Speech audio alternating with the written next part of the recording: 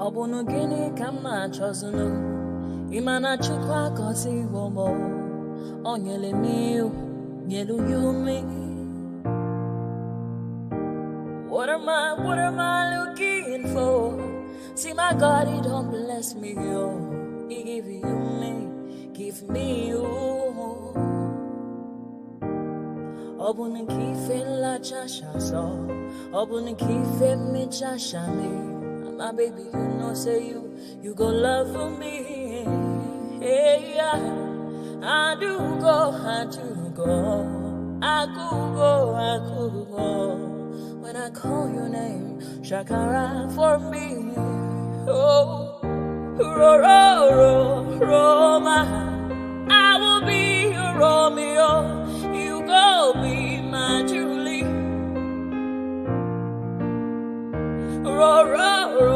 Roma, I will be your Romeo. You will be my Julia.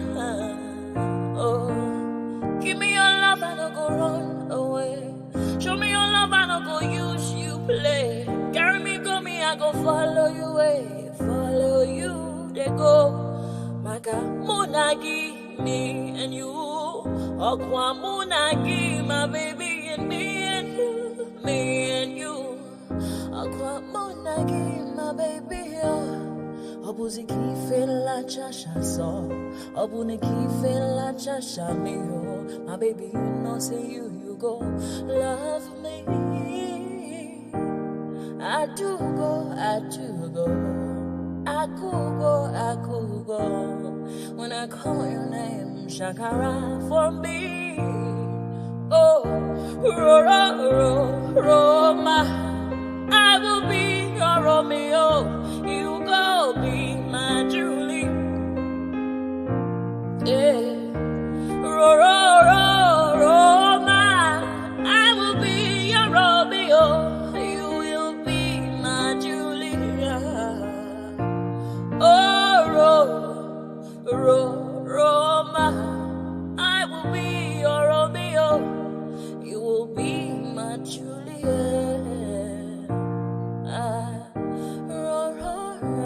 Roma, I will be your Romeo. You will be my Juliet.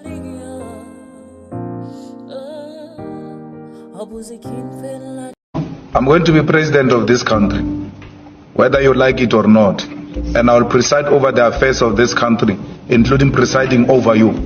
I think you must start adjusting to that reality. The sooner you do that, the less chest pains you'll have when that reality comes. To the Nigerian national anthem, Mr. Albert Congo raises the flag of the new nation.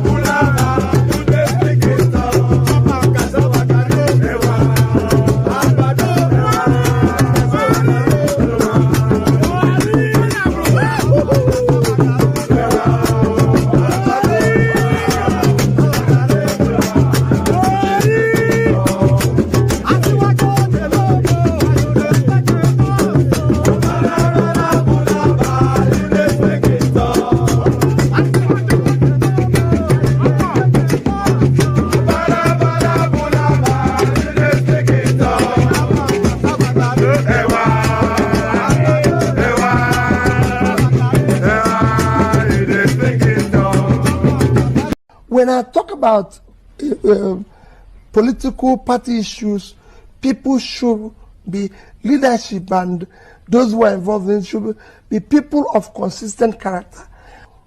And one people will say, oh, maybe he will leave Abga tomorrow. It's a subject. It's not, politics is not about running from one place to the other.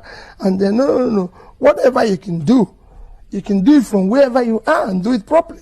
Let me tell you what Fashola said. He said, doing good work had nothing to do with party or coloration. But when I see people jumping from here to here or doing this, no. You have to be consistent. Leadership is, you have to be consistent, focus on the job. Know what you said yesterday, you feel it today. Where there's disagreement, you come out and say, I disagree with this. And know when that disagreement maybe ends, and you say, okay, fine, that's it. Abner is strong, Abner is doing well, and I assure you that he will continue to do well. I'm not one of those fanatics that... When I was coming to Anambra to be governor, we have what we call male-girl-child issue.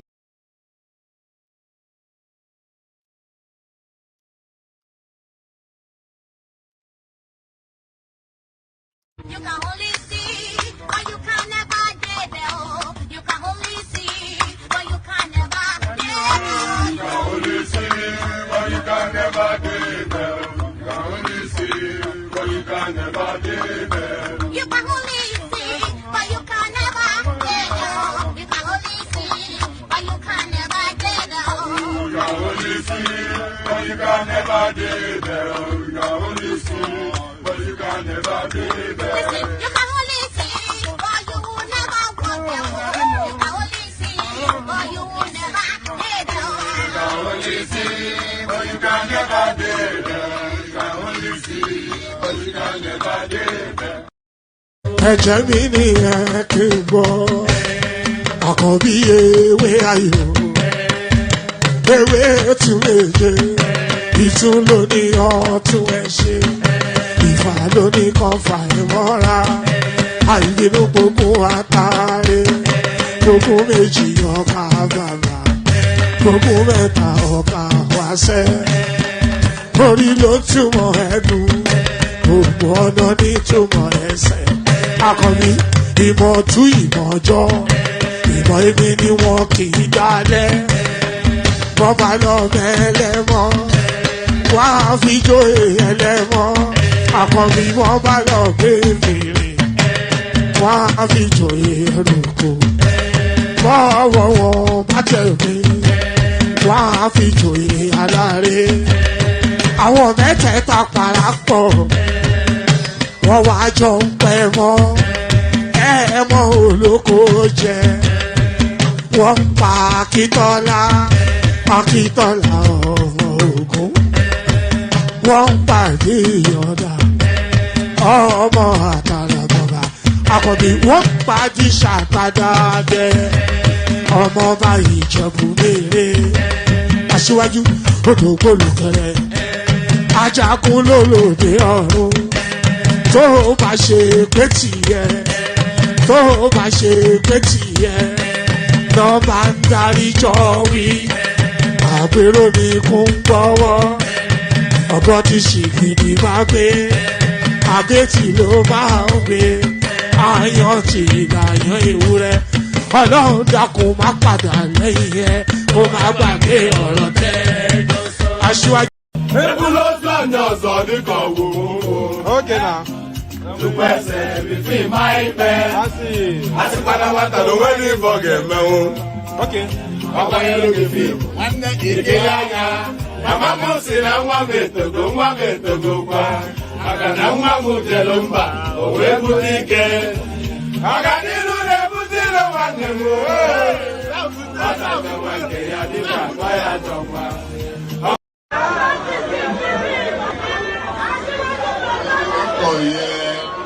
Láàrin tí fẹ́ kọ orin àyájọ́ ni, wọ́n dìde, wọ́n pínlẹ̀ ogun. Oyin tí mo rí ká bá mi wáyé dà, ká ní kó bá mi wá.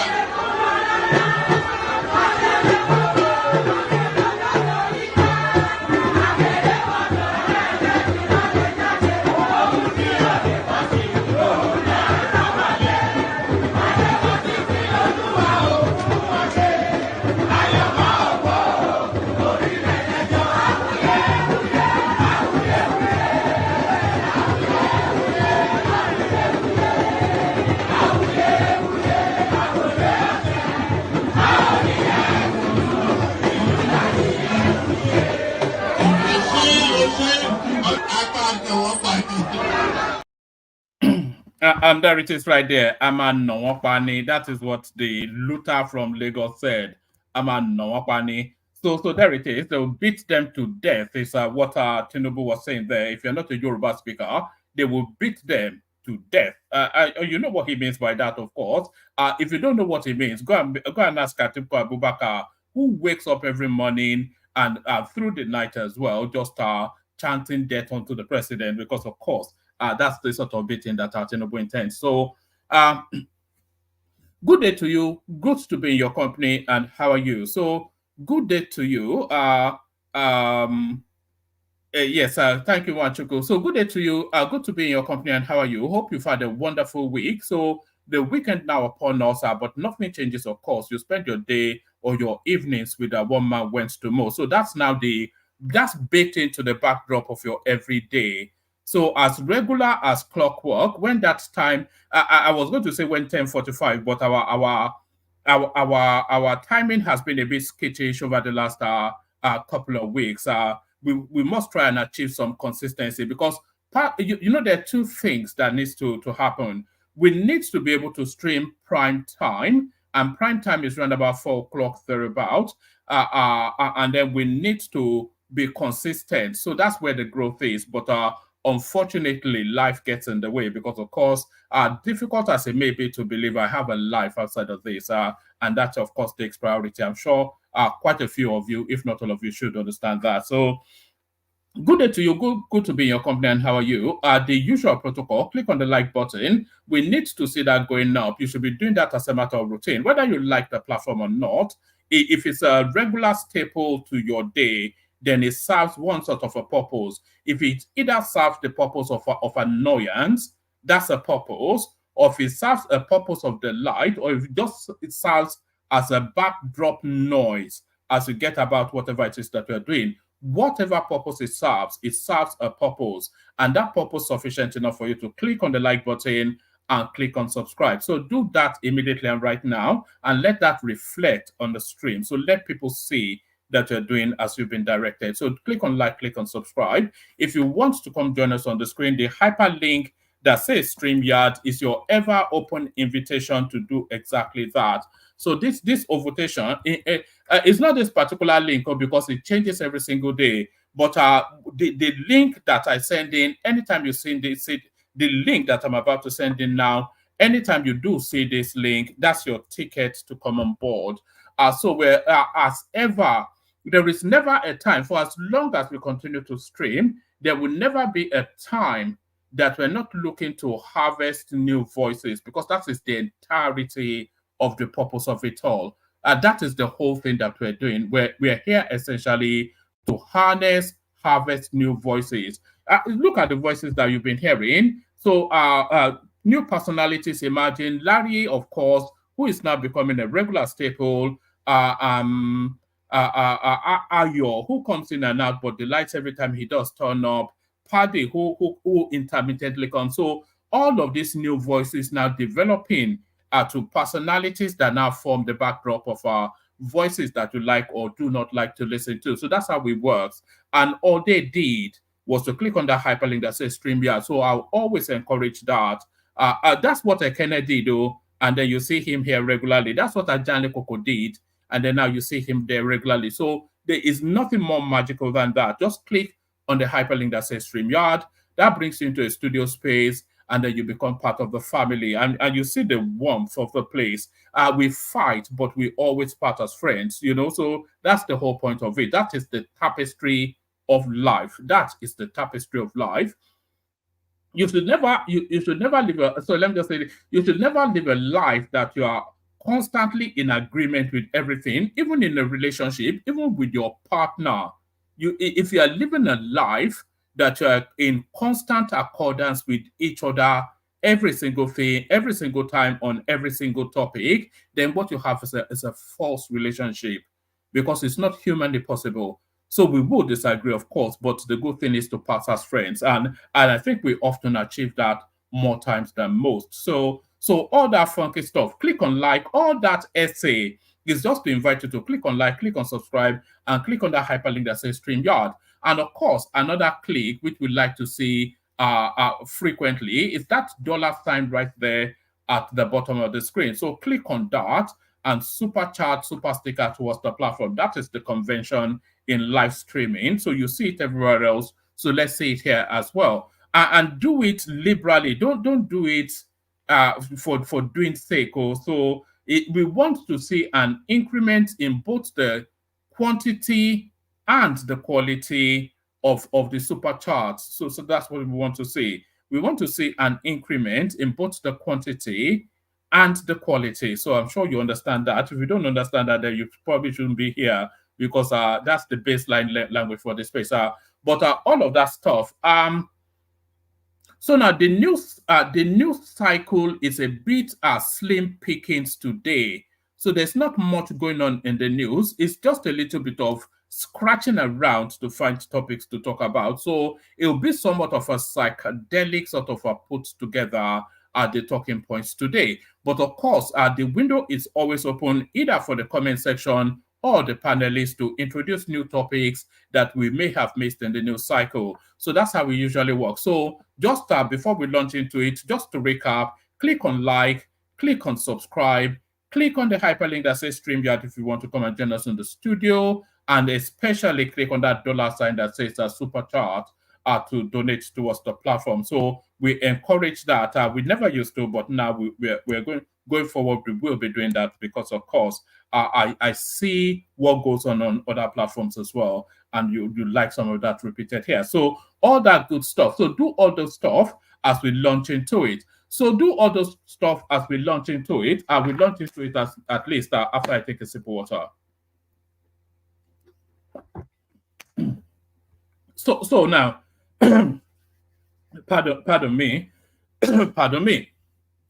So do all that funky stuff as we launch into it. We come into it now. You know, there's a new development both in Nigeria and globally. There are new types of personalities emerging within the Nigerian space and the wider global space. And you know, they call this space the space we occupy now. They call it the attention. It's an attention economy, isn't it? Really. So Twitter, Facebook, YouTube, etc., etc. It's essentially an attention echo space, and this is with the new world space now. And your entry point into those spaces depends on how you want to approach it. So all that long winding is to land on this.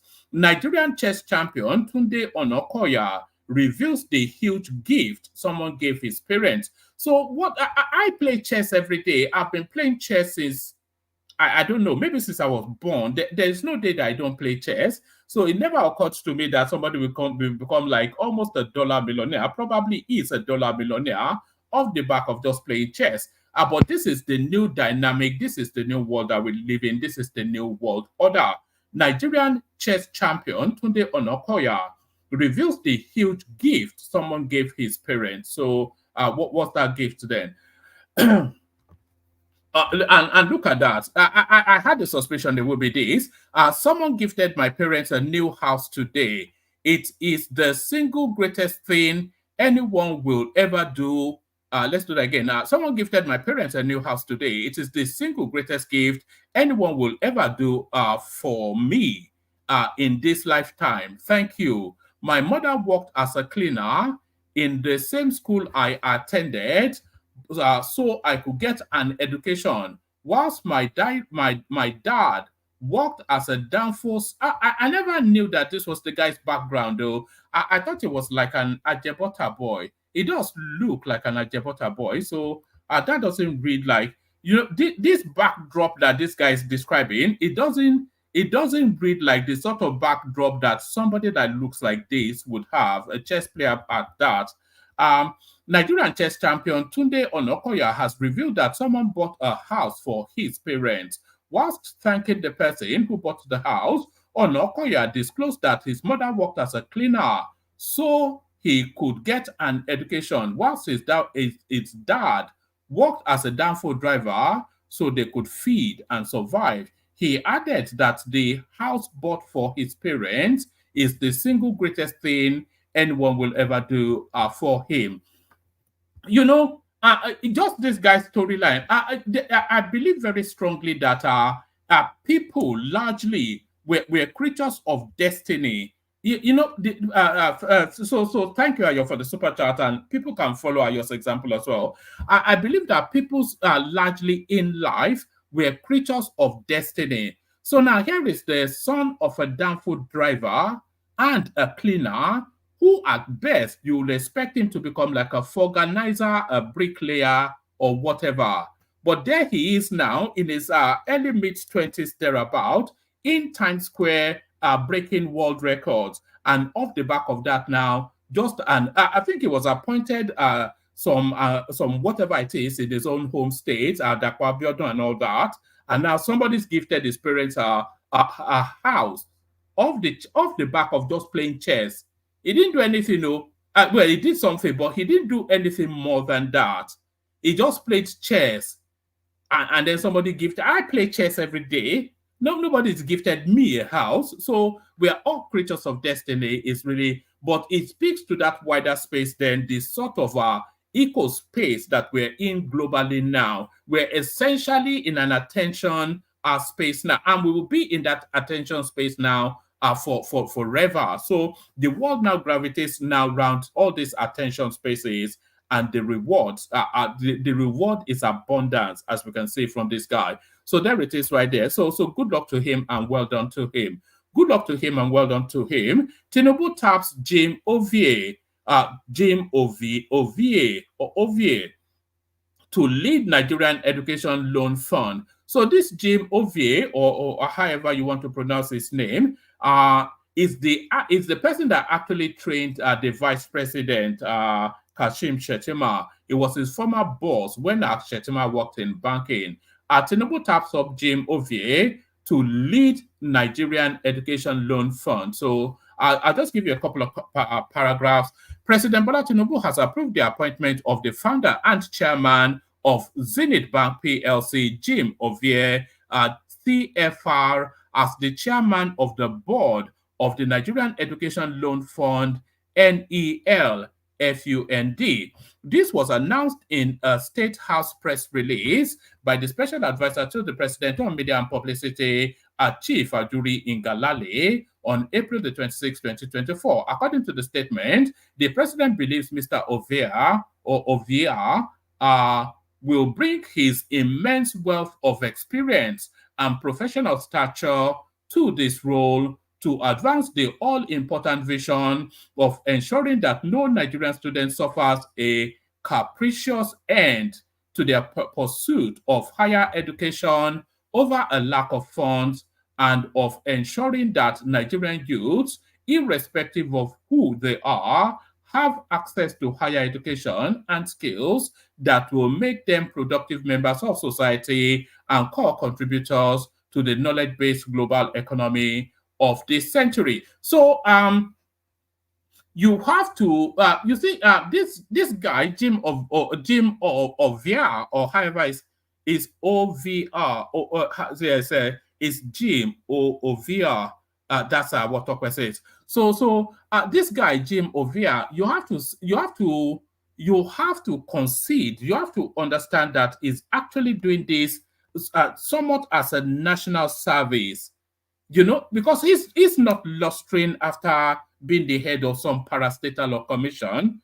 This is the head of Zenith Bank. This guy has been a senior banker since the days that our Vice President Kashim Shettima was in short trousers. So this guy has been stupendously wealthy pretty much before you were born.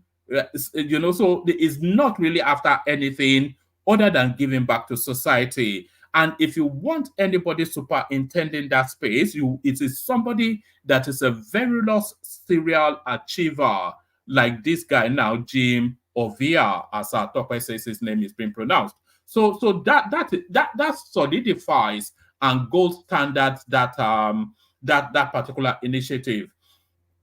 President Bola Tinubu has appointed the founder and chairman of Zenith Bank PLC, Jim Ovia, CFR, as the chairman of the board of the Nigerian Education Loan NELFUND. This was announced in a State House press release by the Special Advisor to the President on Media and Publicity, Chief Adure Ingalale, on April 26, 2024. According to the statement, the President believes Mr. Ovia will bring his immense wealth of experience and professional stature to this role to advance the all-important vision of ensuring that no Nigerian student suffers a capricious end to their pursuit of higher education over a lack of funds, and of ensuring that Nigerian youth, irrespective of who they are, have access to higher education and skills that will make them productive members of society and core contributors to the knowledge-based global economy of the century.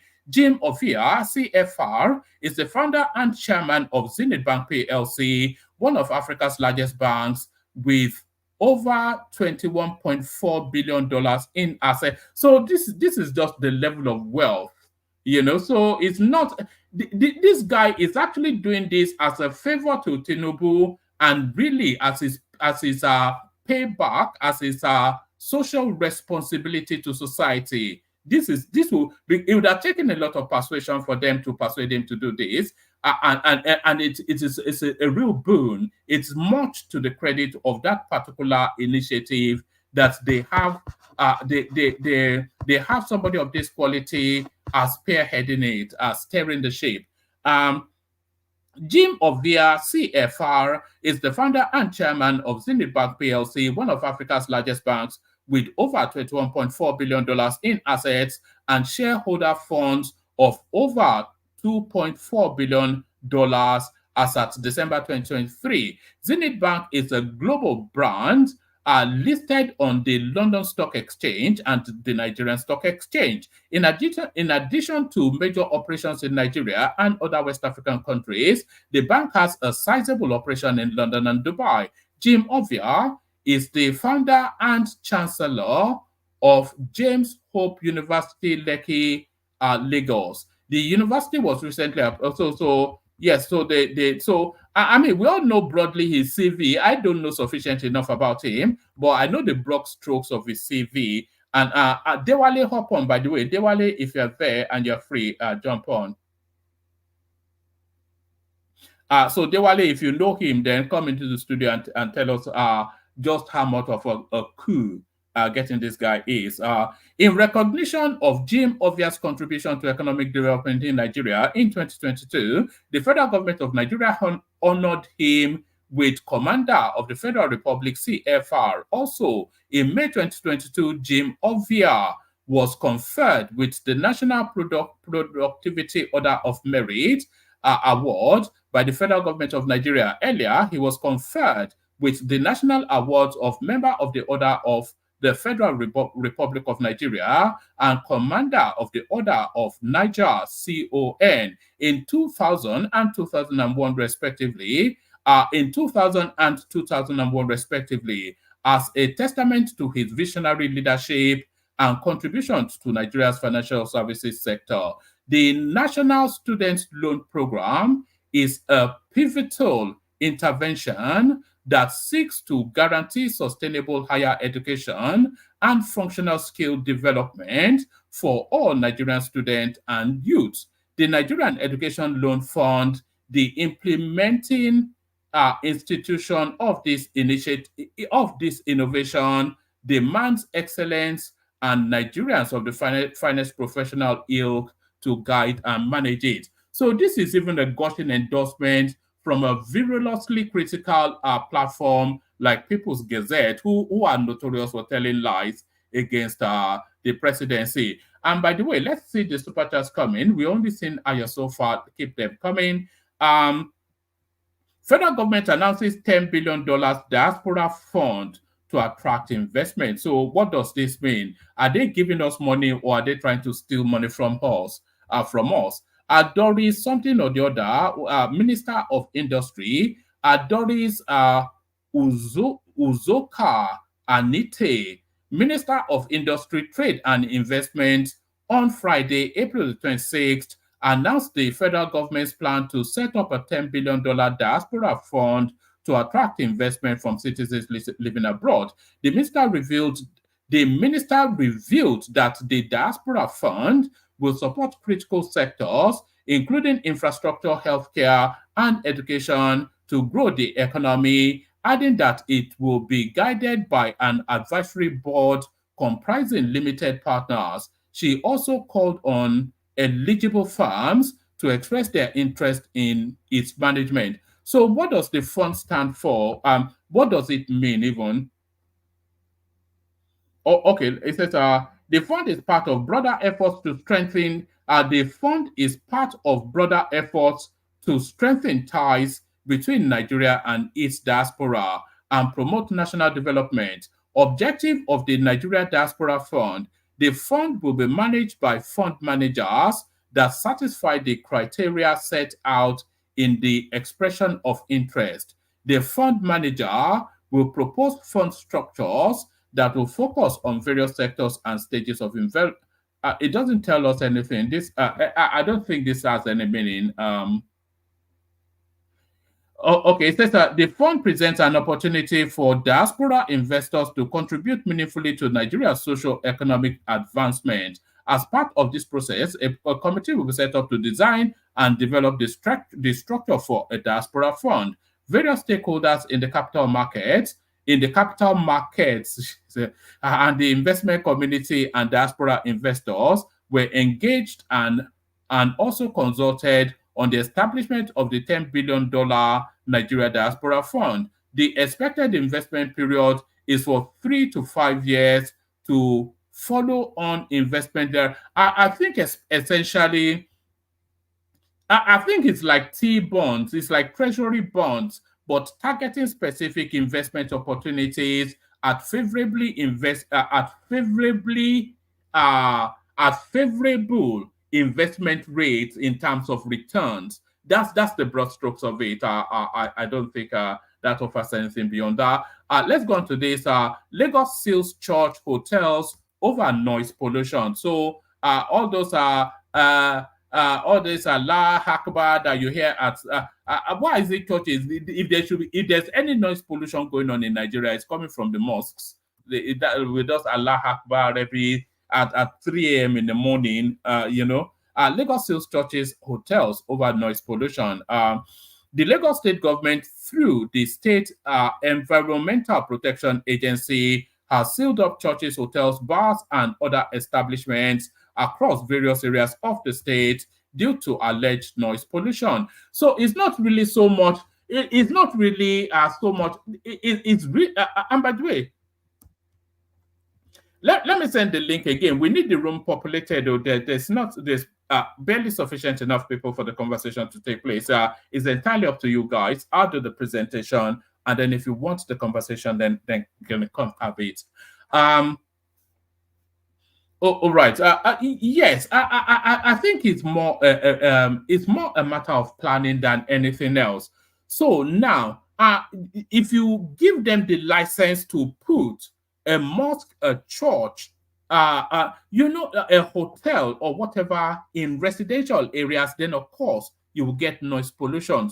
So it's more a matter of how licenses are being given out to these sort of establishments and where the state and the government is allowing them to be located. So that's more the issue than the noise pollution. So if you put a mosque slap bang in the middle of a residential area, then you know full well that mosque will call for prayers at certain times of the day, irrespective of wherever it is. So it's not so much that, it's more really a planning permission thing. The Lagos state government, I'll just give you our 3-4 paragraphs because I think we get the gist of it. The Lagos state government, through the state environmental protection agency, has sealed up churches, hotels, bars, and other establishments across various areas of the state due to alleged noise pollution. The affected facilities short are located in Ifako, Ijaye, Ibasan Estate, Abule Egba, Alagbado, Command, and Dopemu, and the Dopemu of the state. The State Commissioner for Environment, Tokunbo Wahab, disclosed this via his Instagram handle on Friday. According to Wahab, the affected facilities the Catholic Church, 1602 Hotel, Seventh Heaven Bar and Lounge, Loretta Hotel. I think that Loretta Hotel is that not one of Alexander Gomez's haunts? He goes there. I think or is it Rita Lori that he goes to? Loretta Hotel and Suites, God's Pouch Ministry, and Wonderful Bible Prayer Ministries. Others include so anyway, we get the gist of that. So that's that. So that's that. Let's go from that to another one. Right. Solid Mineral Minister Alake describes Nigeria as Africa's choice mining hub. So yes, Nigeria, of course, a land of abundance. So that's the newfound gold now, lithium and all of this now new resources that the world needs. Nigeria, of course, has it in abundance. Yahaya Bello reacts to EFCC's allegation of spending Kogi's $750,000 on his child. So yes, this is a carryover from an ongoing narrative. I think the school has actually offered to refund the money that Yahaya Bello stole to pay for his children's school fees. He claps back. Former Kogi water first. And whilst I'm drinking that water, let's see that those super chats coming in.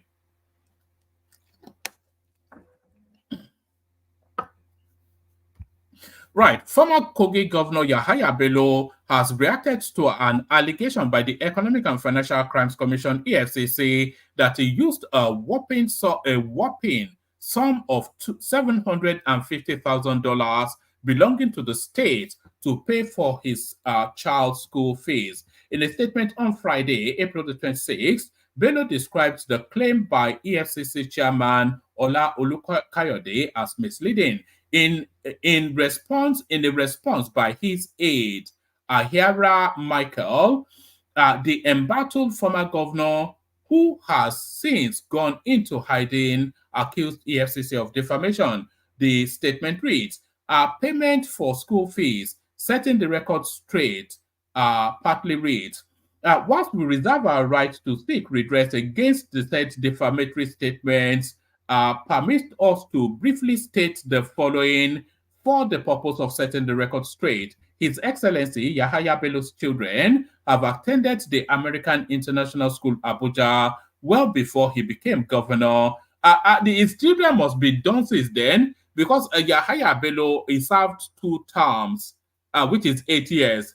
So what sort of institution would his children be in well before he became governor and still be in just after just as he's about to leave 8 years later? The cycle is it not a 5-year cycle in at every educational phase? So this guy is a real moron.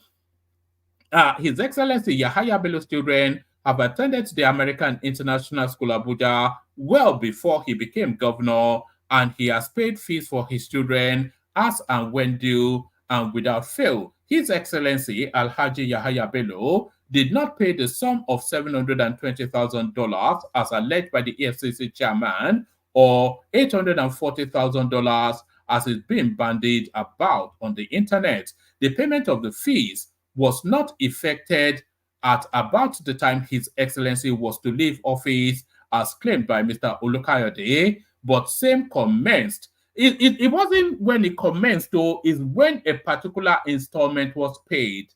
That's really where the question is. Same commenced in 2021. Alhaji Yahaya Bello did not pay the fees for his children with monies from the coffers of the Kogi state government. When the EFCC approached the American International School Abuja to illegally recover funds legitimately paid by Alhaji Yahaya Bello and other family members, a member of the family challenged the EFCC's unlawful act to recover funds legitimately paid. The FCT High Court, in suit number blah blah blah between Ali Bello versus the incorporated trustees of the American International School Abuja, held that AISA So American International School Abuja, that is what that is, held that American International School Abuja could not lawfully and unilaterally refund to a third party, including the EFCC, fees paid by the parties in the suit. The court subsequently mandated American International to continue to provide the services it had been paid for with respect to the fees. From the foregoing, it is clear that no money belonging to Alhaji Yahaya Bello or his family members with regards to the school fees have been recovered by the FCC. Now, let it be known that, contrary to misleading narratives by the EFCC, all the documents published online, i.e., receipts and letters that the EFCC has released online in furtherance of its unrelenting persecution of the former governor are documents filed by lawyers in the suit instituted on behalf of Alhaji Yahaya Bello and others who paid fees for their words under the advance fee payment agreement with American International. Those documents haven't been filed by his lawyers, are thus public records. So there are receipts being paraded online to say that these were recoveries from the EFCC. But what Yahaya Bello is saying is that in the suit that they instituted to prevent the school from refunding the money he stole to pay his children's school fees, in the suit they filed to prevent the school from paying the money to EFCC, they filed the receipts of those payments. And it is from those filed receipts that EFCC got those receipts now that they are parading online. So it wasn't through any sleuth work, any investigative anything. It's simply a matter of commandeering court documents. So it says, now let it be known that contrary to misleading narratives by the EFCC, all the documents published online, i.e., receipts and letters that the EFCC has released online in furtherance of its unrelenting persecution of the former governor are documents filed by lawyers in the suit instituted between on behalf of Alhaji Yahaya Bello and others who paid fees for their words under the advance fee payment agreement with American International. Those documents haven't been filed by his lawyers, are thus public documents, which shows that His Excellency Yahaya Bello has nothing to hide with regards to the payment of advance fees for his children. This unending harassment and persecution, even whilst in office, were amongst key reasons he sought to enforce his fundamental human rights. We state that the payment of these fees and the legitimacy thereof is the subject matter of charge number XYZ filed by the EFCC since December 2022, etc., etc. So that's Yahaya Bello then fighting back. So that's Yahaya Bello fighting back. So American school contacts EFCC set to return $760,000 of Yahaya Bello's school fee. So that should have come before that. So let's leave that there. So now I'm going to play you a little clip. It's not even a little clip, but I think it's about 10 something minutes. And then we come into the studio. Hopefully, let's see. Yes, I'm going to play you a little. I'm going to play you because there's this ongoing battle now. Is not even a battle, but there's an ongoing debate that which came first, the chicken or the egg. So it's the back and forth between the Creek people of Edo State and the sophisticates from Yoruba land as to who exactly came first. So it looks as though the Edoans, they've surrendered now that the Yorubas are their daddy. The Oba of Benin emissaries pay homage to Oni of Ife and says the people of Edo are from Ife. Following the visit from the people of the Benin Kingdom this week, they decided to set the record straight on how the Benin are from Ife and how the Oba dynasty is from Ife. So I don't think they especially needed to make the effort we all know that the Benins, they're just they're oh, I wasn't even sharing it. So we all know that the Benins, they are just a mini. I wonder why we're even having any contentions with just tiny little speck in the creeks. But there it is. The might of the Yoruba kingdom is having contention with a tiny little speck in the creeks. But the tiny little speck waves the flag of surrender. So let's hear them in their own words.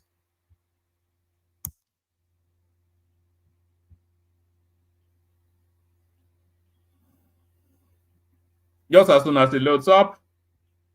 All right, let me refresh it. I think it's stuck in a funk. Okay. Okay, that should do it.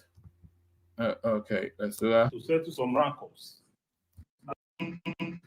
Then, as it used to be called, to settle some rancors. And of course, in the process, he left. He succeeded in the ambassadorial assignment given to him. And he left his son, Owomika. So, and of course, you are children of Oromiyan. And Oromiyan, came from here. And so that's why we want to welcome you home. This is your home. Once again, I welcome.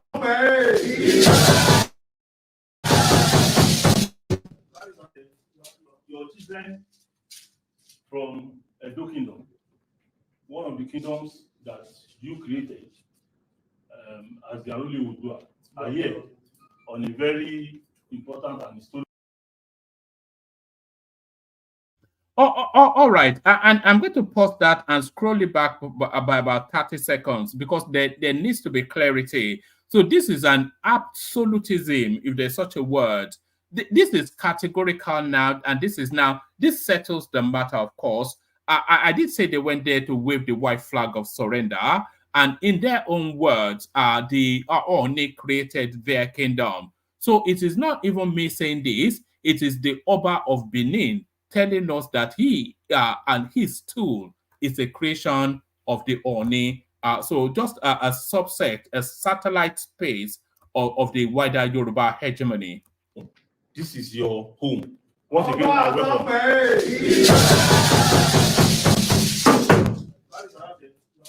Your children from Edo Kingdom, one of the kingdoms that you created as the Aruli Udua, are here on a very important and historic visit to their father. And they are here, of course, in respect of a big project or a big program that they want to organize very soon, coming up. And the team is being led by eminent chiefs in Edo Kingdom, Kabis. Ambassador Uwaifo is here, who was mandated by the father to lead the delegation. And I will call him, Kabis, to tell us why they are here. Ambassador Uwaifo, can you please call us?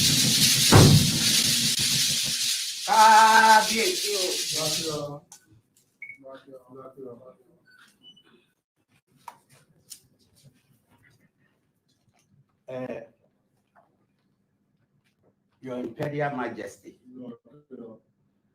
I might not know the full titles, but from birth, we have been told, because I come from the royal family in Benin, but I'm not here to trace my family history, but we have always been told that Ife is our home.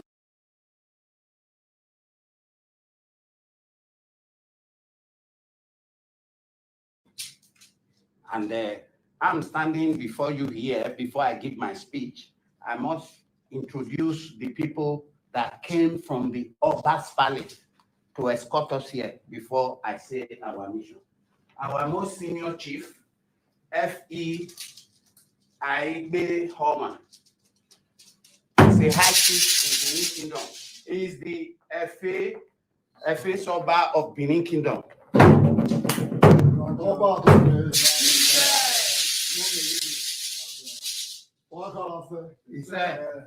I get where Ogo no. He said. Ogo mo. He said. Ogo He said. Ogo Wegbe. He said.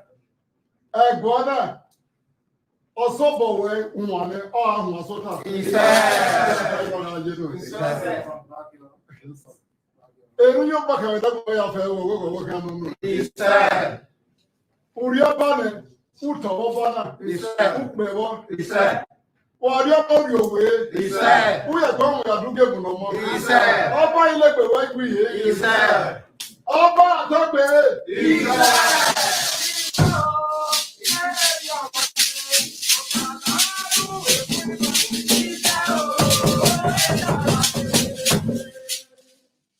Next is Chief J.E. Iginosu, the Ijuohore of Benin Kingdom.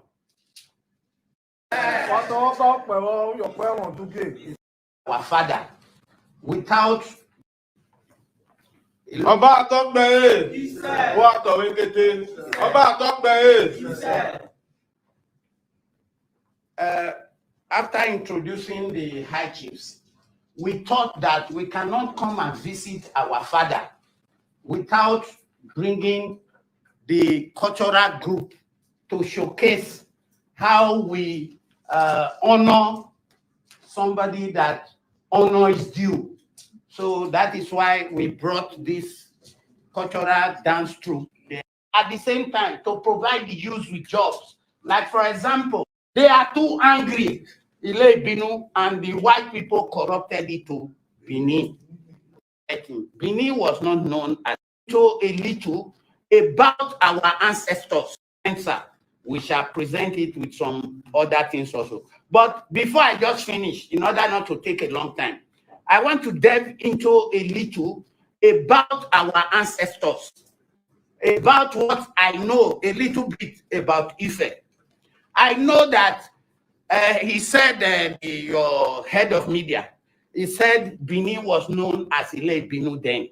But I want to correct him. Benin was not known as Ile Binu. It was Oromiya that gave that name to the Benin. He said, these people are too angry. They are too angry. You cannot deal with them. You cannot work with them. He said, so these people, these people, this town, they are too angry. And the people corrupted it too. He wanted to correct that. And himself, he married to a Benin woman. They made war when he came. They made war against him. And the war was led by Chief Ogiamie. But in the end, the Benin nobles and everybody supported Oromiya. And they defeated Chief Ogiamie. And Oromiya married a Benin lady. And the Benin lady gave birth to a son. I won't call his name here. A son. And that son was deaf and was dumb when he was born. He could not speak. He could not say anything. But he used to like this native like draft. I don't know how to call it. Akwe. But Akwe call it in Benin. But in English, I don't know how to call it because English is dynamic. So they used to play that thing. So one day they all sat. They were playing that thing. And when they were playing it, somehow he threw his own. And his own came out defeated. Correction there. Yes. The young man was not talking. He was dumb as a matter of fact. Yes.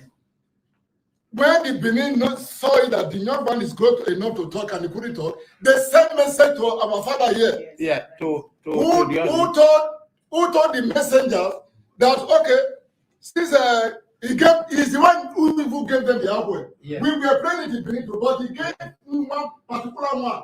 Said, go and give it to the young man you are talking about. If you throw it, he will talk.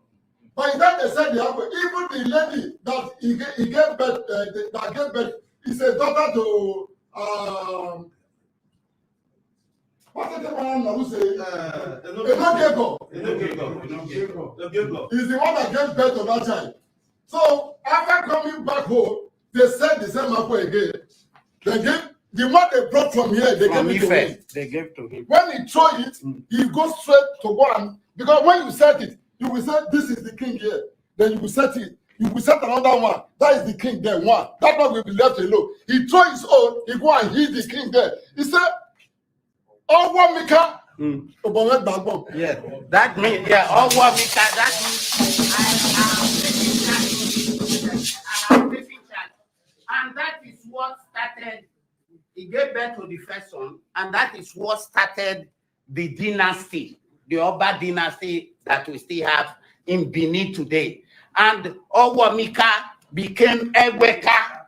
The English corrupted it to Eweka the first. So when Ovorame was taken to Calabar, and with all the fracas and everything and so on, his first son now was taken to be the next king.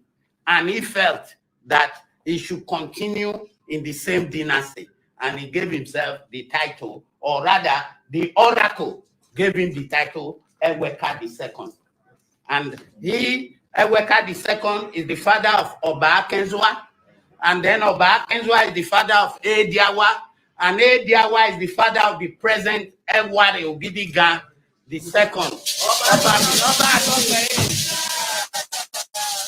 So I just wanted to throw that. So the thing is, Ife has always been synonymous with Benin. And as far as I'm concerned, I don't care the propaganda, internet, whatever anybody is saying. We know our history. And as far as we are concerned, when I was coming here, I knew I was coming to meet my father. So I was very comfortable. So I just want to say on our behalf, sir, we came to invite you for our program Patriots Award on Sunday. And we came since it's been quite some time now, over 3 weeks ago, that we brought the first invitation, then we got confirmation and so on and so forth. Now it is near, we felt we must pay courtesy call to even tell our father that we say, thank you for at least opening your gate. And I must say this, with the way your head of media received us and all your staff here, we really felt at home. And I want to confirm it, nobody asked us for anything, unlike some other places we visited before. You have to pay tithe, pay offering, pay special offering to be able to see the king. Let me put it that way. But here, everything went smoothly. Everybody was smiling at us. And for the staff to be that good, for the staff to maintain that, because I'm a well-traveled man in the world, and I speak about nearly 20 African languages.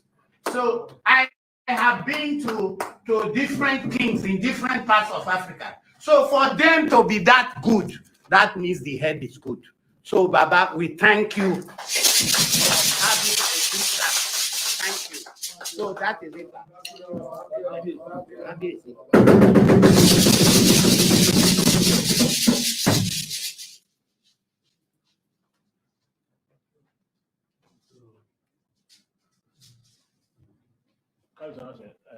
I think they want to present the chief organizer of the program to say a few words. Thank you very much, Kabisi, for the recept. My name is Osaboyen Rex, and not to go too much into details because I know your time is very important. What I want to do is to influence the behavioral patterns of the youth. Nigeria youth. All right. So I think that settles matters. But the only thing that rankles me somewhat is that rather than come to prostrate by himself, the Oba of Benin sent emissaries. So if you don't send emissaries to your own father, he should have come there like a dutiful son and adopted the Dobale position, as is the tradition that the Yorubas taught them in Benin. So we're still awaiting the Oba of Benin to come and do the Idobale position. So that at the Oni's palace, of course, the Oni and the Yorubas being their daddy. So all of that funky stuff. So all of that. So that's what we have. So let me play the Kegite music. We kick off the session.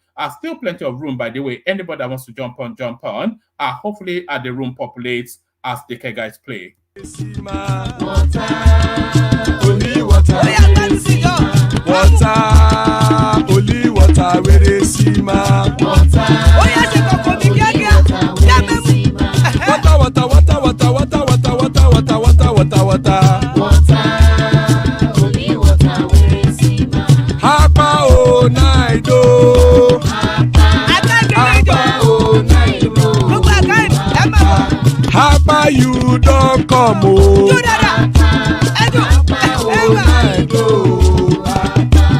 Hapa o naido.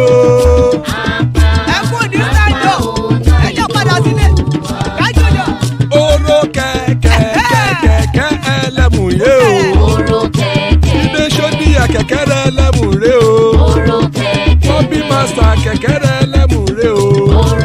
Chief Latif kẹ̀kẹ́ ẹlẹ́mùrè o. Eruku lẹ̀lẹ̀ ẹlẹ́mùdé. Eruku lẹ̀lẹ̀ ẹgbẹ́ ẹlẹ́mùdódò jàre o. Eruku lẹ̀lẹ̀ Ghana ti dé ẹgbẹ́ bọ́dì o. Ọmọ ẹlẹ́yẹ ẹyẹ o ó dilé o. Odúyẹ̀lá ẹyẹ o ó dilé o. Petrosoname ẹyẹ o ó dilé o. Petrosodunke ẹyẹ rẹ̀ ó dilé o. Ẹlẹ́kọ̀ ọ̀run mú ìní o.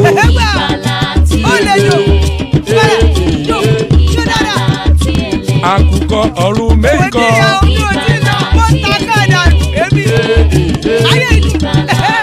Ikú kò ní ríwà gbéṣe o.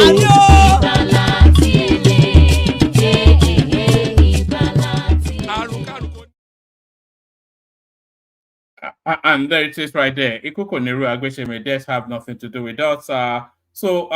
May death have nothing to do with us. So I'm highlighting this particular comment only really that name broadcast, of course, is that's Pansat, Bottle Job Pansat, who I've always told you was a punk. And look at how he punked out on Rudolph earlier on. So that's Pansat, the punk. So that's Pansat, the punk.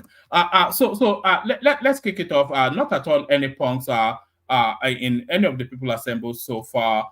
General Thomas in the house. Good to see you, Thomas. Ajan Lekoko ever steady. That's Ajan Lekoko right there. And Baba Joyce also as well. So that's Baba as well. So that's the assembled. Still plenty of spaces. Anybody that wants to jump on. Let's kick it off with Baba. Baba, on mute. Yes, a very fine evening, one man. I salute you, panelists, and I doff my hat for people in the comment section as usual, and to esteemed viewers.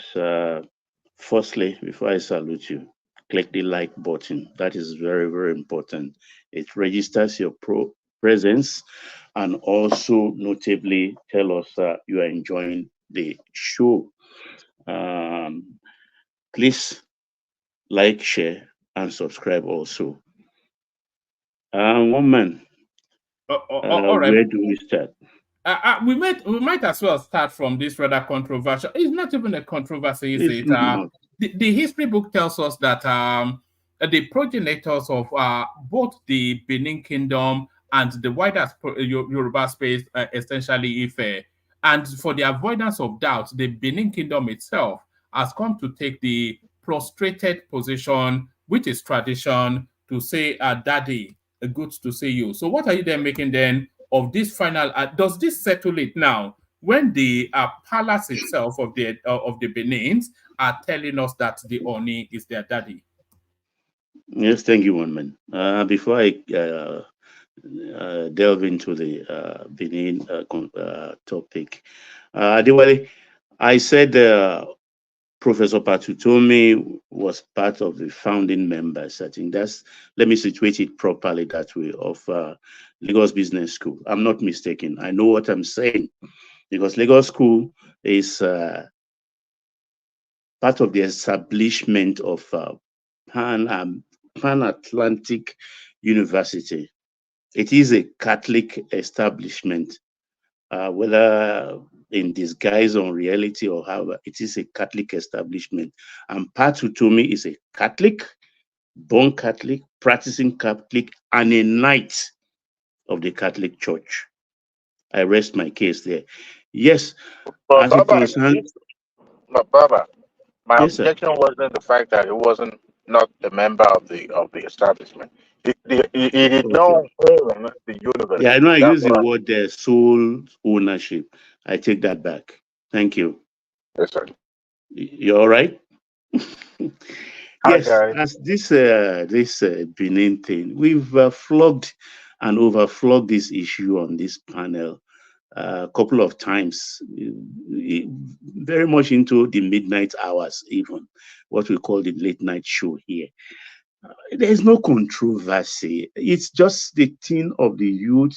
I don't know the rascality that is pervasive in the world today when truth stares them in the face, but because they just want to rubbish things, they kind of just pour spit on it.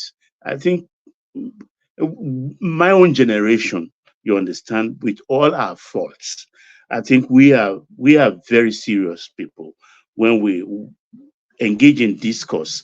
I mean, we kind of dissect it properly. And but this, what I'm seeing now, I don't know. I could even see in the comment section a high chief of the Benin Kingdom is speaking, and you are saying he's talking rubbish. Who are you? How old are you? What do you know? You're a commoner in Benin report in Benin Kingdom, and you are challenging a high chief, an emissary of the esteemed throne of the Benin Kingdom. I beg one man, let's go to better things. One man.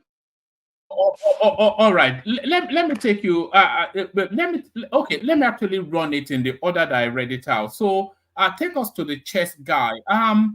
His background somewhat surprises me. His mother a cleaner, his father a dancer driver. He now the world record holder for playing endurance chess in no less a place than Times Square, the United States. And now, off the back of that, being gifted a house, what are you then making then of the good fortune? I was actually in that readout concluding that we're all really creatures of destiny because there is nothing in this guy's backdrop that suggests that he will end up where we find him now. Yes, thank you, man. Onokoya.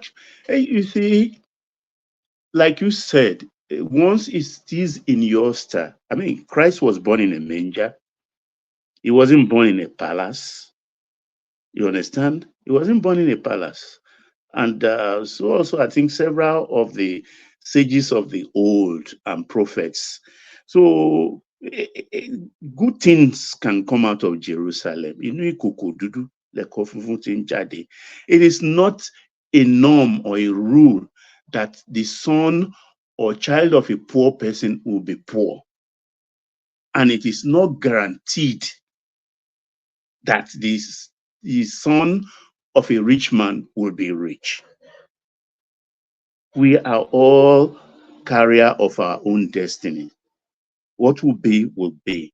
And I commend this young man. That is why it is good for us to allow our children to pursue their passion.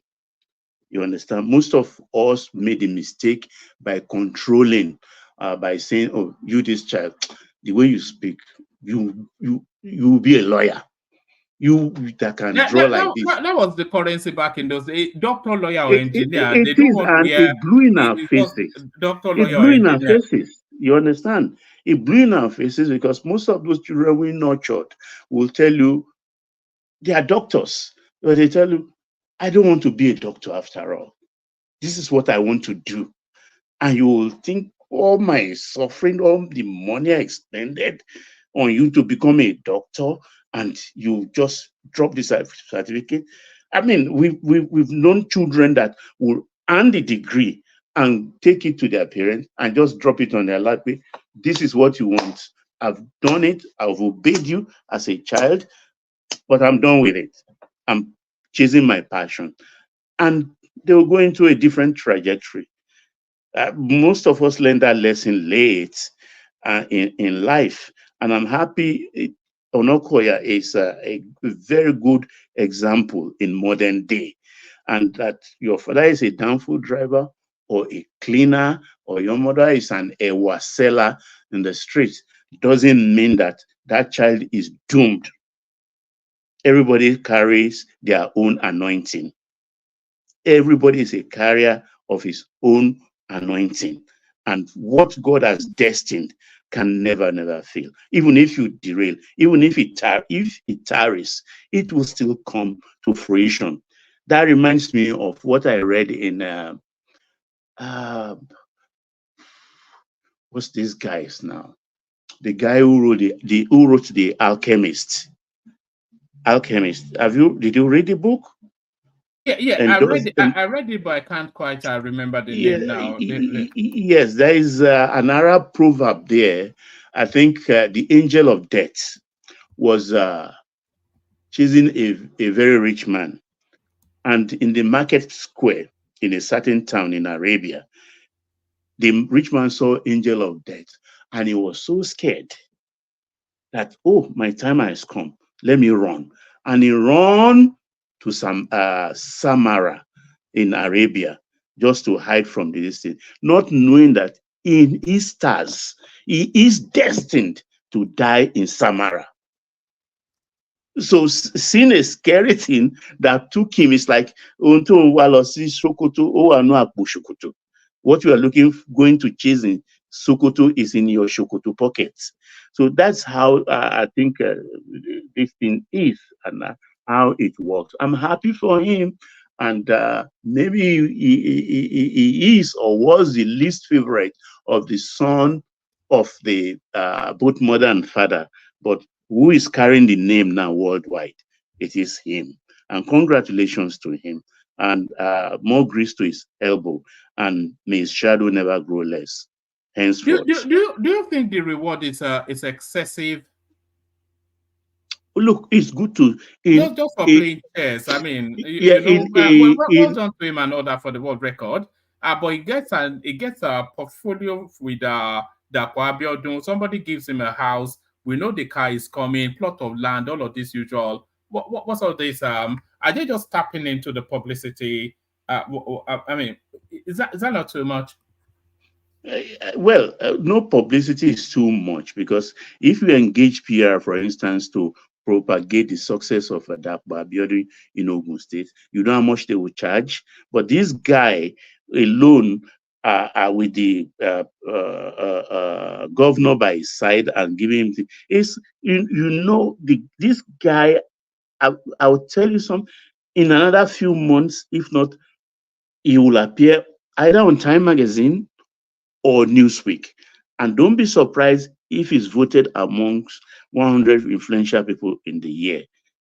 And of course, in tracing his steps from this moment on, they will say, oh, is an official of this, the government of this state in Nigeria. That's publicity. And it is cheap, as far as I'm concerned. And besides that, we should always celebrate success in a world where it is rare nowadays. Baba, Yes. that's his picture on the screen right there. Does it look anything like somebody that comes from that backdrop, a downfall driver father, which is a respectable position, by the way, because they earn a lot of money. If police will allow them. Yes. It doesn't look. It looks like an Ajabota, doesn't it? It doesn't look anything. Exactly. That's what surprised me. Yeah. So that means it's about your courage, how you carry yourself. That's why in those days, some parents will say, look at us who we are not rich. Please don't go and follow those people. If trouble happen, we don't have capacity. We are very poor. Why are you arrogating that kind of thing to yourself? Why are you inputting upon the destiny of a child what God has not written for that child? Why? What kind of thing? Why are you saying you are poor? Who says you are poor? If you are poor in pecuniary matters, are you poor in health? Are you poor in good life? Are you not carrying good skin? Those are blessings too. It's not all blessings. It's not all about money. Do you even know the problems money gives to you? If you don't even have sufficient, maybe you've escaped something by not having sufficient. These are the things we should understand. That is why the rule I have is envy no man. If the grass is greener on the other side of the fence, do you know the price is paying, the water bill, to make that grass green? So these are the things, because if you look at him, it doesn't look like somebody who grew up in a very poor background. It's about courage. He plays chess. You understand? And chess is supposed to be an elitist thing. Whilst I was in secondary school, when chess, all the who is who family in Yoruba land, particularly Lagos, are all playing chess. I have a maverick. I rebel against it because I find out, why do you want to show yourself? I chose to play Scrabble, and I played damn good Scrabble, up to date.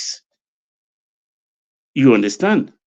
And these are the things people should really look into and let our children be, or our grandchildren be, whatever they want to be. Like, was it Abiola or who said that, look, if I were I think Reverend Martin Luther King, I think, said it also. Look, if I were given the title as a street sweeper, I will sweep the street so good, so clean, that they will say, there goes the great man, the street sweeper. So whatever you find your hand to do, do it well, perfectly well, and be known for it. All right, brilliant, excellent. So let's go to the politics, Baba. I was saying that the appointment of this guy Jim Ovia, you correct me on the pronunciation of his name. Ovia. Jim Ovia. Jim Ovia. So Yeah. I'm saying that his appointment is him more.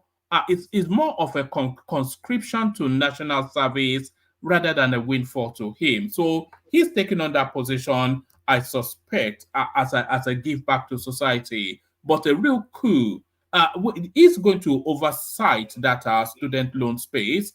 Can you think of a better hand to steer that ship? Thank you, woman. Let me digress. I will give you 100 ahead, and I'll beat you silly in Scrabble with my eyes closed. Yes, Jim Ovia. Look, this is like, that is why I say our day is breaking in Nigeria. We are just waking up and catching up, because the world, whether we like it or not, whether we allow our cynicism to bat us down, it belongs to big business. Governance is big business. The approach of governance should be in the direction of big business. That is how America evolved. It's not about welfareism or anything. Who are the people that built America? So when people are going against people like Dangote and everything, I just can't stop shaking my head. You understand? Despite the fact that Yoruba say Isale or Legbe, you let that egg me will be there. There is no doubt about it. But that funds, they will not carry it back to heaven. They are not going to carry their fortune back to heaven. They will leave it on earth for us. And that is what built America. You get a credit card today, you think that money is just what they print today or anything. That money really rests on an established fortune. So these are I call them talks, Nigerian talks, Turks. The Dangote, the UBA guy, this Jimovia, late Herbert, and all. I doff my heart for them. I carry heart for them because they've done well. If you look at all of them too, apart from maybe Dangote, who comes from a very rich background, they are all from average homes. And they've created a niche for themselves. And they are giving back to society. And Tinubu, whether you like it or not, you call him drug lord, you call him a fraud, you call him anything. He is a businessman and is business-minded. His approach to governance is business-like. So he's bringing these people, tapping into their resources. Because you want to tell me Jim Ovia, a billionaire, would steal how much? Steal how much? He established a bank from the scratch and built it up to a first-class one, if not in the world, at least in Africa.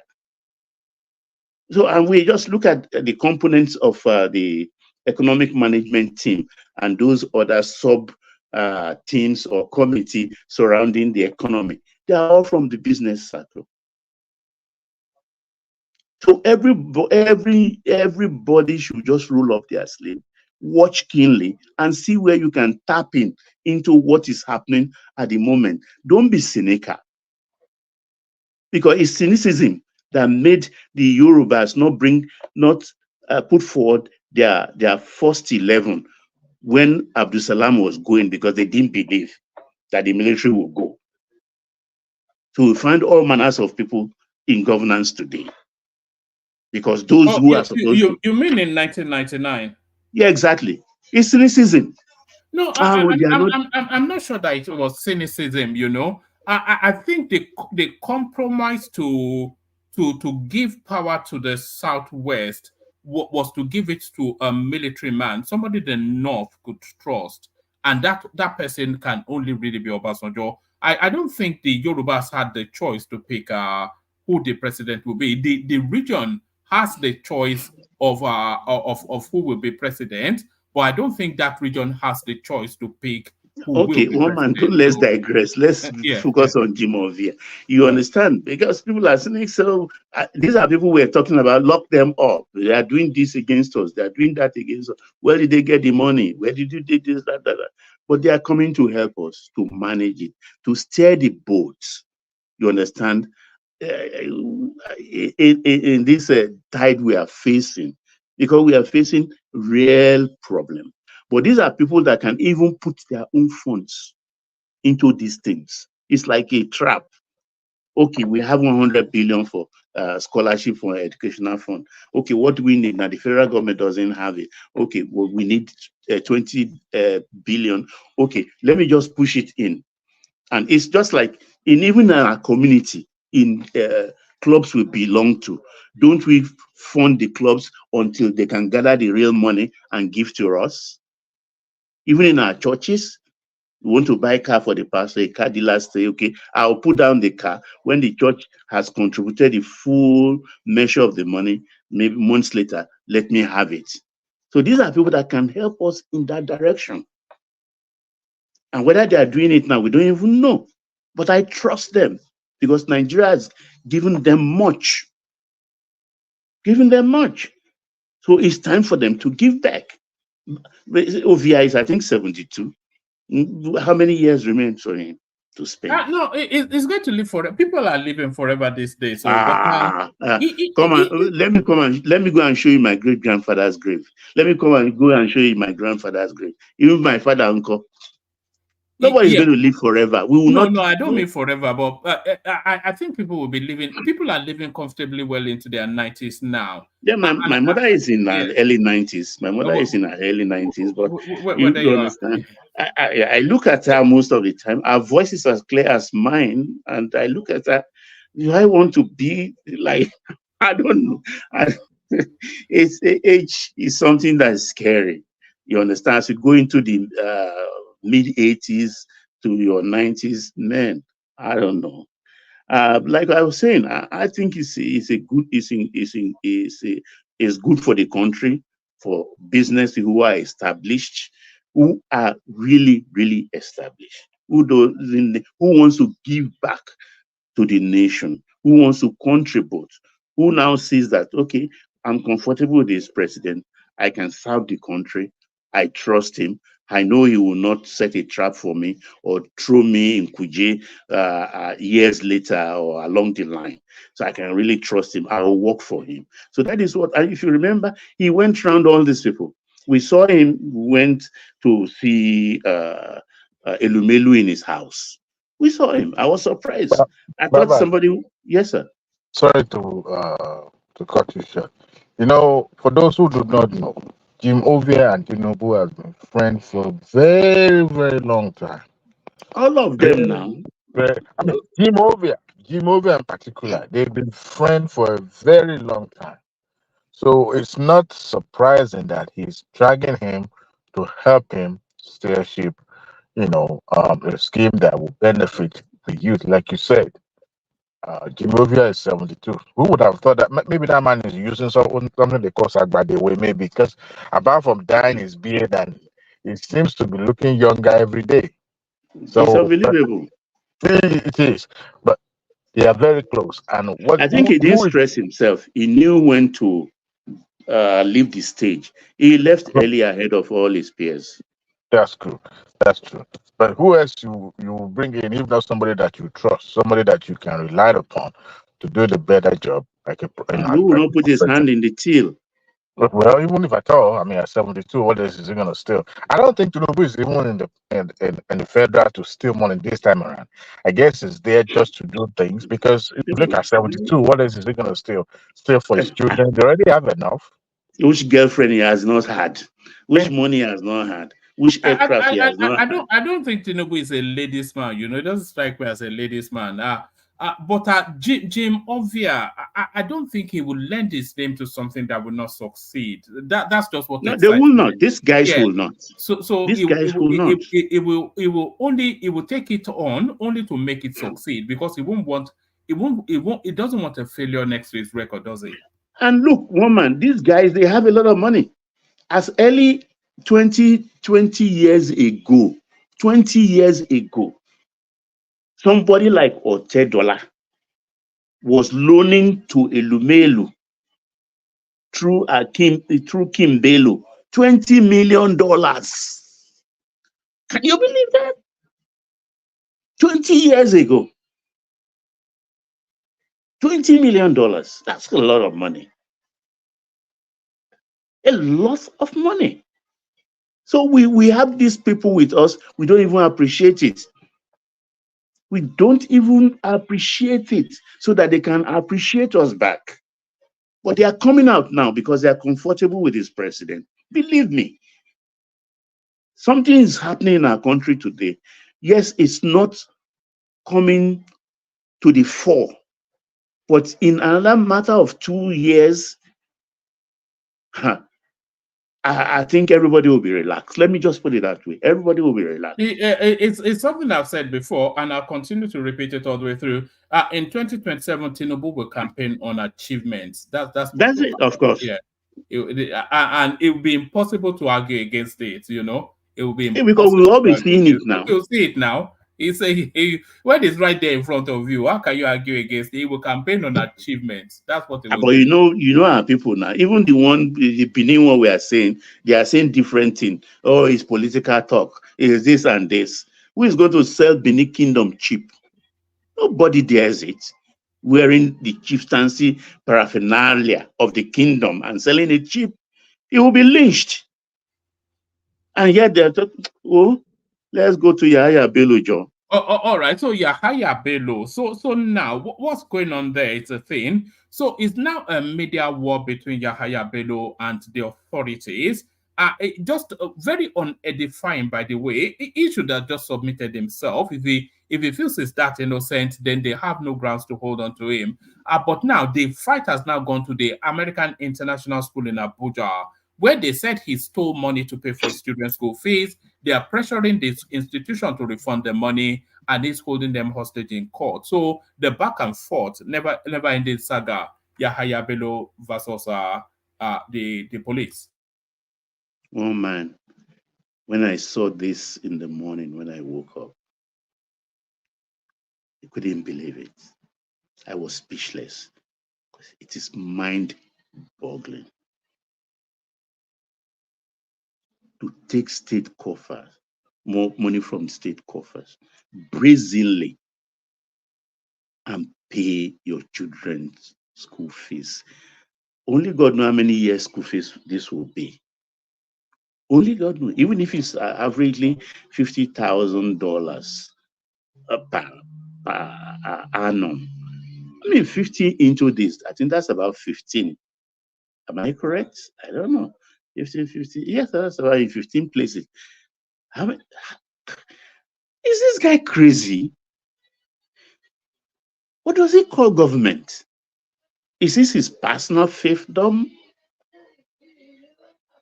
Something is wrong with Nigerians. This guy belongs in a psychiatric home. He needs his head examined. Honestly, he is a psychiatric patient. What manner of self-assuredness or foolishness? I don't know, because this is so uncivilized. You are not. I mean, who does that? I'm short of words, honestly. Yeah, but Baba, you're sounding somewhat surprised. Is this not what the expectations are? And even is Yahaya Bello, is it not being especially singled out? Because I suspect that every single state house has the same story to tell. Yeah, of course, that's the way when we have an economy that is cash and carry. So this is the result, because it's cash and carry. So everything is cash.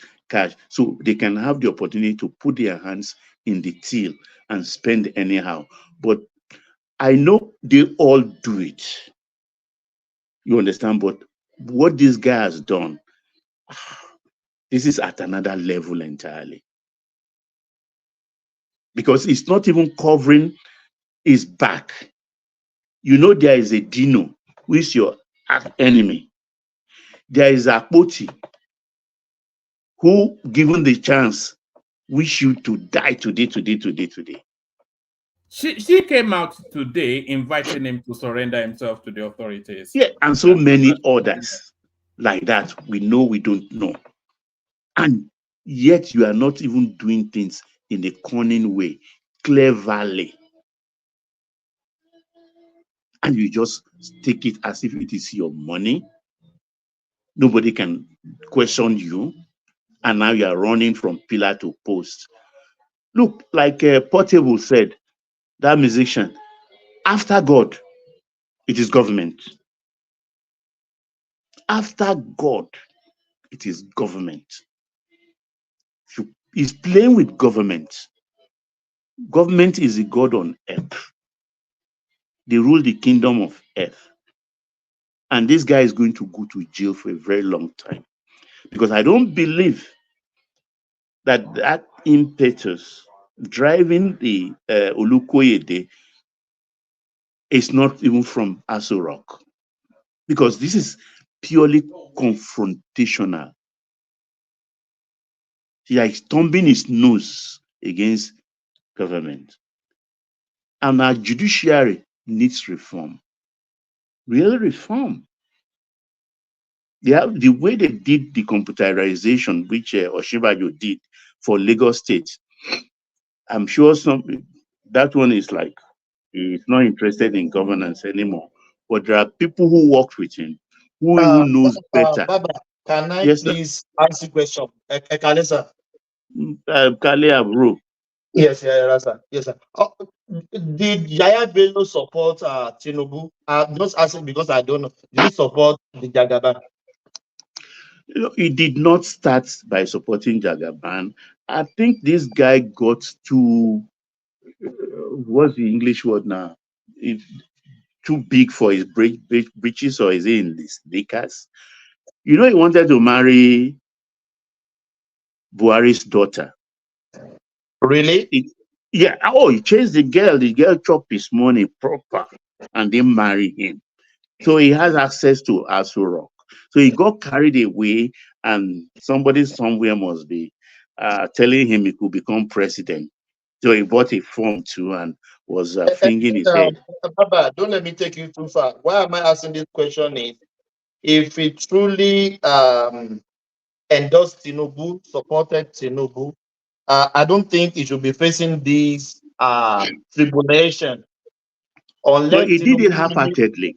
When he saw the writings on the wall Then he changed tactics. If you remember one time, without anybody prompting him, he was shouting all over the place, granting press interviews that, oh, I'm not against this government. I'm not against Ashwaji Tinubu.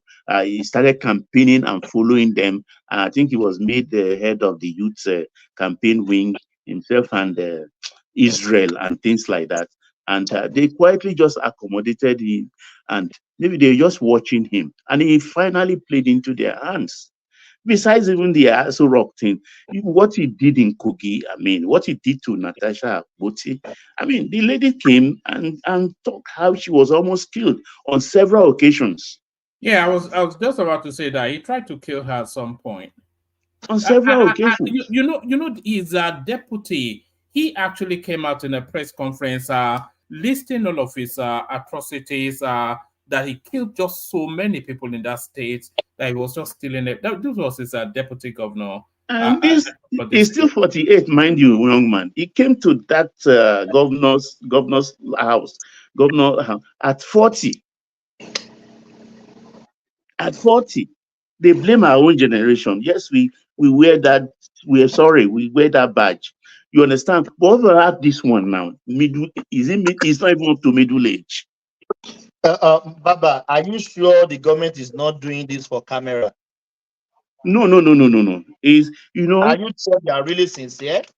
They are sincere. This guy is just, at times when you deal with a foolish man, he will temporarily beat you. But you know where you are going with him. And you will use that, the instrumentality of the law, still corner him and bring him down. He will go down. He will go down in disgrace that he's trying to avoid. He will not get out of this country. Paying your children's school fees, 700, $750,000. That's a lot of money. Anywhere in the world. And that's just for your children. Only God knows how many properties he has abroad. I've read a couple of things they said he owned and things like that. I don't know how factual that is, but with this example of school fees alone, I can just imagine in my head. Baba, don't we need to put on maybe capital punishment? These people won't stop, sir. They won't stop if there is no drastic measure taking place that they know they can die, like the one in the age here. These people, they won't stop. Yeah, thank you, sir. Yeah, I think for capital punishment, I think I'm against that. You understand? Because we're in this century, in the year of our Lord 2024, butchering people for stealing. I know how bad it is because indirectly they themselves, they are killing people because these are monies that are meant for people. And when you take it away from them, it's like taking milk from a baby and starving the baby to death. That is what they are doing. Do they deserve the death penalty? Well, that should be in the public space. But for me, personally, I think maybe long-term imprisonment and making sure they don't benefit one kobo from everything they took. They should milk them dry, flatten them before they throw them into the gulag. That is my taking it. But this Yahaya Bello guy, don't think they are playing. He's just rascal. And I think he doesn't even know the ramification of what he has done. Because some people are like that. Some people are like that. They don't know. So maybe he's one of those foolish people who wallow in foolishness. Yes, sir. I heard, read somewhere online that the school is returning the money back to him or to the government. Is it true? But he has put an injunction. From what I heard, one man read, he's even gone to court and saying that the school doesn't have the right to return back the money to EFCC. And then the kind of judiciary we have with this allocutory injunction, or what did they call it? They may grant it for him for some time. We need a lot of reform in that country. Every sector needs a reform. And I think gradually, we don't need hasty one. We want them to go into the roots of everything and try and put the proper foundation in place so we can start to live well and catch up with the 21st century. Because this has no end so far. As we speak today, somebody somewhere in government house is doing the same thing in another state. So it's a tragedy of our time. But I know that nothing lasts forever. Nothing lasts forever. It may only just take some time. We will get over this. Yes, one man. Do I all right, feel as though let me yield for other people? All right, brilliant, excellent. Still more topics, but like you said, the room started to fill up. So let's move it out a bit. We'll come back to you fairly shortly. So that was Baba kicking things off for us. Thank you, one man. Yeah. Thank you, Baba. So that's the excellent Baba. So let's go from Baba to Dewale, who hopefully is ready. We could hear that he was driving a moment ago. Dewale. I'm still driving, but that's fine. All right. Where would you like to come into it? The news cycle was not so given today, so we're just picking over the carcass of whatever is available. But we couldn't avoid this story anyway, whether the news cycle had abundance or not. Nigerian chess player Tunde Onokoya reveals huge gift someone gave his parents. So his parents gifted the house.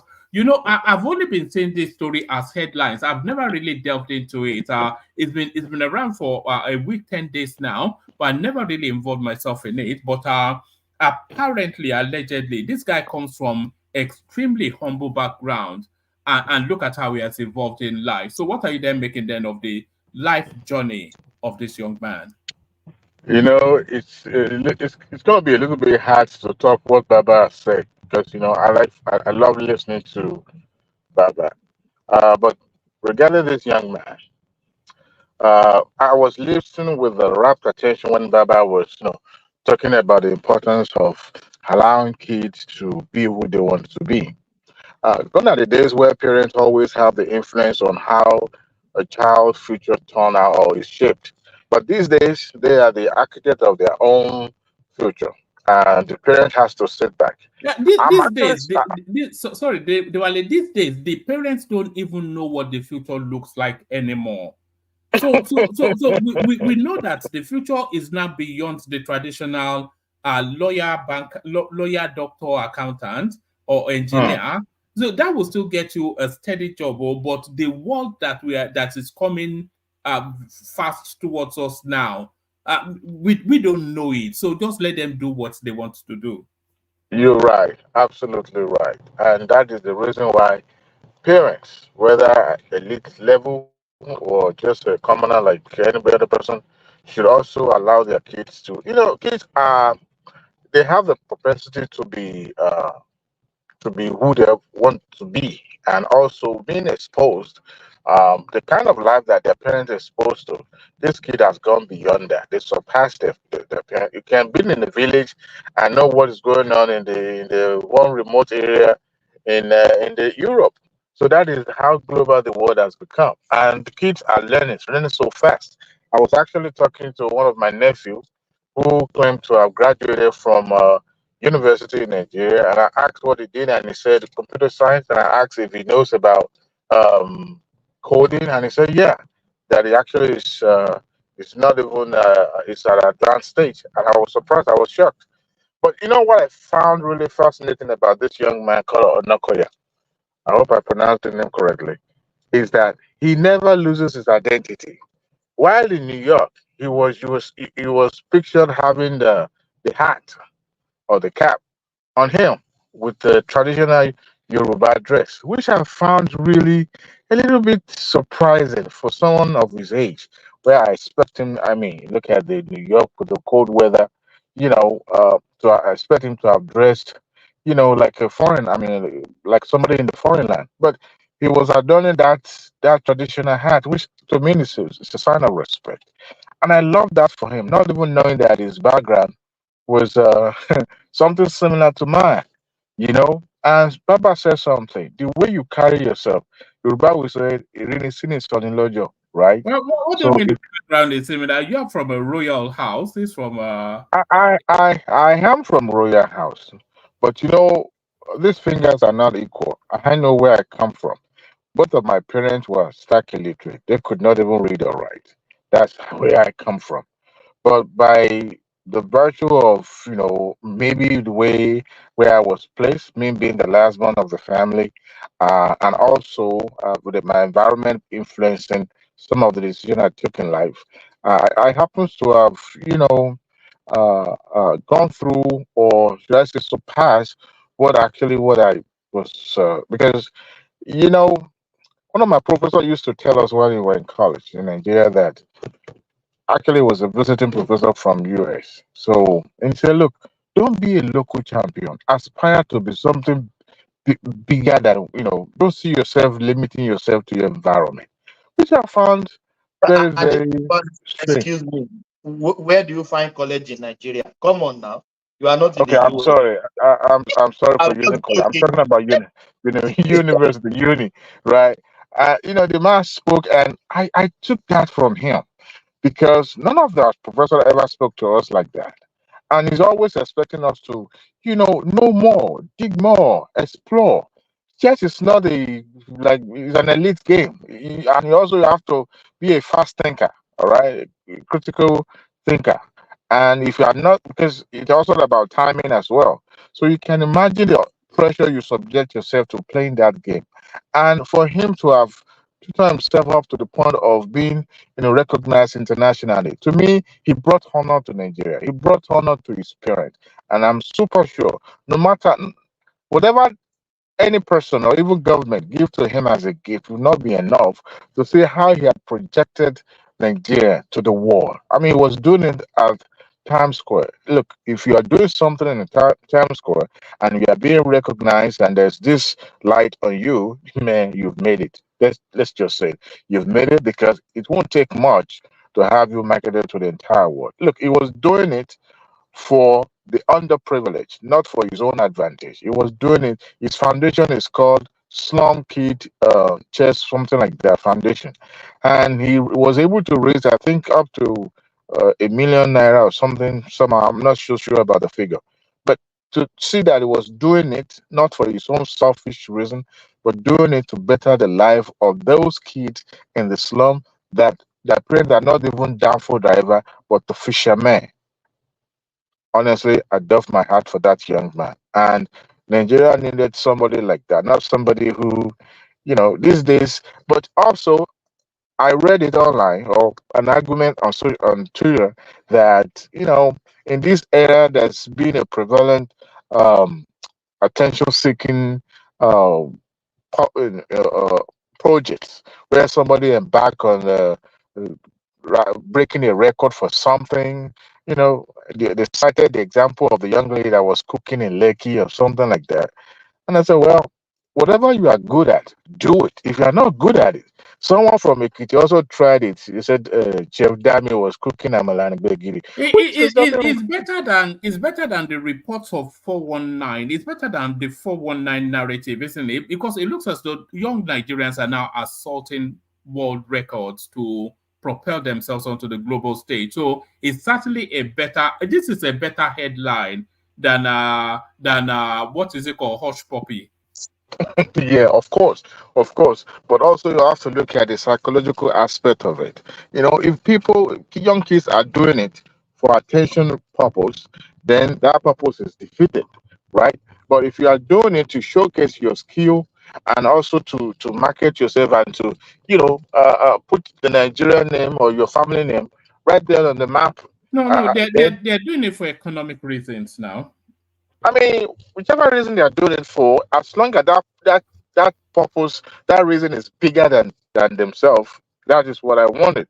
But if you are doing it to become an overnight celebrity or to become somebody who, people now sees as influencer or something like that, that's where I disagree. And but the effect of social media, because it seems social media is actually fueling some of these things that we're seeing happening now. If not because of social media, nobody would know that somebody is backing on, record-breaking attempts somewhere somehow. right? And I'm sure CNN is not going to devote their pressure time, their hair time, to hear somebody, cooking a malangbegi in the corner of Ekiti. But kudos to him. I hope people, I would love to see people in academic. I'd love to see people in the research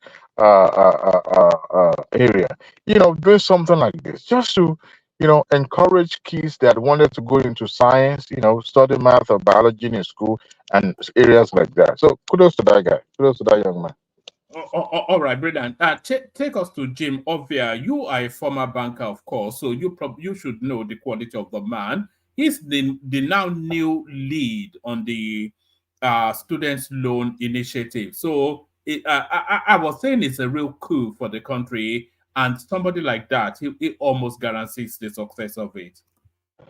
Jimovia is an old school. Jimovia belongs to the class of Tinubu's.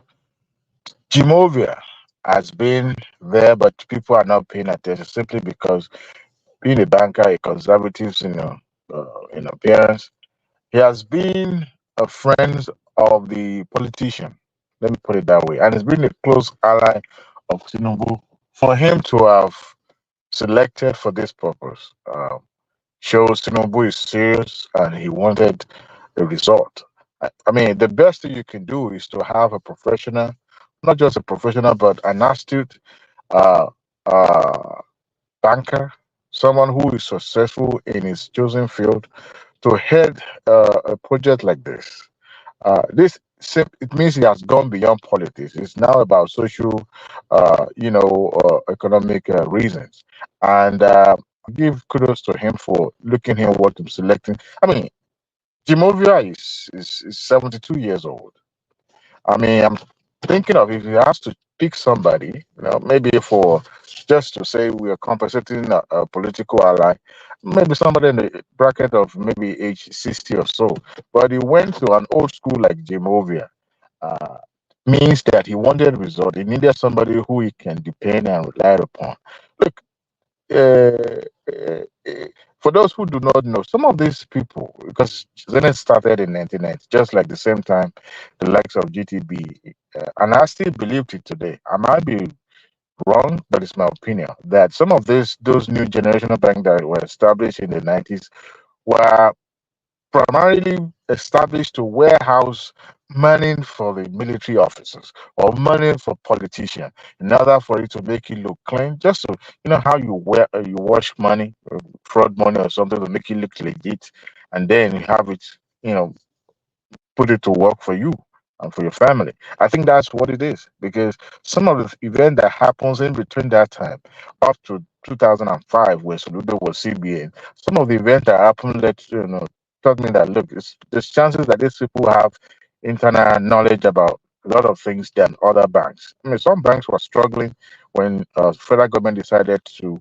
you know, uh, uh, do something about the financial sector, and they weren't struggling like other banks. They were not. So that shows Yeah, or but means that. Adewale, sorry, that's what I meant by saying who is benefiting now? Is it not Nigeria from Oh, that money? absolutely. Owo Abula Fish Exactly. Abula they do. And I'm glad. Exactly. You know, when we're talking about, I digress a little bit about what is his name? This only of fun. What is it from Kogi? Yahaya Bello. The fact that he stole money to him in Nigeria. I said, well, Balogun Shobaje. But at the same time, it's about foreign currency. So that's where I'm a little bit conflicted. And look, this guy needed to be hauled into jail and kept there for till the case is adjudicated. But if we are to be in Naira now, I would say, well, the money is being plowed back into that economy so that people will benefit from it. But in this case, it's in a hard currency, which makes it a little bit like, I can't believe I'm, saying this. But yes, those people, there is a payback time for them. There is a payback time for the fact that I'm even sure without Kashim, you know, I'm even thinking that it's possibility of Tinubu's interest in picking his vice, what is his name, that Jimmy might have a hands in it or something of sort. I'm thinking. Yes, and even widely Doris now. Nwite. Doris Nwite. Is that? I'm not sure that it did. Kasim Shettima was not at Tinubu's first choice. It was Babagana Zulum. It was Zulum. It was actually Zulum that recommended Shettima. But Doris came from Zenith Bank, the industry minister. Minister. Yeah. But there's a lot of things coming up from that. And that's why I said, look, the possibility of whether Tinubu's choice, Zulum was Tinubu's choice. Well, a lot of things went into it, and he said, what's his name? Shettima told us that he said, I'm quoting him now in quote, I am Jim Ovia's boy. That's what he said. He said it. So there's a possibility of him having a say or even suggesting that, look, why not pick my boy? And his boy also being a loyal political ally of Tinubu decided, okay, it's a win-win. He has been there, he is loyal and all that. But that is just me, assuming thing, not necessarily that I know the inner way things works in the caucus. But by and large, I think it's a good choice to have picked him as a professional, not a banker. I believe he would like to do things in a way that it will be transparent. But the funding itself is another thing. We want to ensure that the government is able to at least provide the funds. But also, I would also like government, maybe they can involve private uh, individuals to contribute, just like they did toward COVID. Maybe that will also help. So at least it won't go into the pocket of this Marada called politician, but at least into it for that purpose, maybe. But I say Tinubu make a good choice when it comes to Jimovia. By the way, man, you need to learn how to pronounce Nigerian name. Why are you butchering people's name like this? Why? Butchering is he mangled the name. One other one. I'm dyslexic. Dyslexia. It breaks my heart. The other day said Emefiele. I couldn't. It was. Those are even still. Another one today and one or 3 days ago. I couldn't believe it. Anyway, I don't want to waste much time, but that's that about that movie everything. And real quick to Yahaya Bello. I was not able to join the show when you heard the virtual section where the EFCC chairman was addressing the media. Look, somebody needs to talk to that man at the EFCC office. There is a way you can. This is not. Do you think it's a clout chaser? Do you think he wants to be a personality rather than a civil servant? I want to say no, but sometimes when I see what he did during that, because it was much more emotional. It was speaking from the emotional side of him than him being a professional. At times, as a security official, and on the side, it's not a police; is a lawyer. That's the reason why he's talking too much. But as an investigator, you don't appear to be conflicted when it comes, because you will be seen as being partial, and the accused can use whatever you display. As I'm talking about emotion now, to help his or her case in the court. I'm not a lawyer, but I believe if a police accosted you and it's already say, you this, I put it to you this and that, it's already the jury, the juror and the jury, and you begins to find holes in his accusation. There's no way that case will go through in the court, especially the court of law that knows what has a pedigree. Okay, but why would he preempt an ongoing investigation by coming to the media and giving details? Here in America, is he not a lawyer, the EFCC guy? We've seen other lawyers representing EFCC before. You don't litigate case. Ogbeni once said it here before that if any lawyer is going to the media and is divulging vital information about the case in the media, that means they have nothing to speak on when they get to the court. I disagree with you. I disagree. Well, fine. But That's just the way I perceive it. I understand it has become. Hold on, Debale. Let Ajane Koko come in for a Yeah, second. I disagree with you. You live in United States. You know the way cases are handled here, particularly when a high-profile case like that. You know the way it is handled. Even the President Trump prosecutor, you see the way he addresses the press, not one or two times, laying out all those charges against former President Trump, and what the investigation revealed on that surround those charges. So what are you talking about? The guy have not done anything wrong. Is this Hampshire analyst, and I think those are the people you're watching on the TV, Hampshire analysts in Nigeria that are corrupt people themselves, that are talking all those garbage and rubbish against that EFCC guy. The guy did the right thing. He got to address the people. He must talk to us, the people, on a high-profile case like this. He must let us know why this guy is being, charged to court. He must address the people. It's responsible to the state. So he has not done anything wrong. So I disagree with you on what I don't know the basis on what you are saying. Oh, he's emotional, he's doing something, he's trying him in a public court. No, he's just informing the people why they are charging this guy, what they have, what they discovered against him concerning the corruption charges and stuff like this, and stuff like that. So you can continue. Thank you, Babajale Kuku. Because it's been done or practiced in Nigeria does not make it right, does not make it legal. And I give you an example. Whenever FBI, which is also, almost same category with the FCC, or let me just put it that way. They might be senior, but um, wanted to address the press about a particular case, maybe for indictment. Apart from, good afternoon, ladies and gentlemen of the press. Um, there's an ongoing investigation, this and that. Without going into the detail, they give you like a preamble, just a snippet for the media or the public to have knowledge of, of the case. But without them trying to add, their own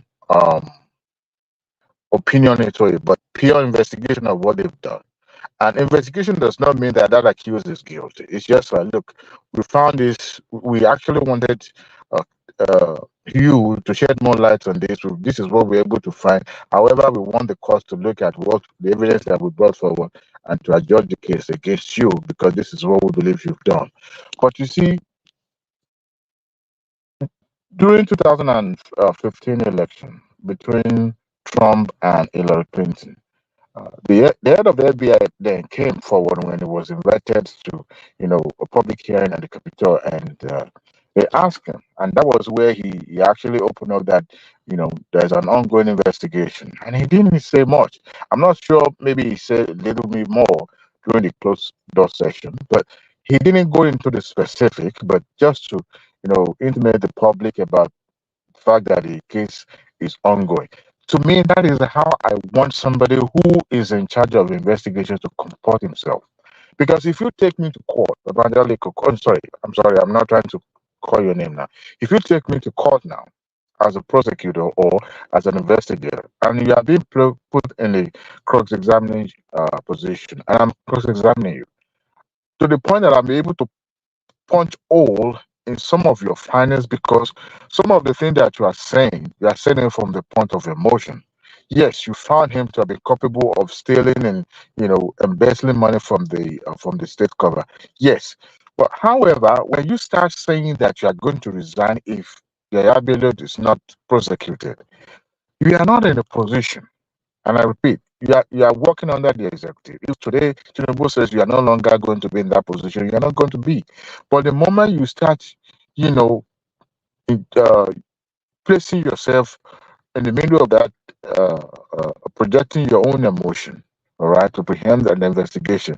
That means whatever finding you are coming up with will probably not be tenable. I'm not saying that his finding pertaining to that particular case is not tenable, but the accused will attack you from that point of view.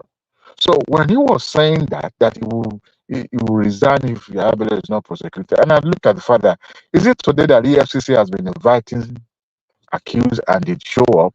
Some of the people that they accosted at the airport are arrested, and some of these people do not show up. And they've ended up going to their houses or trying to hunt them maybe in the street or some. That is the way they've been doing it. I'm not saying it's right, but however, I don't expect somebody who is an experienced lawyer. At least if you're not experienced, at least you've seen the practice of EFCC. You see the act that established EFCC. I expect him to comport himself because what he was trying to do is also to use the same media that Yahaya Bello and the highlights were using to attack the integrity of that body. He was also trying to use that, but he has to learn that he needs to be above board. That is my issue with the EFCC. And as for Yahaya Bello, his days are numbered. He's a young child, and how do they say it? I beg God, or something like that. And I expect at 48, he's already an adult, more than an adult, even though he's not in the mid age. He's still at that age. I expect him to know what is right and what is wrong. You are doing something presently with the belief that you will not be held accountable, forgetting that tomorrow is not going to be like yesterday. The person that is helping him, obstructing the justice to get him, escaping the authority. One day, too, a book will be open for him as well. And no person can replicate what Tinubu is doing in Lagos State, where he's the godfather of that state, where every successful governor coming in trying to protect and protect. And also the statute of limitation would now, set in and all that. But you need to understand that when you are stealing and taking from the people, Tutu is going to account for it. And obviously, it is apparent that the federal government or the incumbent administration is actually hands off its prosecution or whatever is going through legally now. It's because if they were actually involved at the beginning, probably they still wouldn't have escalated to this point. But it seems their answer, that is why you see the Oluka day of him coming to the media, boasting and talking the way he was talking. I mean, who appointed him, right? So the same federal government will have said, already, they did me at home and all that. But these days are numbered. But no matter what he's trying to abracadabra that he's doing, that he's using the court to help him for now temporarily, I can assure you, somehow, somebody is going to get him locked up in that prison that he belongs. Thank you. All right, brilliant. Let me take you to one more space, and then I'll go to Larry if I can. Go to Larry. All right, brilliant. Thank you. One man, let me just I can't believe I'm doing this, but let me support Adewale real quick because to his point about the press conference, I think Ajane Koko is right. He has a responsibility to address the public, but it's not that the responsibility is to address the public. It's more so the manner in which he did it. It lacks professionalism. Speaking about the case in that manner, it was overly dramatic, wasn't it? Yeah, talking about I invited him to my office. He didn't want to come. I told him to come to the back. He said one lady has invited the media. That's all unnecessary. The key point was this man has evaded arrest. We need him to turn himself in. We have evidence against him. These are the central points. I can't comment on some of the details surrounding this. However, I appeal to him to come in. That is it. And it speaks to the larger point, one man. Our law enforcement are very poorly trained. We need heavy investment to get them to the level of professionalism that we can target and kill this corruption. But I just wanted to chime in on that point that Adewale made. All right, brilliant, excellent. So Larry, you're up next. Larry. Yeah, good evening, woman. Good evening, everybody. Good evening, sirs. Good evening to you, and good evening to your daughter as well. We can hear in the background keeping you 100. everybody knew that they are Dewale, Larry, everybody. So just take us into the politics. Or do you want me to feed you the lines, or do you just want to Okay. speak as you will? Yeah, if you feed me, that's good. Oh, let's just make it short. Okay. What about this headline on the screen? Lagos seals churches, hotels over noise pollution. So this is something that we don't speak to often enough. It's not a violent space to live, Lagos. And I'm not even talking about physical attack. I'm talking about psychological mental assault. The blaring noise of everyday traffic, even within your home at 3 a.m. in the morning, Allah Akbar, Allah Akbar. And when you turn over, is another one ringing the bell. Jesus is your savior. So what are you then making there of this hard stance by Lagos State? Yeah, I think it's actually good. It's actually great. I think they need to just bring a lot of sanity into that space because Lagos is always Lagos. It's not just the churches, the mosque, the hotels, the bars, and everybody. And I think they are really doing a good job, particularly this commissioner for environment. I think is Wahab something. I think he's doing a good job trying to like sanitize a lot of things because there is a lot of things going on in Lagos. That if you look at it, you just get tired. Anytime I'm in Lagos, it's always like one problem or the other, right? I like my Abuja, so Lagos is another hell for me. It's just like me going to New York here. I always feel sick. How safe do you feel in Abuja? I always say Abuja as a Yoruba man. I always say Abuja as foreign soil. Okay, before I moved to the US, I've lived in Abuja for close to 15 years. So, and I think for Abuja, in terms of security, it's secured, and Abuja is just the slow life. You have the slow life without issues, right? Less issues compared to what you have in Lagos. Lagos is everything is moving so fast. Lagos is just like if you're in the US, you're in New York, and everything is just moving so fast. So compared to what is in Abuja, Abuja is just you just want to relax, with less tension, less stress, less chaos. So Abuja any day, anytime for me. All right. Take us to the narrative of this chess player and his windfall. Yeah, I'm really happy for Tunde. I'm really, really happy for him. Unfortunately, I wanted to go check him in New York, but I was not able to do that. But I'm really happy for him. Davido paid him a surprise visit. Yeah. Davido, Adekunle Gold, a lot of people, a lot of people. I also had the intention of going, but unfortunately, I was kind of like busy.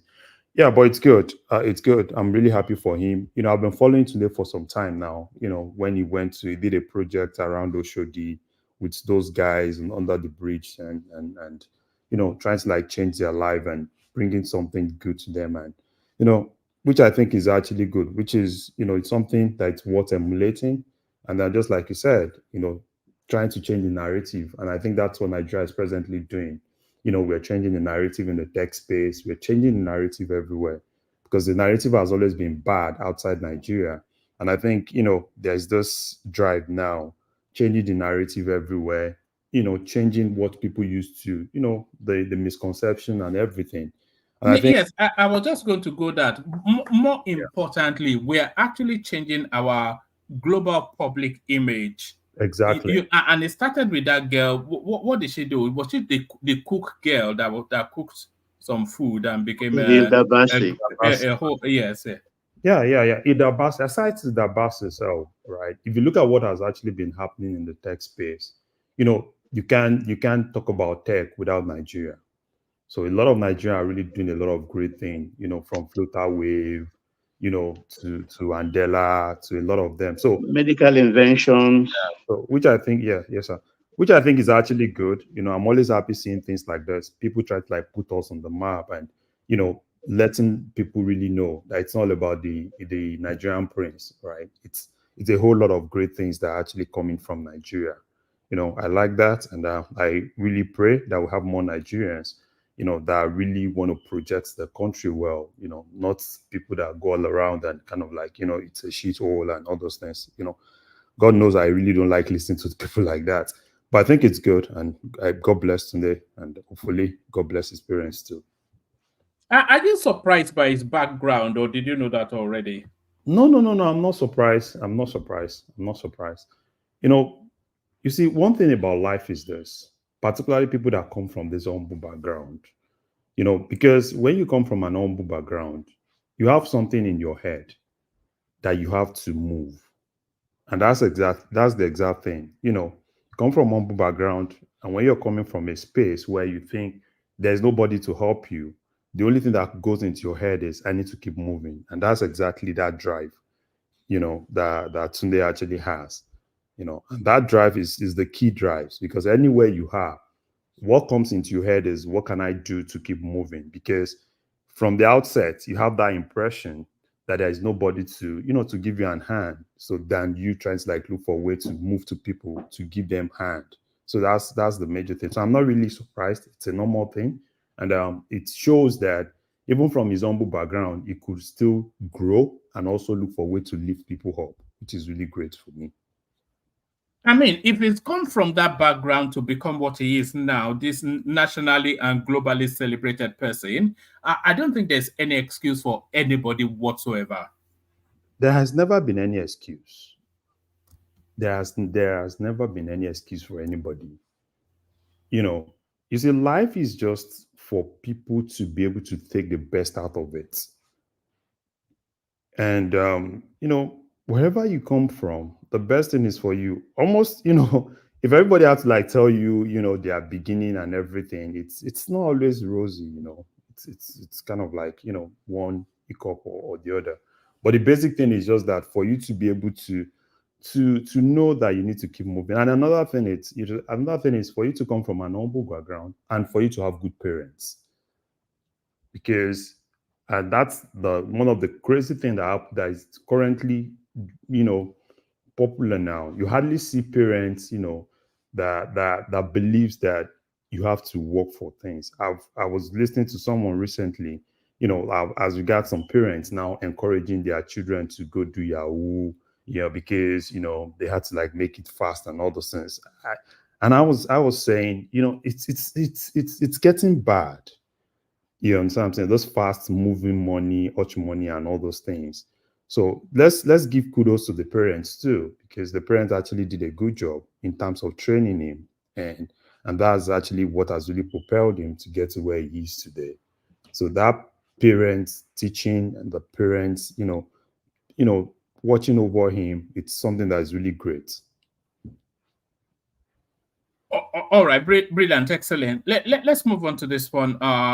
Tinubu taps up Jim Ovia to lead Nigerian Education Loan Fund. So this one, as much as the policy itself, the initiative, as much as it excites me, this puts the cap on it. This puts the cherry on top, because it would take some doing for him to fail, because he's not a man known for failing at anything. So what are you then making of this appointment for this initiative? No, I think it's more like Tinubu getting the right people to do the right thing. And why I really like this is, I was actually looking for someone that really understands financial architecture, because the major thing now is just that how do we really ensure that we have, a pipeline that is kind of like corrupt free, that is easy, to move things. And I think Jim Ovia is actually the guy that can actually do this thing. And I, like Baba said, right, also, Tinubu kind of like going back to people that he trusts that can actually handle some of those things. A lot of, politicians might not really like it. Like, yeah, this is something that I think what Tinubu is actually doing is that is genuinely bringing some professional to cover some things, because he doesn't want, this is actually his initiative. Sometimes when you come with your own initiative, you don't want it to fail. You want to bring people that you trust, people that are tested and trusted. So for me, I think it's actually a good thing for Jim, and hopefully, we start seeing great things that he wants to do there, because if this actually works, I think it's actually some great thing for Tinubu, because this is one of these, it's the thing he actually campaigned with. So, and I think that's exactly why he's really bringing someone like Jim. So hopefully, I pray, yeah, everything goes on well, and Jim is able to really bring his professionalism into this and make it, make it transparent and let it be accessible for people. So yeah, I think it's a good thing in the right direction for me. At least I don't think there'll be any better do sort of narrative coming out of that space. But let me take you to this one. Solid Minerals Minister Dele Alake describes Nigeria as Africa's choice.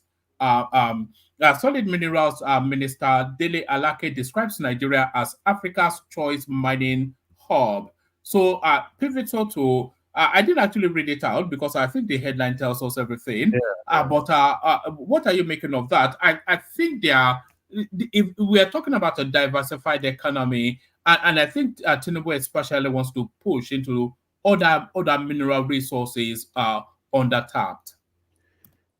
Yeah, I think it's actually good, but for me, I'm still not able to. Yeah, I know. I know Dele Alake has actually been trying to really get some things, but I'm not really seeing that transparency in that sector like he was kind of like painting it when he started that he wanted to do. He wanted to do a whole lot of things, right? So, but hopefully, it's still, something that is still looking into. I think one of the key issue he had was basically security, and I think they've been able to draft an arm from NSCDC to be able to take care of that sector with him. So hopefully, let's see how it goes. I think it's actually good. We want to diversify, but I just pray we are able to diversify in such a way that we don't turn this to another, crude oil. Some guys coming in, taking everything away, not really investing in that sector. That's Lithium seems to be the new excitement, isn't it? Yeah, that's the tomorrow, right? Because every time we talk about electric cars and some of all those things, so everybody is really interested in it. So I don't want what happened. I don't know how they're going to do it. Look at what actually happened with lithium in Niger, right? With what the France guys did and stuff like that. So for me, I want people to come in, not to come extract, to come in and invest in that sector where we can actually also make use of that lithium, lithium for our own betterment too, not just for some guys in Europe. Because I've heard the government talked recently, oh yeah, we can actually help Europe get this. No, I don't want that, right? Yeah, let's sell some to them, and let's look for a way, to build the technology that can actually help Nigeria to also make use of some of those resources, so that we don't get into that point. Everybody, it's just like, you see, some of these mineral resources is just like you pour honey down, right? Everybody rush towards the honey to pick it because they know that this is actually the future, right? And everybody wants to take as much as they can to keep, to stock, and to put in their, in their country. So that's not what I want. So I want him to not just go into this, not just bring foreign investors that are ready to invest, right? Invest into that sector that at the end of the day is also going to be, beneficial for us, right? Not just coming in and just packing everything, which is not what I really want. And I think there is a lot of things that still need to go into, particularly, some states have started clamoring that they kind of like, take the states out. And I think for your states recently, kind of like got a license. So it's still a lot of things in that sector. And I think if he's able to do it, and let's not just go for the money, let's go for what can actually happen tomorrow, so that we can actually also benefit from some of these resources and not just give all our resources to some guys in Europe, some guys in the US. That's what I think. No, Larry, if I may ask you, I'm curious about something I've discussed with several people, but I just want to hear your own perspective. Yes, sir. It's about the bitumen in Ondo State. It Yes, is the second largest in the world, the deposits. Yes, sir. And what is slowing Nigeria down, not tapping into it? I've had several theories, but I don't understand because that's low-hanging fruit. Yes, you know the problem. No security problem, nothing. Do you know what I say? You see, some of those resources that you say Nigeria is not really tapping into, you won't be surprised that, you know, some guys, you know, they've been there, you know, taking it without even being transparent to anybody. There is a lot of resources that are leaving Nigeria every day, right? A lot of resources are leaving Nigeria every day, from bitumen to gold to a whole lot of things. That's why I'm more interested in transparency. At least let's know what is in everywhere. Let's know who exactly has license to things, and let's know how they can actually, you know, we have a whole lot of things. God has always blessed that country with Honestly, it is strange. It's a whole lot of things, right? That Nigeria is just like a country that is full of a whole lot of things. So, but for me, mineral resources are another great place where we can actually earn a lot, but it's just for, you know, for it to be more transparent, because there's, when you talk of transparency in that sector, no, it's not transparent at all. But if it gets to that point where it's transparent, let's know what we have, and then let's know how the states too, you know, can always benefit from it. Let it not be like more like, yeah, it's everything is all about federal government, because, you know, some of those mining, everything happened in some of the states, right? So let everybody working collaboratively, and let them resolve this, you know, than let them not use that same templates they use with oil. Let them resolve it well. Let it be transparent. We have a lot to gain, a lot. That's what I just think, sir. All right, brilliant. And just in line with what you just said, because somebody sent this to me, I think yesterday or 2 days ago. It says, today we witnessed and celebrated the official groundbreaking ceremony of the 1.6 million metric ton per annum ASBA lithium plant under the able leadership of engineer Adamu Hussein. So this, you know, because this is what a lot of people have been agitating for, that resources should not be taken out of the country in its raw form. And I think the government is taking that position as well. Yeah. I think hopefully we'll have more of that. All right, brilliant. Let me take you to the Yahaya Bello space. Your take on that? That's the big headline story for the last week at least. The runaway governor, from governor to wanted dead or alive. Yeah, for Yahaya, a lot of people have said a lot of great things, you know, today. I think the only thing that I'm looking at is this is opening a lot of things. And this is actually telling us how some of the schools have been used as SPVs, has been used for a venue for money laundering within Nigeria. It's not just the school. Then there is a whole lot of schools like that, right, that have been used for things like this. If not the fact that this one actually came out, how will you see a school, you know, in that same country collecting this amount of money? You know, I heard the guy paid up to like 2035. And, you know, and this is a whole lot of them will still do the same thing. So that shows that, you know, we have a lot of, you know, most of all these foreign institutions coming in is just an avenue to launder money.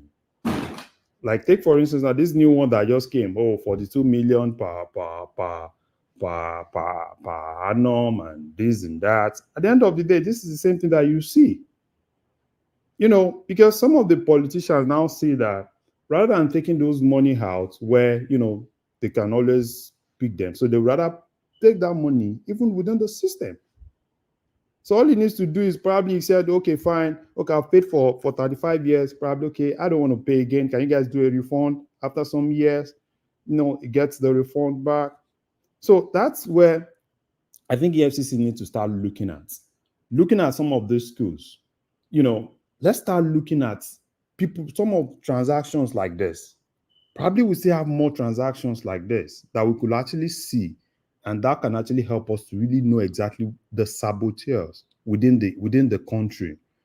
It's so unfortunate that Yahaya Bello, but I thank Yahaya Bello for really exposing himself, for really helping us to know that there is a whole lot of things that we still need to look at. Yahaya Bello has nowhere to run to. He can only run, but they can always get him. And I think this is another thing is, you see, I think NJC also needs to do some things, particularly with some of all these judges.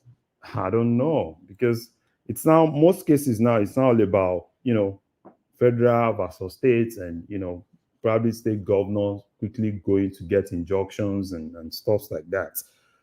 So it's a whole lot of things. You know what really rankles me in that space is the government will get a judgment in Abuja, and then whoever they are after with that judgment, immediately from his home state. We saw it with Nnamdi Kanu, we saw it with Yahaya Bello, we saw it with Sunday Igboho, we see it all the time. So there'll be a federal judgment holding a situation, and then these elements will go to their home state and procure a judgment from a court of equal measure, like a high court to high court, to count. It's just a nonsense. It's clearly procured judgment, but like you said, the Justice Ministry or whoever is, it has to be addressed. No, it's getting too much. It's getting too much. And I think at this point, the NJC needs to now sit down and look into some of all those things, because, it's bringing a lot of shame to the judiciary, that anybody could actually, just go get your state's high court, get an injunction, get this and that, and, everybody, injunctions that are flying everywhere. I think there has to be some sanity into that, right? A lot of, imagine, they said, oh, don't probe him, don't do this, don't do that. And I'm like, wow, can this actually be coming from a judge? But it's what it is. That's Nigeria for you. So, but I think NJC at this point, they need to look into that. And EFCC should not, I heard the school is trying to do some refund. Yeah, do some refund and quickly go into the school's book, and let's see more of people that have actually done that, even if it's not up to 2035. Probably some people that paid to probably 2030. So let's see more of those things. Look into more schools in Lagos. Look into most of all those schools. You're in Nigeria, you charge dollars, and because it's easier for people to launder money with dollars, and they are not even taking it out, because they know if they take it out, it's easier for them to be tracked outside. So they rather give it to some of all these people. It's so unfortunate. It's so unfortunate, but that's what we have in Nigeria. Hopefully, EFCC is able to do more work and leave the drama and do more work for us. And hopefully, Nigeria will definitely appreciate more work than drama. Yes, sir. Yeah. All right, brilliant. So let me take you to this space then. I'm not sure if you have any thoughts on this, but this sounds more like a confessional. The Oba of Benin has now sent emissaries to the Alaafin, to not the Alaafin, but that's where he should send it to, really. But he sent it to the Ooni of Ife to wave the white flag of surrender and acknowledge that Organa master. So what are you then making then of the Oba of Benin sending his chiefs to go and acknowledge that the Yorubas are their daddies? One man, me, I won't talk to this one. No. Let Baba Jale Koko and Baba talk to this one. This one is more than me. Come here. This one is more than me. It's for Babas to talk, and the Babas can actually tell us more history about all those things. But it's good. It's sorry, good. Larry.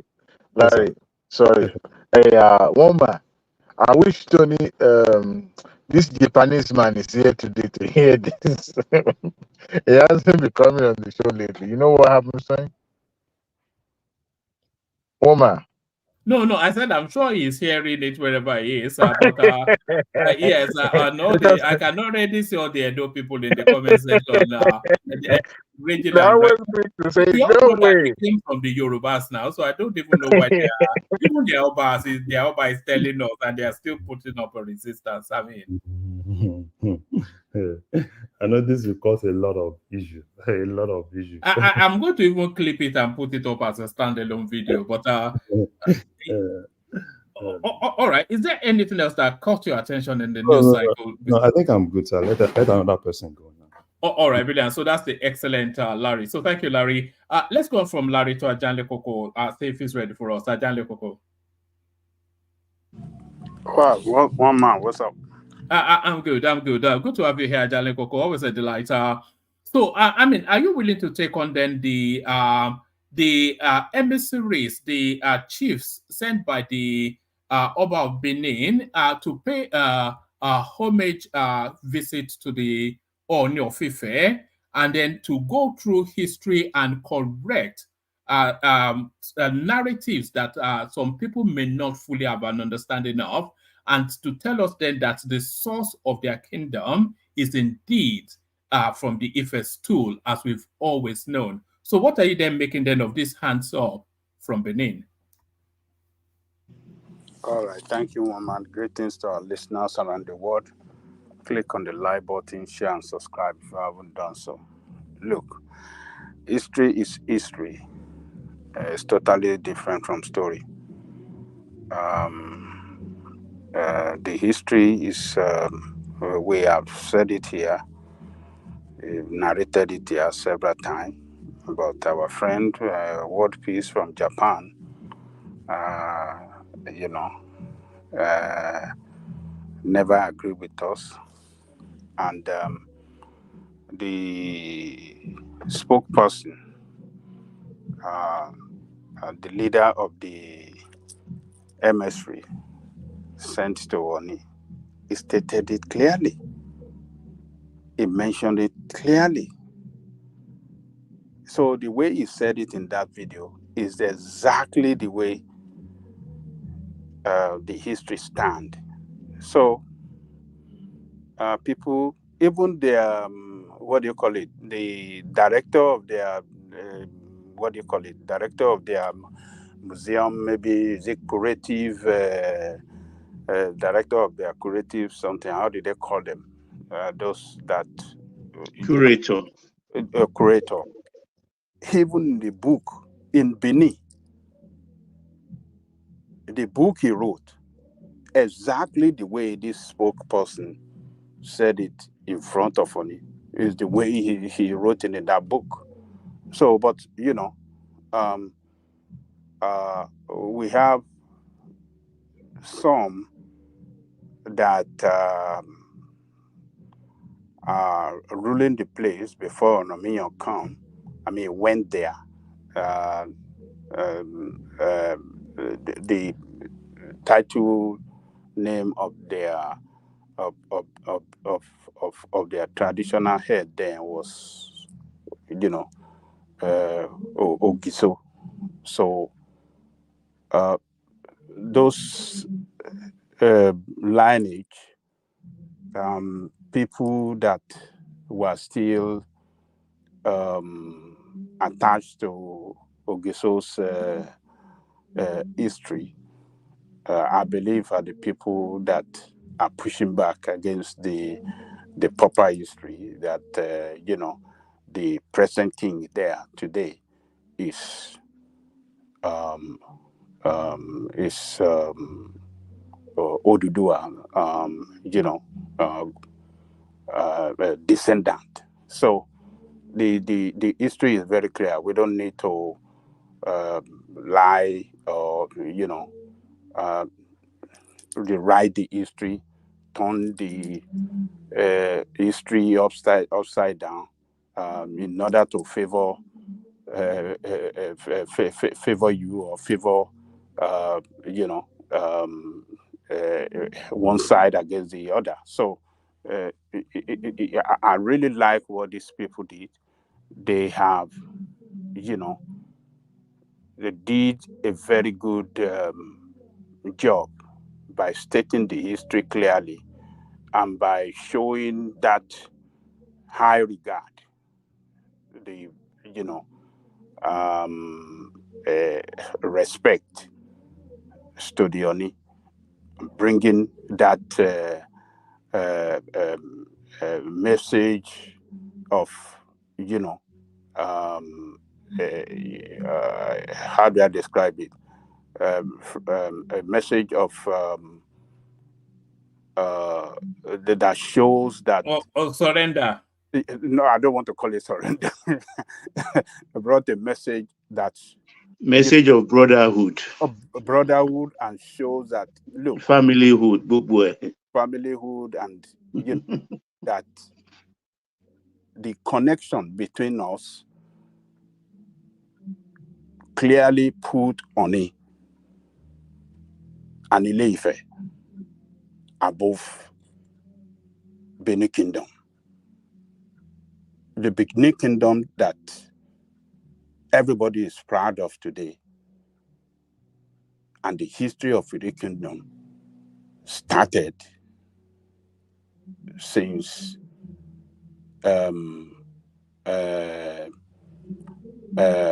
Oromiyan governed that place. Since he governed that place, that was when he instituted, an authority, a system of government that can really take charge, that can really, put structure on the ground and govern the place well. Before he came, he went there was trouble, big trouble. The youth are very, very rascal, according to it. You can hear what that man was saying, that this place is a Leibino. The youth from that place are very, very rascal youth. They topple one king after the other before Oromiyan came and, instituted, a system of government that can really take control and run a government in such a way that, you can deliver to the people, protect the people, and, govern where the way we have the history today. So it is very, very clear. So the history is clear. People do not need to push back and be, emotional and this thing. It doesn't lose anything. We are the same people. We just have to strengthen the relationship between us and, showcase where we have that strength, in one area or the other. We just have to showcase it. We have that connection, and even the worry, we have that connection to the Olu of Worry. So they are all attached to Ile-Ife. What are we talking about? So that's it, one man. There's no. It is clear, and we have video to that effect now. Anybody that want to, show some rascality or state history tell us story, we will play him this video and to let him know, look, this is from the high authority of Benin Kingdom. So that's my take, one man. All right, Jack. It is so funny because the same thing they refuse to accept, they put on Lagos, because it's so similar to what happened in Lagos. Nobody has ever denied Benin influence in Lagos, Eko. You understand? And if we accept that, even the first 3 Obas of Eko, if my history serves me correctly, the first 3 of us were buried in Benin. That history is there. Their influence is there. Yes. Nobody is going to deny that. So why are you denying that of Ile-Ife? But Baba, I believe you have entered the palace of Oba of Lagos before. Ileko of Eko. Omo Oniko ni mo Ngbe. There you go. You know, the first day, the very day I entered that palace, I was asking my friend that took me there that, are you Benin people? What is all this? These are the Benin Meravalia. Paraphernalia, everything, even in the Look at the corpus of sword. the Awokpa. You understand? We talk about Ogiso in the Yes. corpuses. I've You been going to that palace since Oba Adele in the mid-60s. I saw this thing because I've entered the palace of Olowo before. Mm-hmm. Similar when you see those picture, the regalia, the you know, the The most of sword, the the sword. sword. Okay, and look at it with the Benin. Almost, you know, Even Arukpale, the way we tie the Arukpale, everything, yes, the you can. dejos in Lagos, is the same thing It's the as you same thing. find in the Benin Palace. It's the same Ah, thing. I don't know. This So, youth, won't sue me. I tire, I beg. well, Sure. well, so we just have to accept each other and appreciate our history and you know, showcase it and you know, show respect to it, and then you know that's the best way, that's the best we can do. So I think maybe it's because they are not teaching history in the school today. That is why a lot of our youth doesn't know the history of their ancestors and you know where we really came from. So I think if you know the government, it can encourage the teaching of history and teaching it in the right perspective, and not lie about it, and not you know inject politics into it, and not you know how do I describe it? Just write it clearly the way it is, and that can even strengthen us better. Because if people from Ile-Ife now and the Edo, if the history is there clearly that they are from Ile-Ife and that we are well related, I mean, we will see ourselves as one brother. If Ile-Ife people go to Benin, Benin people will welcome them easily. I mean, where did you hear Ogedegbe? They say Ogedengbe. We say Ogedengbe. They say Ogedegbe. We talk Agmonlahon. They say Agmonlahon. Abba, and so on and so forth. We are just the same family. We should even thank God that you know we have that connection, because it strengthens us as people. It gives us that you know that strong connection, and the history will be there forever. So that's it. One man.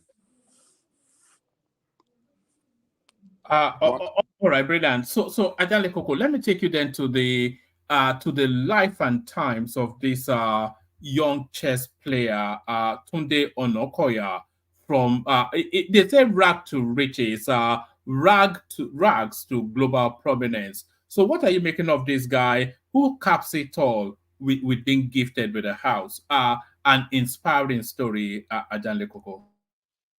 Look, this guy deserves to be celebrated by Nigeria. I think he made Nigeria proud, and that is what I believe is responsible for the gift to the family by a Nigerian. Who is that person that gave that house to the mom or to the? It didn't give a name. It just said someone. Yeah. So that's to show to you how loving we are as people. We really appreciate good things, particularly if some of us, you know, made us proud as people. We always show appreciation. So, but on the side of the government, what have they done to this guy? Has the government, you know, Is that the guy that won the world chess, or what did No, he? it broke a Guinness world record on I think it's more like an endurance thing, playing chess for the longest time. For the longest time. So, Yes. yeah. But and I think it's state governor Dapo Abiodun, he did something with him. He did something too. Okay. Yeah, that is good. So people that are anybody that made us proud as a country should be honored. And what that does is it encourage others that really want to do something great, for the country, to double their effort and do it. So all this, I think is, I thank God for the parent, you know, um, um, considering his the background, I think he has made the family proud, and is the prayer of every family that while they are, I mean, every parent rather, while they are alive, that their children should achieve great things, to achieve success in their endeavors. So this guy, I brought, not only to the family, honor, not only to the family, but to the entire country, to the entire nation. And it's going to be there in the Guinness Book, except maybe in the future another person now overrun that record. But as it is today, it's in the Guinness Book of Record. So, and I believe that organization will give him, you have some, gift or something for him too. I don't know, but I believe it should be, because Guinness Book of Record covers the world record, So whoever that achieve a world record like that, I think that organization managing that space should be able to give them some award and some privileges somehow. So I thank God for him, thank God for the parent, and to all our youth. I think this should be a wake-up call that you can do it. You can do similar thing. You can make Nigerian proud, make your family proud, make Nigerian proud. Stay away from crime, stay away from drugs, stay away from bad things. I mean, it's a country that can be very, very great. Can be, I mean, already we are the greatest Black nation in the world, the most populous Black nation in the world. And what is it that we don't have? What is it we don't have? Are we talking of natural resources? Is it talent we are talking about? What is it? We have the vibrant youth, well-educated people across the world. What is it that we don't have? I don't know, but I know that we are blessed, and we can do great things in this world. We can push this country to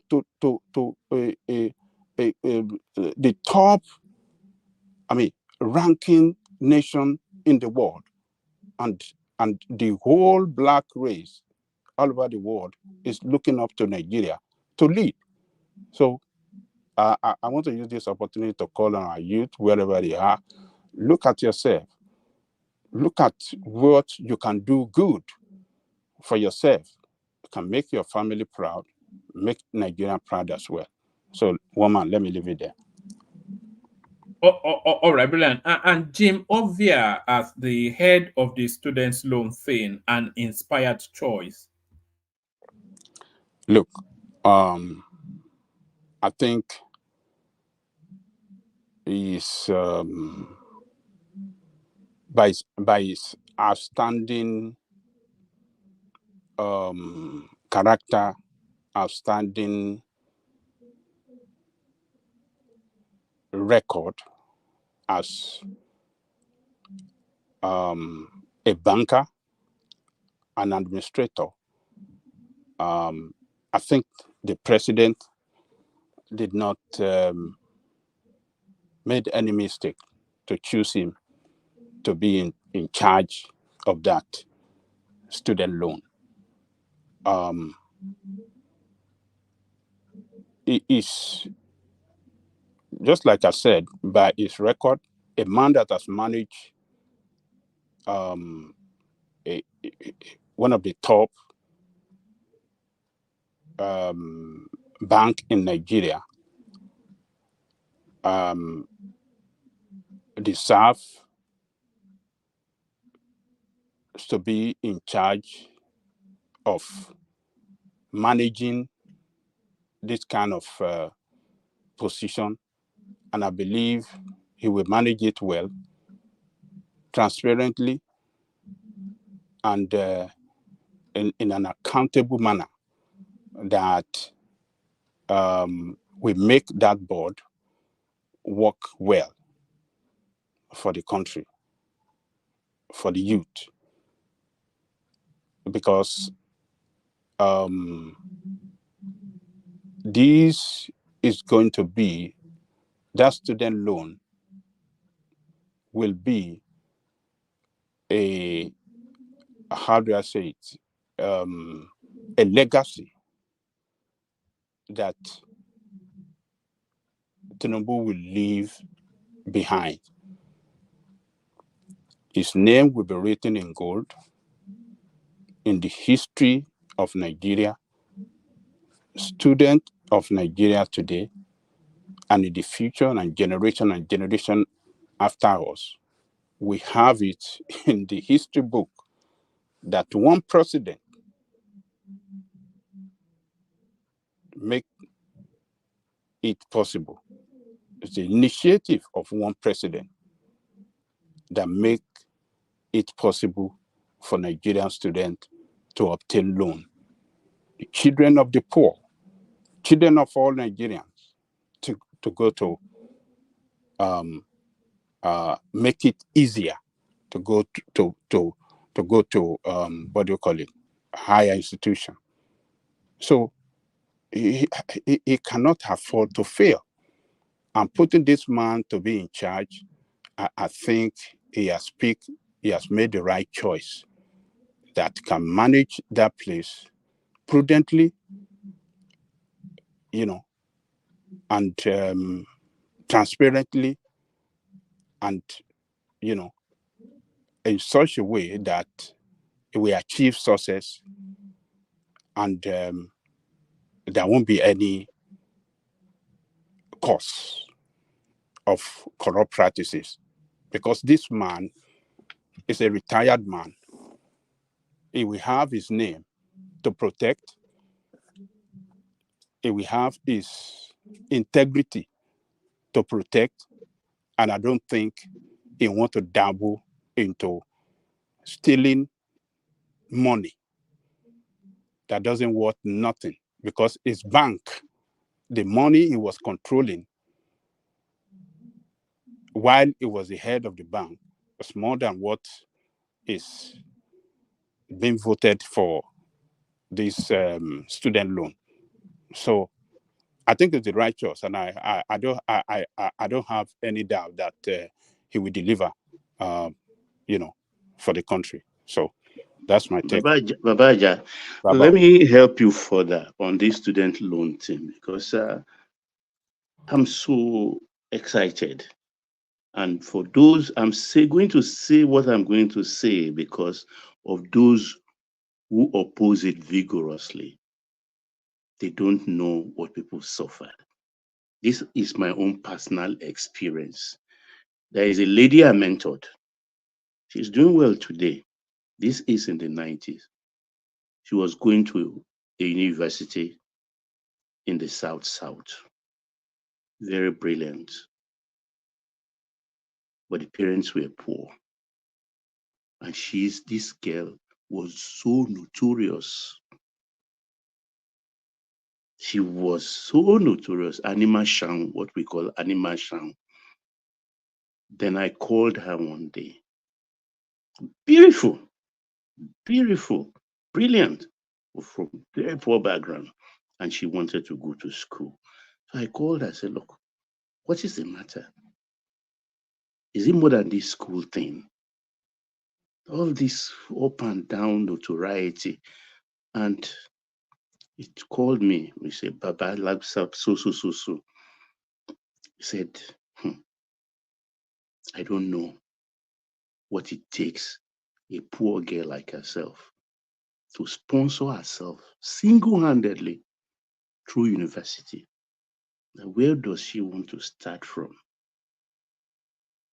Is it what she sees in school, the intimidation from girls like her that are from rich home, that they share maybe hostel together and they have everything they broadcast to school?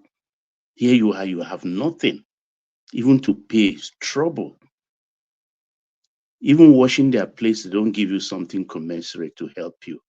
Doing their homework for something. So she has to sell her body to make ends meet. She admitted it. And she told me, yes, sir.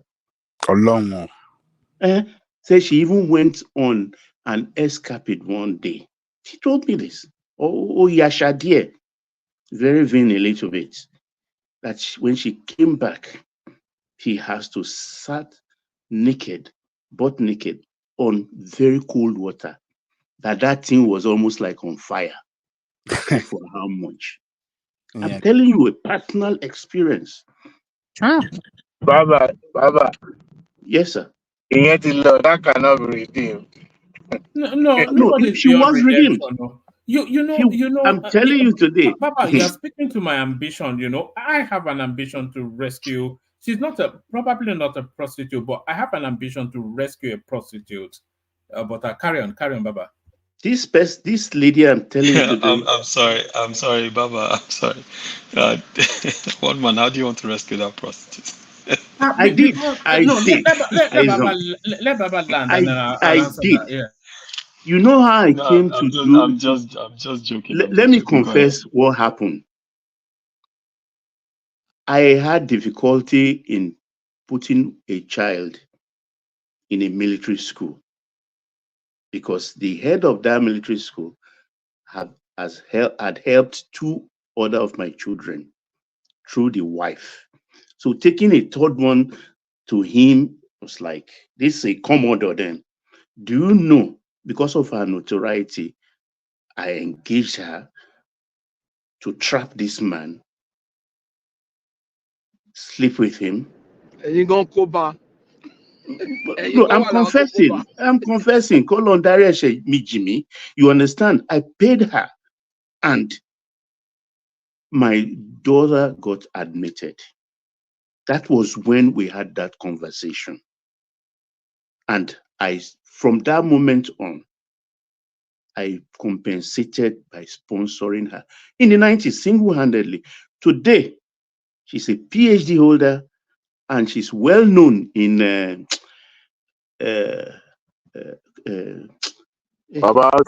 be specific. Yeah.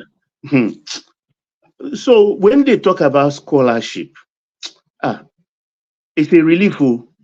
More so, not only just bursary, it includes tuition, accommodation, pocket money. Everything is included in the scholarship. Yeah, but Baba, if I may interject. Yes, sir. I know. So it is not the overall program that's in question. As we all know, the devil is in the details. Okay. And looking at student loans, the gesture overall to try to provide funding or finances for those that cannot afford school is commendable from a high level.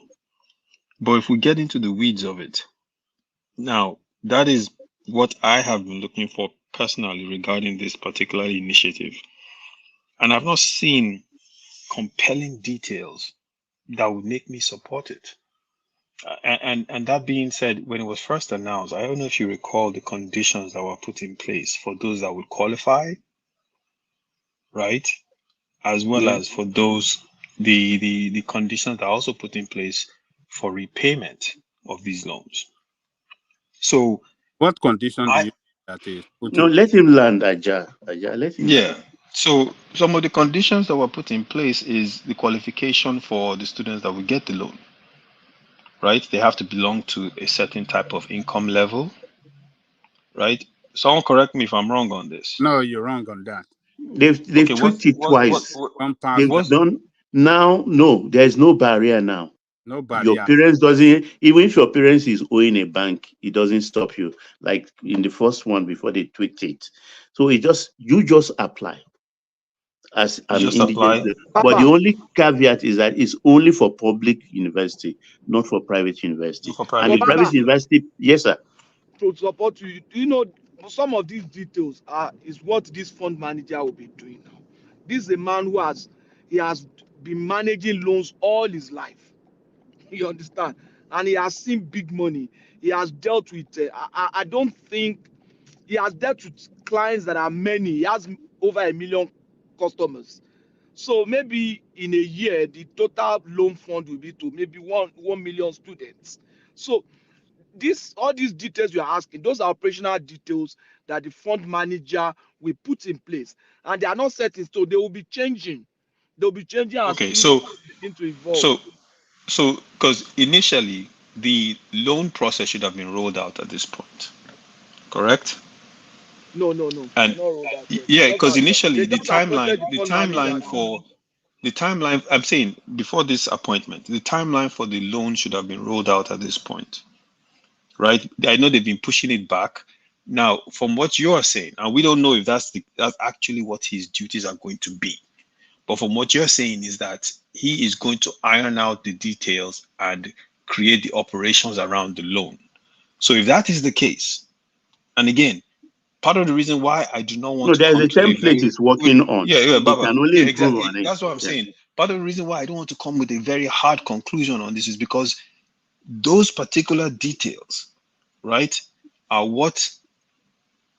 those are the things that are going to make me determine whether or not this is something that I can champion. On the overall surface, it's a good gesture.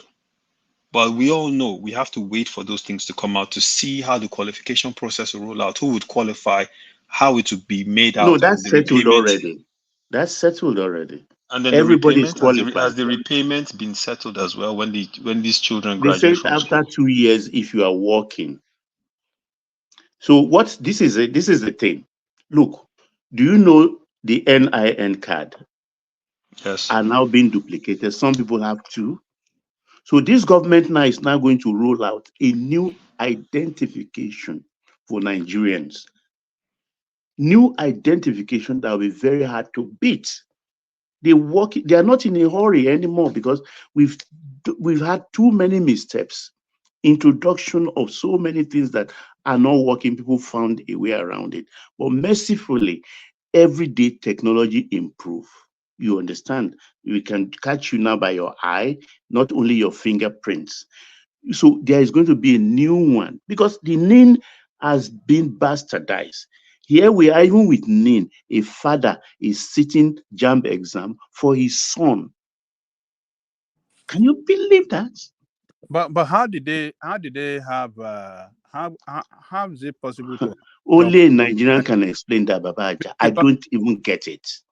because I mean we completed now when we were getting IM. Look, some people, Aja, if I know, they may scrap their thumb. Look, we are very funny. Look, you don't know Nigerians. I went or not. A father sitting exam for his son, jump in that our country. Recently, not last year, not 10 years ago, with NIN. So this government is going to do it properly. So when you get the loan, so they can track you, whether you are working or you are not working, the system will know. If you are not working, no hassle, nothing. And if you go into private business, unless you did not register that business with the appropriate body, they will not catch you. I think with the VIN number, anybody on that loan can easily be tracked. So if you are lying that you are not making money, let's do the Nigerian thing like all we are always doing. Could work? No, forget it. Let's give this a chance. It's not a novelty. They've done it in order. It's a social service, as far as I'm concerned. Oh my God. so one man, I believe that this man Ovia will do a good job. I have no doubt on him. He's a man with outstanding record as a banker and an administrator, and a retired man, a man that would like to keep his integrity, his good name, and I believe he will do a good job. We just have to hope for the best. So let me leave it there. All right, brilliant. Brilliant. Take us to Yahaya Bello, Ajande Koko, and this forward payment. I Can think anyone Ajewale hear me, was. please? Yeah, we're hearing you, Baba. We can hear Thank you. God. Okay. Because this computer could also me. I touched something and it just went away. Okay, carry on, Yes. sir. All right, thank you. My own computer is a bit funny too, but yes. So Yahaya Bello, Ajande Koko, this back and forth and this forward payment. In the readout, actually, they said he'd been paying his student school fees at that institution for before he became governor. So, what are you making of this convoluted storyline? The school now offering to refund what the EFCC says is stolen money. Well, if the school is showing interest to refund, that means the school doesn't want to get in trouble. They've actually seen it clearly that the payment he made was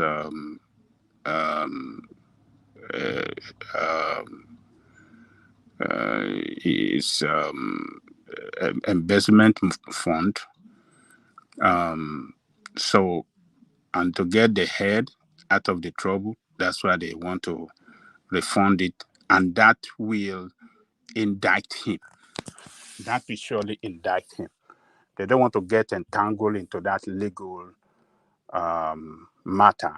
So refunding it to them, that will put them in a position of a person of institution that is respecting the law. I mean, the private school will put them in a position that they are respecting the law. The institution of the state fighting against financial crime presented them evidence that, look, this payment made by this man is, a looted fund from the state treasury of Kogi State, so thereby refunded. So that will indict him, because if he had paid it normally, that on the normal, session by session basis and not upfront, then the institution would not refund, because it's a service offered. I mean, a service render.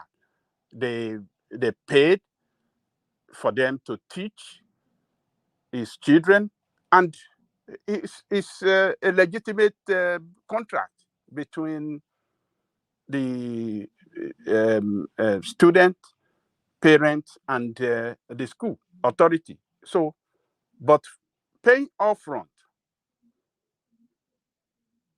for the whole to complete the program, that appears even funny. I don't know where that is done. So so the school doesn't want to get it. It's clearly a case of money laundering, isn't it, Ajale Koko? It's parking the money in that school for the dust to settle, and then they'll take a refund. What we need to find out, actually, they say American International School, but it'll certainly be owned by a Nigerian. So, the EFCC should focus their searchlight on that school, because, of course, this is not a one-off. This is this is one of the pathways of just laundering money out of out of state coffers and cleaning them via all these sort of spaces. So I think they've happened upon some what might well be a Pandora's box. Sorry about Obadale Koko. Can you just for 1 second? Yeah, go ahead. I'm not a lawyer, but you cannot. I don't think EFCC will want to slam him with money laundering charge. You know why? Because they cannot prove. They will not be able to prove that the purpose of wiring that money to that school is to warehouse that money with that school. That means the school will be culpable. And for them to be saying, you know what, hey, here's your money, shows that they don't want to be liable criminally, right? So that is the reason why the government or EFCC will not be able to file that charges of money laundering. Because the purpose of money laundering is for you to warehouse money somewhere with the purpose of using it. But for the fact that it's already wired for a purpose and the school authority is collaborating or is saying, look, I'm open and all that, that means the EFCC will not be able to file that social kind of charges. But for purely embezzlement, purely theft or stealing, whatever it is that will reflect only theft, that is what EFCC is going to do because it's bristling and it's just it's right direct. It's not about you direct from government accounts straight to that school. That to me is anime style. Dewale it strikes me as an open and short money laundering case. You say money laundering is to warehouse money. What exactly is happening here other than warehousing money? Forward paying. You know the fees are around about I think $30,000 thereabout. So why would anybody? I mean because you know the law looks to the logic of it as well. You know is Woman, yeah. that money was meant for school fee. Yes, no, we know that. That's not unknown now. But So when you cannot use hold on. money laundering now. No, when you launder money, it's always for a purpose now. But look, Inflated invoice, dodgy bills, you know. They don't just, that's how money is if laundered now. They launder it for a if this purpose, but the purpose does not match the money, which is what is happening okay, here. if during the investigation they found out that the school fee was less than the amount that was wired to the school, maybe they may reconsider. But if that amount equal what is being transferred to that school, that is not a clear shot. Adewale, they can prove it Adewale, easily. They can Adewale, prove it easily. Adewale. Good morning. How? Good morning, Adewale. Let Simba Roman. finish. I'll come in after Simba. Okay, if you're a businessman, let me ask you this question. What will you gain by paying a school fees upfront of 10 years? In a business that does not belong to you? How many children does he have in that school? How many I children? don't even know. He paid up to Somebody that 2034, and you are saying it's no money laundering. He used his office to launder the money. You know, when he was in the office, that was when he got the money, and he used it to secure whatever, whether he wanted to secure the life of the student, I mean, his children, maybe even the one that is still unborn, till 2034. So, and you are saying you find it difficult to prove that it's a money laundering? It is easier, Adewale. They do this all the time. We have It's not, real and estate. let me tell you, it's not even only Yahaya Bello. That is what Nigerian They politicians do. does, most of them. Let me give you a Most of the similar example businesses, most easily. of the businesses in Simba, Nigeria. just a moment. It's like you are in Nigeria and you send money to, let's say, Ford Motors and say this money is for 100 so and so brand of cars directly. And then you go back 1 week later and say, no, I can't. I think just send only 20. So the remaining money for the 80s, please send it. You can even try them first. Send it to so and so place. If they refuse, then say, okay, send it back to me. By the time that money comes back to you, the money is clean. Baba, that is how all these Yahoo people used to launder their money also.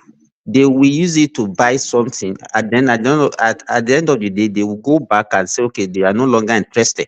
They can even forfeit some percentage of the money to get the what they wanted to get. So, and they have used that platform to actually get the money so that people will not know, they will not be able to trace the money to them. So Simba, so in that case, that means the school also will paragraph from that charges as well. No, Well, you know, Nigeria now, they will leave the school. they If collaborate they are with how can you, yes now. cooperating. Okay.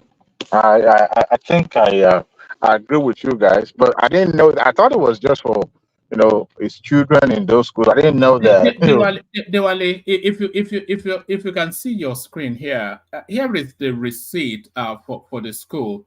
So the average term is $21,470. So that's for a term. That's the receipt. American International School. So that's the receipt.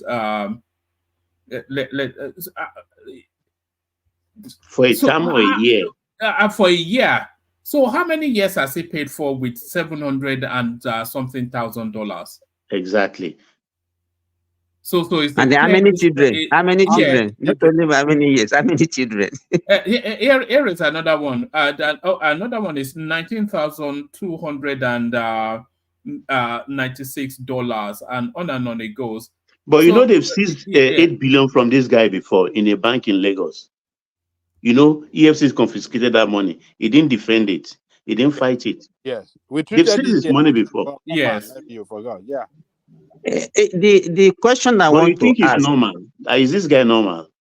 No, Baba. The question I want to not ask. sophisticated. That's just I feel it's not The sophisticated enough. Yeah, because that's how everybody steal now. All of them, including the ones we are healing now. Patrick. The The ones that have become born again. the younger ones that we are praying that okay, let's give the young ones opportunity. You see, they even fumble more than the old. No, You you understand? use Yahaya Bello. Rubbish. It's not only Yahaya Bello. Hey, Baba Jare Koko, not only Yahaya Bello. Just mention one younger politician that is doing well. Don't go Just too mention far. one. 30 something. Mention one. Minister of Internal Affairs. Hey, forget about that one. That was just. I'm talking about somebody in the capacity of that hold a very good political office. That one just an administrative this thing that he's just doing now. Forget about that God of the interior. Give him some time. Better. If we started, if we start, let even during the Obasanjo's regime, look at what happened to the likes of Bankole and the likes. You understand? The former the House of Representative speaker. No, it is just. I can't understand. The youth, Baba. the so-called youth, they are not doing well. Does that mean what this guy said, Dino Melaye, has come to pass when he said, "Do you know Yahaya Bello máa ṣẹ̀wọ̀n lẹ́yìn ìjọba"? They know themselves. These guys know themselves. I know. Yahaya Bello máa ṣẹ̀wọ̀n lẹ́yìn ìjọba. Country people, make una come here tori o. Say Dino carry money, give talk, say make you go buy gun to Fiakwa. They say Dino carry money, give talk, carry gun, give talk, say make dem go dey prepare for 2019. Ọlọ́run má jẹ́. They say me meet them for airport road Alakiaye. My brothers, the venom of a viper cannot do anything to the back of a tortoise. Ọmọ mi láyé ti lọ, I don waka. But make I tell you now, Yahaya Bello, do you know Yahaya Bello máa ṣẹ̀wọ̀n lẹ́yìn ìjọba? I know Yahaya Bello máa ṣẹ̀wọ̀n lẹ́yìn ìjọba. Do you know? Right. Dino and all the rest are part of people that is troubling him now. Abẹ́ lórí tó ń jẹun wúyẹ́ kí ló tún kù tí ó sọ orin tó fi parí ẹ̀ nìyẹn àgẹ́tì Yahaya Bello. I don't think it's normal, honestly. I mean, look, Baba, I said it here that all our politicians, if they should do mental evaluation for them, psychiatric, check on these people, they will discover a finding that is yet to be discovered in mental problem that yet to be discovered in the history of this world. Yeah, Our politicians, they have it in their head. they have it. I agree. Because I you think cannot imagine. You can't just, why?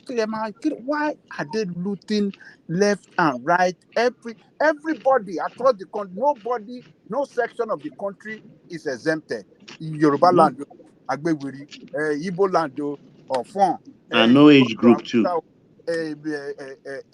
Only. Everybody. It shouldn't be like that now. So, I don't know.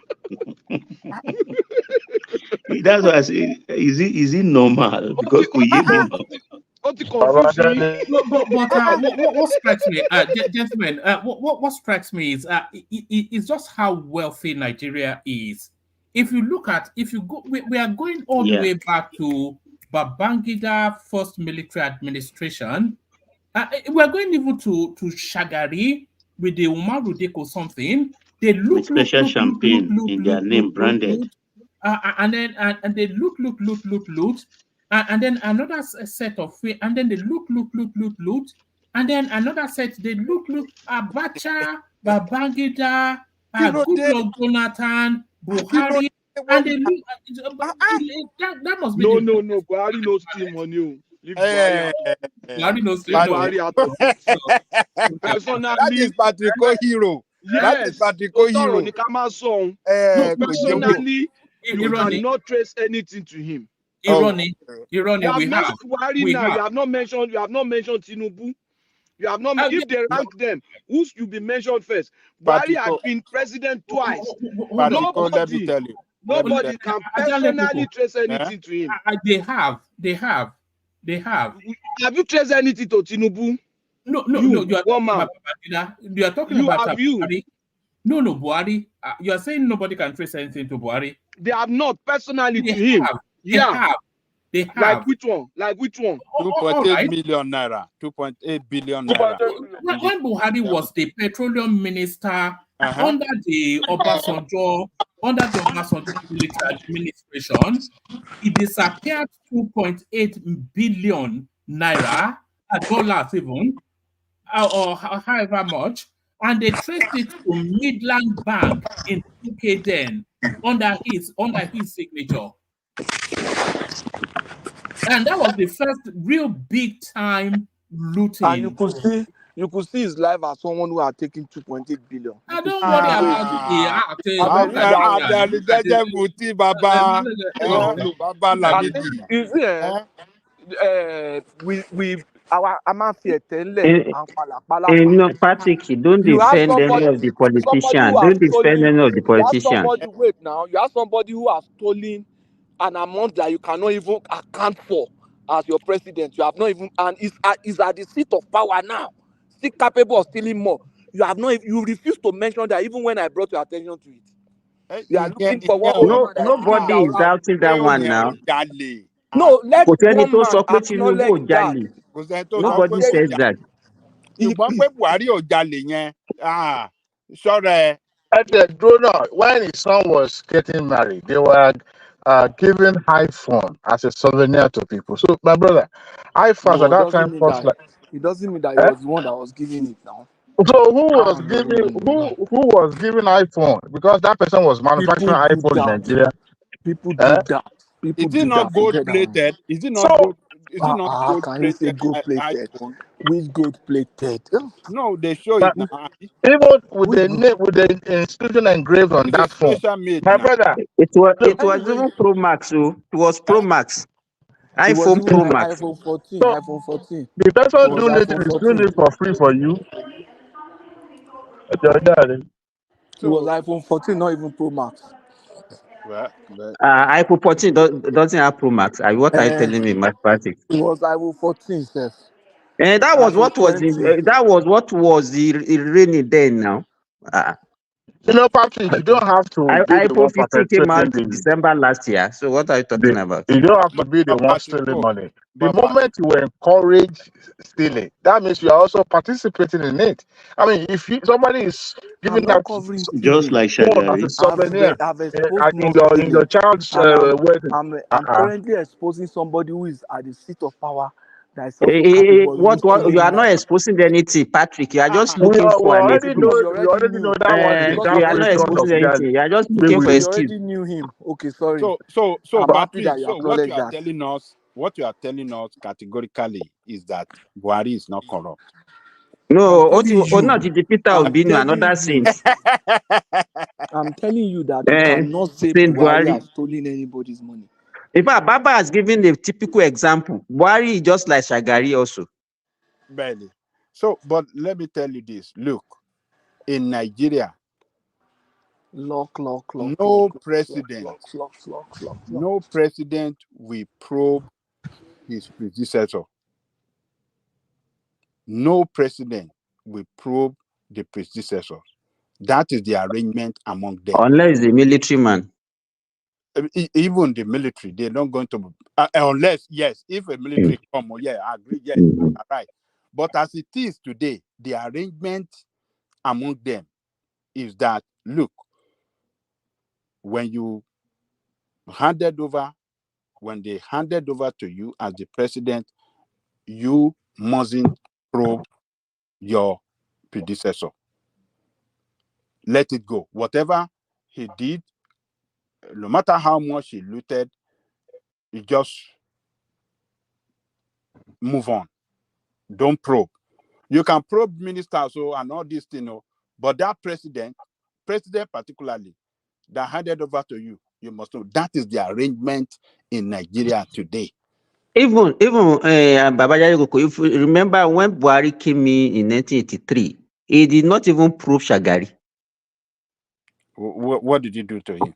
Nothing. He just He did, yes, it was the ministers and all those ones, and the governors that was putting in prison. He yes. left the guy alone. He put him in house arrest. He took him to Mhm. and let him have sit in his In his parlor, in his farm there in Shagari. Eh? in his village in Shagari. Yeah, they didn't do anything to him now. So, but look, let's go back to this crazy guy from Kogi State. Look, that guy is just wasting his time. He already destroyed his image, and he Did he really have an image before? the more he kept himself in hiding, the more he's building a hard But Ajale case Koko, give me against. 1 second, please. Ajale Koko, maybe we are saying not too wrong to young, not too young to run. We want youth, we want youth.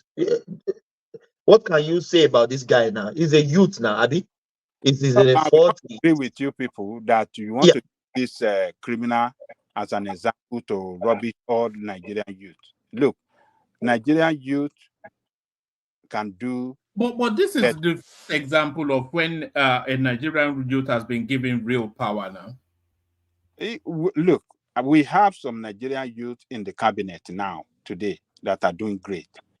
One of them is the Bosun, that one in charge of the digital economy, and what is his position they given to him. He's doing fantastic job. Another one is that the internal affairs minister is doing fantastic job.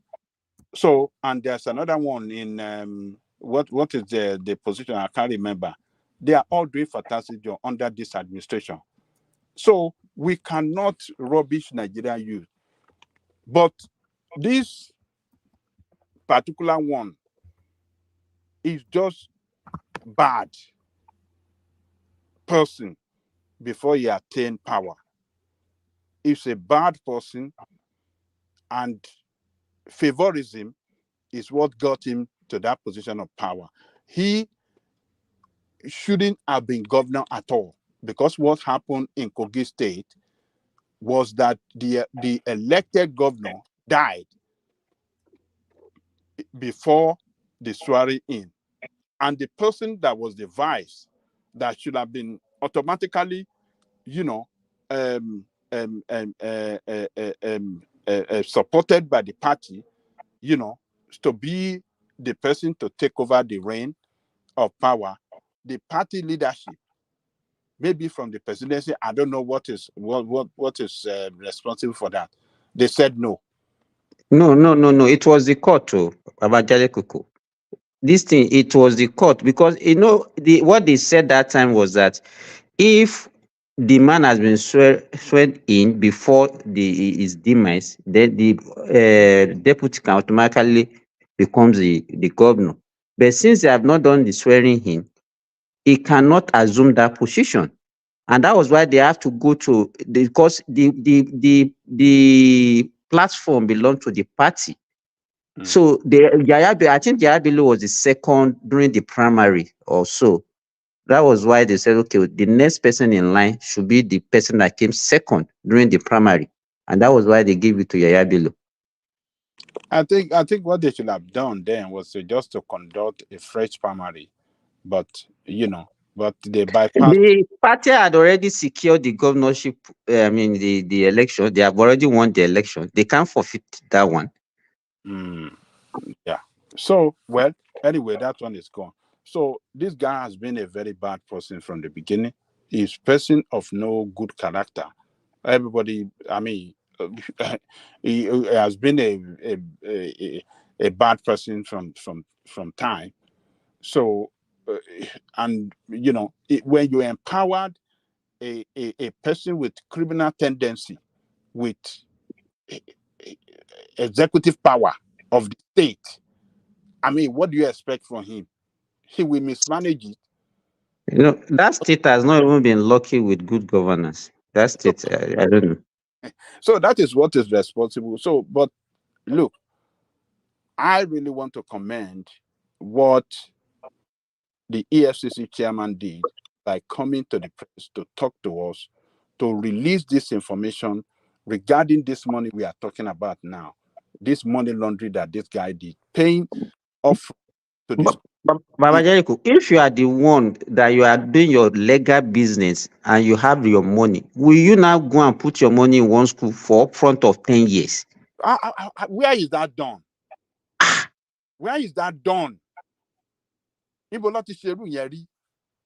can you pay upfront? Then even the school, why did they accept such an upfront payment? I don't get it. So, no, the school would have accepted it because they understand. I don't think this is a first instance. I think that the EFCC should focus their searchlight on that school. Exactly. There are more people. There are more people that are doing that with that same school. Yes. It's a standing arrangement now. They use it to warehouse money, and then the school will take its cut, and then they will get the rest back, but then it will be a refund from school fees. No, it's a win-win situation for the owner of the school, one man. It's a win-win situation. If I'm a businessman and somebody comes and says, okay, I want to pay upfront for a goods I will not deliver in the next 10 years, I will take the money and use it and invest the money in my business. Yes, but Simba, what's going on is he's paid. We've seen the receipt from the school, so the fees are no more than $20,000, $30,000. So he's paid all these years up front. So when it's about 2 years out of office, all the dust has settled down. He sees that nobody is chasing him. He will go and request a refund. The school will take a cut, of course, because that's not the first time they've laundered money for. And they will say administrative whatever. They will take some and then they'll give him the rest. So it's money laundering. It's just He will file a complaint for overpayment or something like that, or overcharge or something like that. But even that, this kind of school should be closed. One man. They will have to close it now. He can even say he wants to take his child to another school. It doesn't even and then they say, and then they because how can you that is just a one man. One man not in power Nigeria. He got to make sense. You know? Oh, God, my goodness You're me. right. You're right, one man. I was Yeah. even thinking in that direction. He can say, look, I don't want my child in your school anymore. I'm taking it. So refund me. He only spent 2 years instead of 5 or 10 years. So, and they will pay him his money. But the issue is that even it's a Money, secondary money school. laundering now. Money Money laundering. laundering. How can then is to me that how can you even be charging such a huge amount of money? Even in the foreign university, people don't international students don't pay such a huge amount for a secondary school. They should not allow this kind of thing to thrive in our country. Believe me, these are the kind of thing that encourages corruption.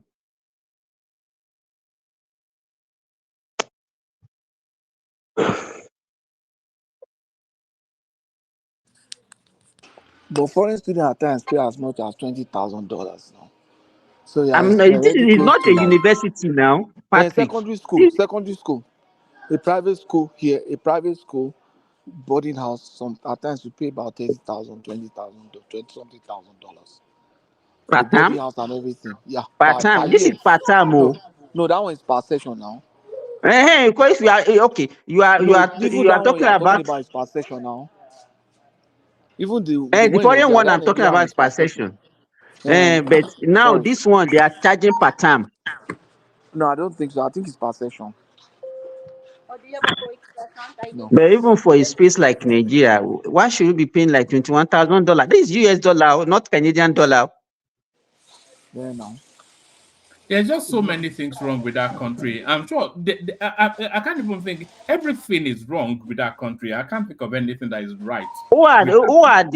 Who are their customers? Who are their customers? Anybody that's doing legitimate business in Nigeria cannot afford such a school. Yahaya Bello, those are their customers. Not people like you and me. Yeah. No, all right. Ajanda Coco, you Thank still you. have you still have the floor, but let me bail out hand over to Thomas. I'm not quite sure. That's Patrick paying for petrol right there. So mute. No. Sorry, Patrick. Let me bail out hand over to Thomas. Of course, the super chat. Bosun joins him. Lato Rich. So the names that you usually hear are AB in that space as well. Lato Rich again. Prince Daddy passed by with the super chat. Abdul, I don't think we've yet given him a mention, and that's Audi right there. So Audi is Paddy, also sometimes known as Rotimi. So that super chat space is still open. Yes, that's. Sorry, just before I leave, this is Pansat right there. Changing his name, but still, you can still hear the accent right there. Who made a fool of himself on Rudolph's platform just earlier on today? But that's Pansat, of course. He hops from platform to platform, making a silly ass of himself. So that's all that. So let me hand over to Thomas. Thomas, I'm not sure if your after hours crew are starting or not, but you have Adande Coco and Simba to keep you company. Baba here as well. So carry on as you are. Thank you, everyone. See you tomorrow. Yeah, see you, woman. Yeah. All right. So I like what the EFCC chairman to address the press to tell us why. I mean, But Adale Koko, I have a question for you. yeah. If Yahaya Bello is an APC person and is facing this persecution, don't you think they are doing this for camera, or maybe we can say Tinubu is just want them, he wants to be open for this to arrest the criminal. What do you think? No, they are not doing it for camera. This is not this is not drama. This is real. This guy stole the state money. The EFCC chairman, I like what he said, that if any political power is trying to hold him back, to prosecute this guy to the logical conclusion, he will resign. I like that. It's a statement to politicians, because politicians are known for their rascality. Pressure could come from the president, pressure could come from those political powers over him. So sending that message out is to tell them, look, I'm not ready for any political pressure. I want to do my job. I will do it squarely, and I will conclude on this thing in accordance to the law. So, but some people, some analysts are talking some gibberish. Oh, it's too emotional. He's doing this. He shouldn't have said so. Why? Ojere Koko, that is one of the problems we have in Nigeria. You understand? In one time we will say, okay, we want to fight corruption. Then when we now want to fight it, will be the one also giving reason why it should not be fought. It doesn't. I don't understand. Kí ló ṣẹlẹ̀ pàápàá nílùú ìtàtẹ̀ tí wà yìí pàápàá gan sef? A ní gbogbo wa la gbádùn, gbogbo wa la gbádùn. All right, mi gbádùn o, mi gbádùn sef. Everybody lórí ẹ̀ ti yí pátápátá. Oh, believe me, Baba Jare Koko, that is just the truth. You mentioned earlier, you trace back and you see that it's the same thing all over. Same trend. Yes, same trend. We grew up to know Umaru Diko, all those Adisa Akinloye, Richard Akindele, all those during Shagari regime that were looting Nigeria to you understand. The military came, Babangida came after Buhari, and then he legalized corruption. He was doing at the end of the road. Every 2 years we remove the military administrator, change them. Was doing okay. You guys come and chop. That was how everything just became chaos. Yeah. So But I think, Simba, I think another challenge that we have as Nigerians is that we already have a stereotype that any politician is a thief. So even it's not as if all of them are thief like that. Look at Shagari now that they say was a corrupt man. Now Shagari left office, and after everything, we know that he was not really corrupt. If he was corrupt, he wouldn't be that. He was poor now. He was a poor man. Shagari just like your mentor, your Buhari, because I think you like Buhari. Ó lè ní Buhari yẹn o. Jọ̀rí Shagari yàtọ̀ sí Buhari, ó lè ayé àtọ̀run ni. Owó kò máa ń ṣe jẹ́jẹ́ bíi pé òun ò mọ bí ọ̀bọ. Eégún ìṣẹ́nu jẹ́jẹ́ mutí. A máa ṣe bí ọ̀bọ, a máa wò bọ̀n bẹ́ẹ̀ ni tó mọ ó lè. Ẹgbẹ́ wáyé owó Buhari kó gbé jáde, tàbí tó bá rí díù tí Buhari ṣe kó gbé jáde. Kò ní ìdí opposition. Ajani Koko, let's be fair to Buhari. I'm not vouching for Buhari, but we can still a little. You can't compare Buhari to articles of this date, Because he's not a smart guy now. Because Buhari is not a smart guy. He's not smart. He's worse than Atiku. It's worse than Atiku. How can you say that? Ajani Koko, come on now. You can't say even Tinubu is not as worse as Atiku. Atiku. Even Tinubu is not as worse as Atiku. Patrick, you remember all African games that we hosted that time? Look at that Abuja Stadium. It was the one in charge of everything, Yes, now Atiku was the one. It was one. All the project of that All African game was under Atiku, and Ajale Koko's friend Obasanjo was doing all those things to appease Atiku. That time, he was just giving me everything. You understand? Then, or even the Bureau of Public, that thing that all the properties that they were selling that time. You understand? It was the one in charge. It was Atiku All those our industry that they were selling during Obasanjo, did you even see any of them that is working now? They sold all those things. Obasanjo They was sold traveling a United. lot. They sold machine tool. They sold steel rolling. They sold everything that they sold. What was the outcome? And Baba Ajale Koko will come and be defending Obasanjo as the best president that we have. No, hold on. You know, Obasanjo was traveling a lot that time. So, From I give excuse me. Oh,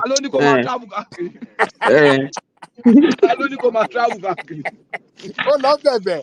Oh, not baby. Who support? I mean, the same thing that Tinubu is doing now. So he was traveling around. Tinubu did not travel. Even if you look at Obasanjo is the most traveled president we have ever had in that country. He traveled at the early stage. Zuma, this thing you said there, in short, just remind me that African game. I think there was a time they bought one car. That several of that car for all the. There was a scandal of one car that they bought that time. Everything was a scandal, but Patrick. All African game. If you see the billions that they claim that they spent on that all African games that time. And Obasanjo was doing that one too because he knew that the only opposition he had that time was Atiku, and he was just giving the guy. One of the scandal also included Stella. I want to remember. Stella was involved in one of this thing. But that Baba supposed to be in prison. Believe me, he's supposed to be in prison. And now we are taking like hero.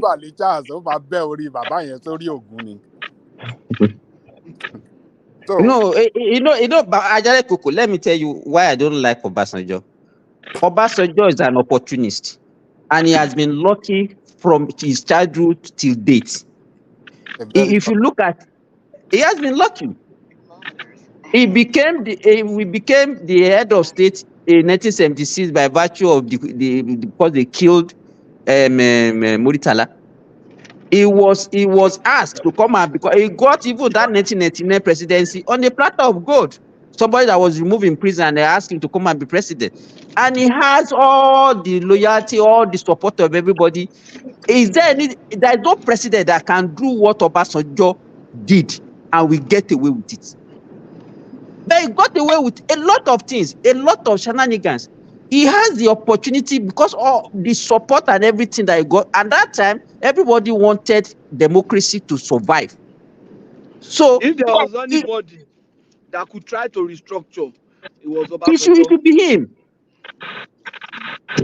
Then he now left the office. He became a letter writer. No, kò sẹ́ni tó mọ̀ ṣe o. Àwọn nìkan ni wọ́n mọ̀ ṣe. Àwọn nìkan. Tí ìbá yẹ pé ilẹ̀ Yorùbá ń bú àgbàlagbà yẹn, àbá kàn pé wọ́n lágbàáyà. Ó ti pé already, ó ti pé lágbàáyà already. Ẹ ti pè wọ́n bẹ́ẹ̀. Ẹ̀yin Yorùbá, ọlọ́tẹ̀ ní í ṣá. For me, right? Ó máa jẹ́ pé kiri àbá pé lágbàáyà. Ó ti pé bàbá yẹn lágbàáyà already. Fix power. What? No, let me tell you, Patrick, what did he fix? Did he fix anything? Nothing. He didn't fix anything now. He didn't use anything, yeah. He didn't use anything. He was just going about. He did a lot of things for that country. Like what? Like what? He did a lot for that country. Like what? He built a lot of road. He did a lot. Which road? Which road? He did a lot. I want to last 10 minutes. I want to last 10 minutes. I remember one of the roads he constructed that time was that Benin bypass through Tonyanine. What is the name of this Urumi man? That road there. Urumi, that man from Urumi, they call him Mr. Fix It. They used to call him that time Mr. Fix It. That PDP man, is it Tonyanine or what is this? What was his name? Tonyanine. They gave him money to go and do that road. He ate the money. They use it to organize primaries. That was the money they used to organize primaries for second term. Obasanjo was just throwing money around. The only person, the EFCC he created at that time was just for his political opponents. Anini was never questioned, invited by EFCC. You know that man was he was one of the most powerful people in PDP that time now. Before his demise. He was the Yes. Baba Saleh of the party now. Yes, now. He was the chairman of board of trustees when Obasanjo was there now. Yes, he was the Baba Saleh of the party. So, It was when Obasanjo left power that Obasanjo displaced him. You see, Obasanjo is very abusive. You have become president. Now you left presidency. You now said the chairman of board of trustees will go. You will now be there. You told the whole party chairman to resign. Patrick. Ajale Koko has always been supporting people that are traitors. You understand? That was the same way he was supporting Awolowo against Akintola. You understand? The same thing that Obasanjo wanted to do that time. It just they have they have grown wing to the extent that they wanted as if everything should just belong to them. You understand? You are a president. After leaving presidency, then you want to say, okay, you go. I want to take this. That was the same thing Awolowo did to Akintola that time. But he will not agree with me. He will be abusing me now. Ajele will be abusing me now. Nǹkan táwọn náà ní Akíntọ́lá yẹn ta ló lè gbarú ẹ̀ láyè sí i. Ẹ ká sọ tán ta ló lè gbarú ẹ̀ that you will say okay you are going to a president you run. No, let me no. Ọ̀dàlẹ̀ l'Akíntọ́lá. But how can you go and meet Sardauna, the adversary of? No, báwo ló ṣe meet báwo ṣé láti ilẹ̀ ló lọ meet Sardauna ni àbí kí ló ṣẹlẹ̀? That's what you should ask. Ṣé ó kàn suddenly dìde ó lọ meet Sardauna àbí ìgbà tí wọ́n ti ostracize ẹ̀ now ìgbà tó ti ostracize ẹ̀ tó ti sọ di orphan ṣé kò ní get. The right àti ní political ambition títí ẹ̀ kò ní right. He doesn't have the right to have his own political ambition. No. He should just be a subject. He should just be a subject to Awolowo. And let me even tell you. Ọ̀ṣínbàjò ń ṣe kò betray o. You were supporting Ọ̀ṣínbàjò. Patoski, one thing you don't know that time, if you see Akintola talking, Akintola can talk better than Awolowo. And Akintola speak all the major languages in Nigeria. Go and look at it. He speaks fluently Hausa, he speaks Igbo fluently, and he speaks Yoruba fluently. They are the one doing all the hard job for Awolowo. During campaign, is Akintola that normally campaign for Awolowo. You understand? The man is too bossy, and he wanted to just like. Where is Tony today? When there was a day I was going off on Awolowo's record. It was Babajide Koko and Tony that were accusing and attacking me. I could remember very well. The same thing Tinubu is being accused of today. They've accused Awolowo of monopolizing the political landscape of the Southwest. And I think it stems from the Yoruba tradition, where kind of tends to follow leaders wherever he's there.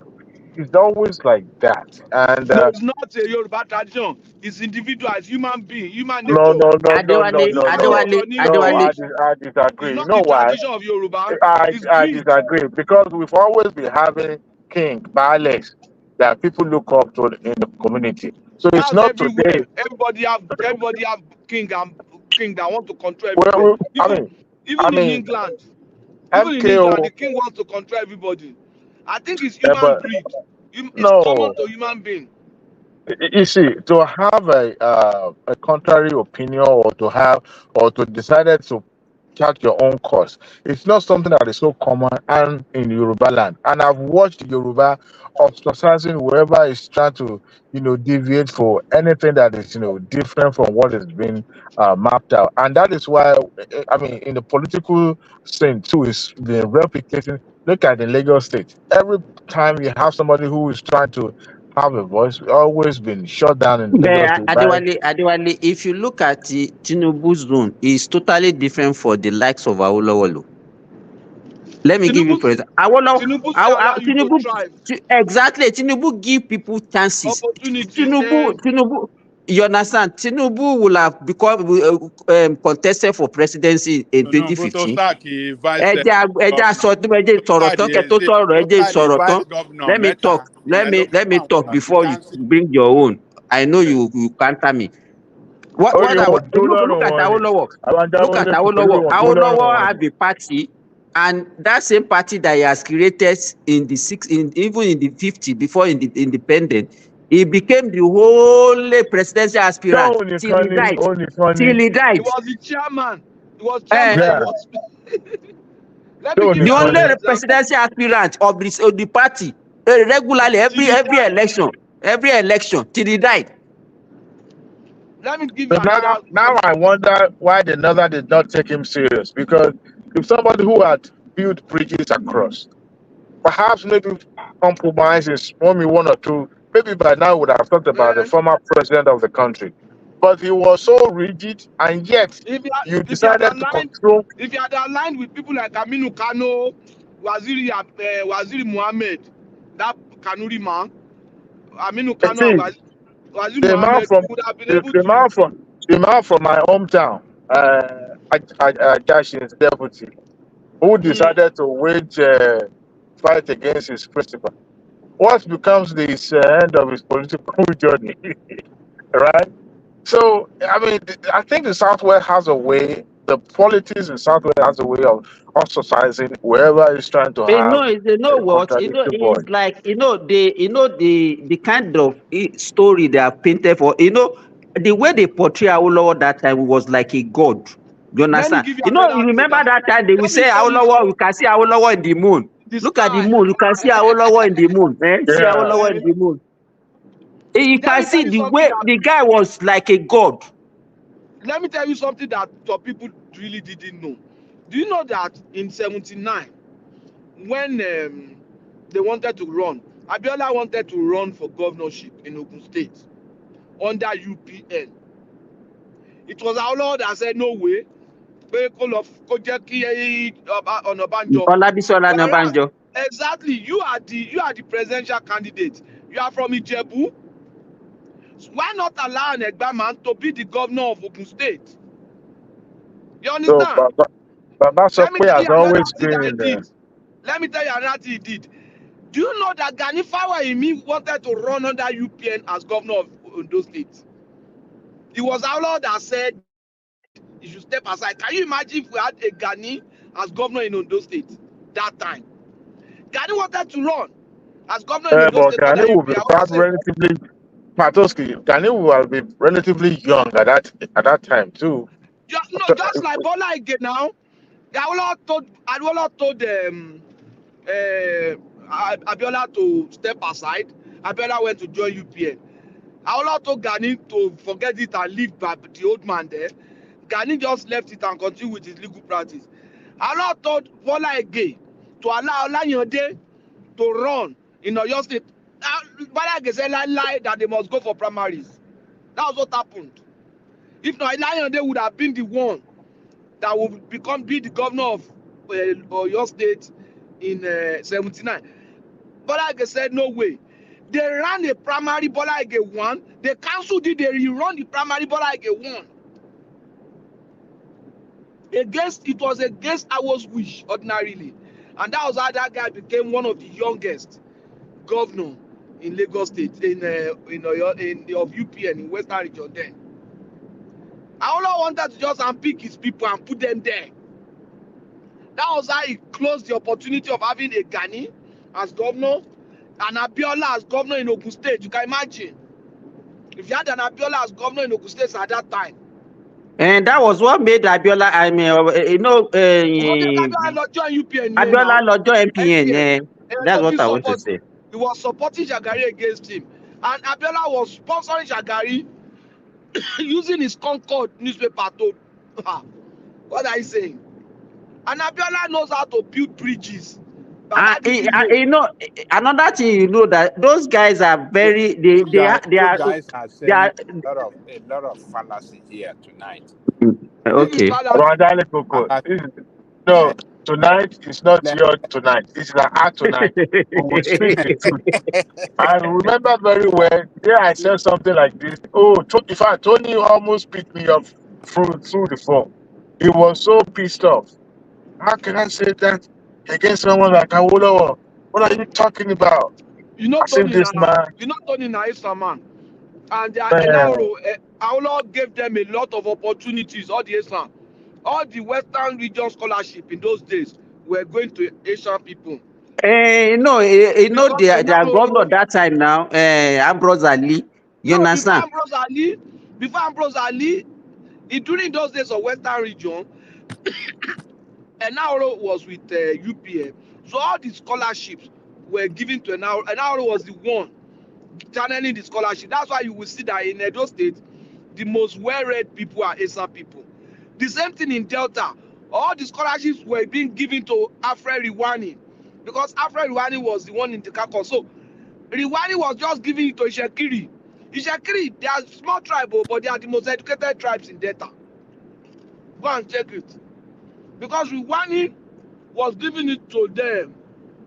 The same thing with Tenaoro was giving it to Asian people. So you have more Asian people as No, even if you have lived in Ishan land, you know, not only even in education. If you see the kind of old roads that are there in the 70s, no, you understand? They are built in the 60s. They are still standing the test of time up to today. I could remember. Look at that road to your hometown that goes through to what? No, from no, so yeah, what is the name of this town in Ondo State? That bridge, that narrow bridge, that cross that narrow bridge. That went to Ifon, that road. You know, if you knew when they have built that road is still there up to today as I'm that road talking. is still intact, but maybe because you know that road is not as busy as Actually, it's not a busy road. It's not a busy road. very busy road. Not a busy road. Exactly. Look at when NPN took over the Southwest in 1983. Look at the kind of fight, war, not even fight, war. Ṣé wọn rig election? Kí lẹ́yìn people yìí sọ̀rọ̀ báyìí? War. Look at what happened in Odo. Look at what happened in Oyo. I remember Bola Ige, when Bola Ige handed over to Oluloyo, he was crying. He was shedding tears. He was crying. Hold on. Did Omo Boriowo win that election in Ondo State? He didn't win. He won. They rigged it. Even the Bola Ige, the Bola Ige. He won. They rigged it. Oluloyo won Bola Ige. They won. He won. They rigged it. Ibadan people were they switch camp. Ibadan now when they switch camp and supported Oluloyo. Yes, the one of Ibadan is different, but the one of Ondo State back then. Why are they fighting? I remember he even bought weapons for his political talk that time to be tormenting the whole state. I mean, Bola Ige. You know, sometimes some people will see them as like saints. Maybe it's even God forgive me. It might even be nemesis that caught up with them sometimes. Nemesis. But those people, they have a lot of blood in their hands.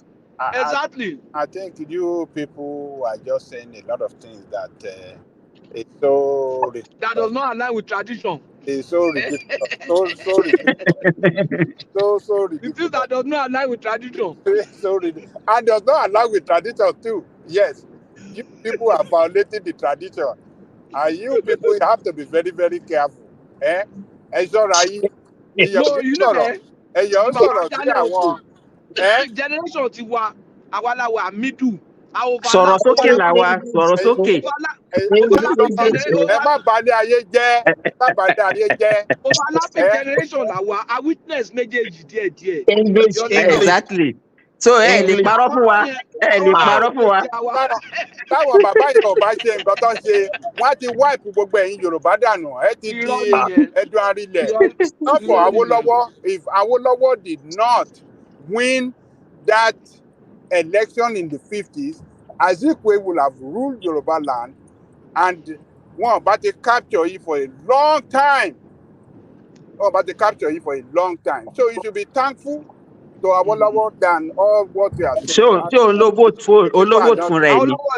Ṣé òun ló vote No, fúnra ẹ̀ ni? Only the father of only the father of tribal Was it the one that politics. voted for himself? No. The Yoruba people voted for him now. So what are you talking?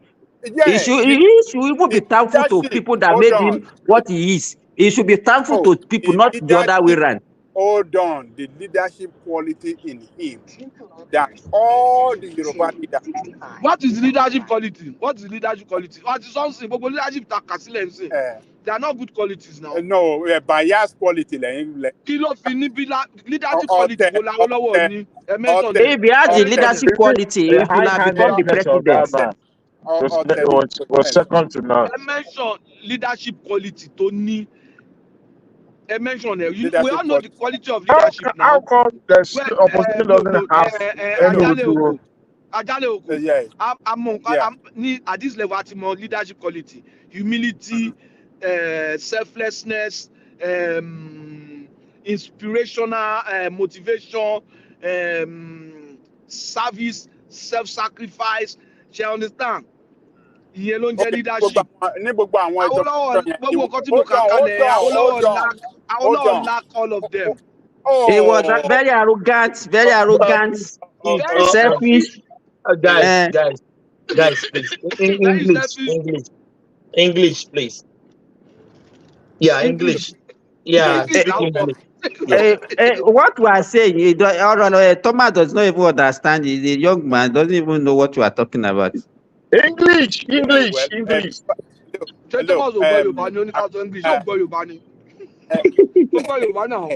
he just saying it for the audience to understand what you are saying. Okay. So, Thomas will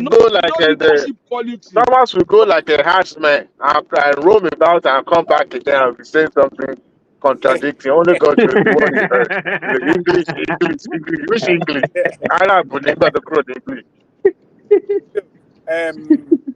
Patico, you see, for you to say that I will not lack all those leadership qualities. Some people it shows how biased you are. No, Patrick. Okay, Babajeko, we give you 3 minutes. Patowski. Babajele Gogo will say that because you are not Yoruba, that's why you are saying all this. Yoruba Patowski. Patowski is not Yoruba. Yoruba no. Yoruba gidi pọ́nbélé ni Yoruba tí ẹ̀gán lé ó dọ́jú tiwọ́ tó wá láti. Ó dọ́jú ti one man and who else again? And this Edoma, who says Edoma? What's his one name? Man, Rational mind. Rational mind. Rational mind is the man of. We will deport him back to Edo. The quality of leadership don't need. How we sure that approve Boshe. Don't get it wrong, Patowski. He has some quality of leadership skills. Like what?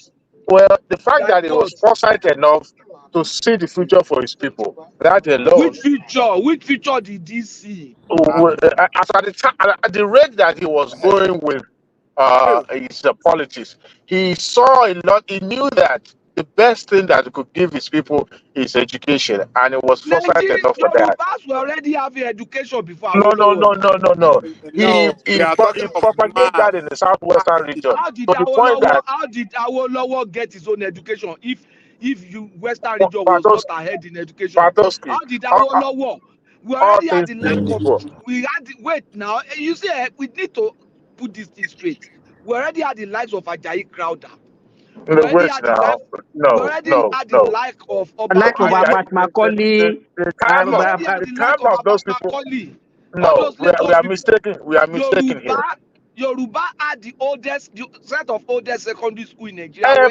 But Patowski, when he became the premier, okay, one of his core agenda then was to educate as many Yoruba as he could, and that was the reason why. Let me ask you. Where I differ from him, okay. I could remember in my own town, as small as my town is, the first primary school in my town was built in 1912. So that one predated Awolowo. Maybe it was just maybe how many years old, 5 years old or 6 years old then. You understand? What we are saying is that because the missionary, they have already established educational system in that in the region. West. You Now, understand? How My many father, people my were own father, let me educated tell back you, educational then? my How system, own many? father but it was took part, it it was the How second many set, people? but was How but the it many took second it people? set one of How step many were further. educated? How many were It took it educated before it I'm took Awolowo? it telling one you, step that's Hold why further. let me hold talk on. now. How many were let's talk. educated before Awolowo introduced? Let me say this. I'm talking to you now. If my oh God, my father was the second set of that school, and it was an Anglican primary school in 1914. As far back as 1914. You understand? So if Aula people was have 5 been years. educated, Aula was 5 years old then. I'm sure then he wouldn't. Aula couldn't even be second set of that school because he was 5 years old then. What I'm so asking if Simba is that how many people were educated back then No, you compared can't to how measure then? did it he in Hold get? How on did he population. got now. his own Oh education? God. Even Awolowo himself, how did Hold he got his on. own education? You We won't we measure it like that. You will look at the Even the rate at likes of which they Bola were. Ige, they have been educated before Awolowo became a political leader. Even Bola Ige was born in 1932, and he has started schooling. All these people, all the old people that we have, that we say, okay, they are our old forefathers in Southwest, they have gotten their education even before this Awolowo thing that the people are using to preach that to It lie has to nothing us to came. do with the class of people Aula you are gave us mentioning, education. Simba. It has nothing Eh? to do with them. It has nothing to do with those people you are talking about, you are mentioning. All things being equal, what I disagree with is his style of leadership, is the way he dominates and leaves no Tell us room for the opposition. leadership But quality that he has. Tell us the well, leadership qualities that he has. what for him to have chosen that education and make it free, even though the population was not this much, he chose education and make it free to his people and use the money earmarked in that region to finance education. And You know what? also, I don't. Okay, let me tell you. This so-called free education in that and this region was was the for how era when many there was years? no oil How and many gas. years that were even emphasizing it? For how How many many years did he years? actually? How That's many another years? thing. How many years? How many years? Àwọn èèyàn túbú àwọn èèyàn burúkú ni wọ́n jà ẹ̀. In 19 no, Simba, Janitor, I think I'm that's a on your very good side now question. because That's a very I disagree with him on no, the Simba, political. Adewale, It is clear to you pé ọ̀tẹ̀ làwọn I'm méjèèjì. beginning to see because you can't rubbish ọ̀tẹ̀ ló ń ṣe now. So we just leave them alone you see, when to it Adewale, comes run to their hotel. Simba as an asked administrator. one question. Simba asked one question that I have never thought of since. What did he Since say? we are Question examining it. And question that ọ̀tẹ̀ question wo ni is Simba ń béèrè? for how many years? Let us examine it. It's In the not the second how far, but no, how wait well now. intended. Let's even do it now. Let's even do it. Let's even ask. In the Second Republic, it No, was free just education. 5 years.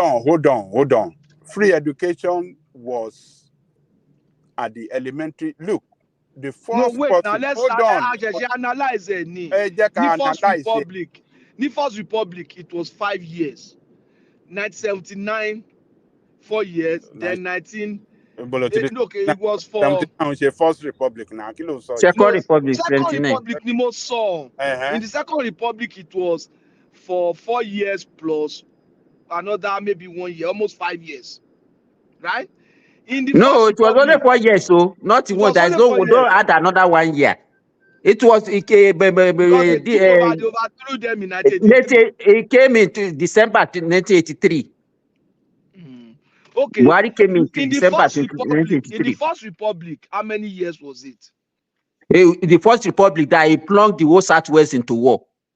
Wait, No, well, you can say that. I will agree it with was you how many on that years? one because it was Because evidence of the that selfish opposition did ambition. win election, like that one in Ondo State. All right, but they decided to do the mago and rig it back So to the First Republic, themselves. land, so First Republic. Not Okay. even not this. You know, these Awolowo selfishness have thrown the Southwest into war 2 times. Awandale Koko, In the I'm on First your side Republic, on this one. they Let them, had what they just call. ranting. I These make They a had, detour. they are wait just now. In the First This Republic, they had what they call Simba, you are not a Yoruba man. Today you are dead and I claim you to be a dead. Ará Ìlọrin ni ará Ìlọrin ni tó bá fẹ́ sọ pé We òun said Yorùbá á sọ pé it's àtọ̀ṣù a state northern man, lòun it's an Hausa ará man. Ìlọrin No, ni it's a now Fulani Fúlàní man, ni sorry. now It's a Fúlàní ni Fulani man. I've forgotten Simba that. now Yeah, it's a Wait Fulani here. man. Wait Fúlàní ni here. Simba. Wait And here. for those people do Babajale say, so now I can Babajale understand why. Let's educate these people about where it's Exactly. In fact, we dodged that man. Oh, that man will have plunged the whole country It into was a war. bullet, That not is just not, soldiers. no. I disagree with you guys It was a completely on that disaster one. call. It I was a disagree disaster with call. you guys It was on a that one. disaster coming. It And was a disaster coming. we need to be factual when we And analyze this thing. it would have been a This man So no, was not a okay. colossal Adewale, failure as you guys let us be serious. We are not, joking. We are not joking. It would have Everything been a that we have dictator. said now, is it a lie? Is But it it a lie? wasn't a failure. No. See, among all the premier, he was one of It's the a most lie. It's a No, lie. when you have performed when you have Olodo in the premier. class now, you know the one that is manageable because he's No. That's the issue. He was a Considering dictator. his He would cast, have been a very terrible dictator. Do you agree with Patowski. me? No, After Adewale, that, do you agree on that? no. Patowski, wait. He would After have the been time he we are was not talking about the Democrat. First Republic, hold He on was now, not a Patowski. Democrat. Hold on, Patowski. When we are analyzing, we also have to look at the trend at that time. Okay, the kind of politics that's being played, even in advanced democracy, like in the United States, you will see that the way they play politics at that time was more primitive, was more, gawuri. But now it's been reformed. Some of the things that they were able to went away with at that time, nobody can go away with it now. I mean, look at the finance ministers at that time. What's it called? Okotiebo. That was very flamboyant. As at that time that he was minister, the authority would have picked him up for even being overly flamboyant unnecessarily. But the bottom line is that among all his pay as a premier, he was one of the most performed premiers at that time. Now, where I disagree with him, it wasn't a Because the failure. rest were Olodo Awolowo now. was never no. Awolowo was never a failure. Okay, Showed Awolowo was the premier. No, Adewale, if you know how many years was he the premier of the Now, the Southwest for how many years? during the Second Republic, I'm talking about the 80s now, when it was made. Sorry, around 1960 something, when it was made the For how finance many minister. years? For how many Wait no? It now, was not He the was premier, the it was just premier. He was the premier for always Premier maybe 2 or 3 for only years. 2 or 3 years now. Premier for only 2 or 3 years now. So what are you talking Because disagree with you he guys. left and say he left to contest at the national level. Say Akitola should take over. Sorry, all Then this when he thing now about lost, Awolowo, he came back and said Akitola should leave. Propaganda, all these things. Because he was just premier for about 2 or 3 years, and that's all. And we knew the people that are even behind all this. The free education, whatever, was one of the But as ministers at that time, that was behind it. guys, But they gave the guys, glory to him. guys, wait. You could see that the southwestern region that he was overseeing as an administrator, he was able to map. He had That a you plan. oversaw for 3 years. His manifesto. Hold on now. See, when it comes to public governance, there's nothing like now. I mean, you could see some of the Tinubu's manifesto reflected some of the elements of Awolowo. Okay, so and what his plan was that, okay, look, in as much as I may not be able to perpetrate myself in the office for long, at least I can have people that will buy into this idea that I have. And when Akitola was now, having alliance with the opposition, he felt betrayed. And today, you may say it's propaganda. Yes, propaganda fried. But the bottom line is that he meant well and he shone bright and he was able to, at least with within that shortest time that he was overseeing the affair of the ó southwestern tiẹ̀ region, ó dùn mí with pé kò little rú resources, ó dùn mí pé with kò rú little pẹ́ ká ló resources, rú pẹ́ ni àbárí gbogbo kinní yẹn we no, would we have will been able have to see seen all this thing. wonder. However, I disagree with You know, him. he I couldn't disagree have with got him there based because the on his kind of political term. policy he was playing, he can never get a national Obama last acceptance. He yeah couldn't have gotten, he didn't get it yeah now.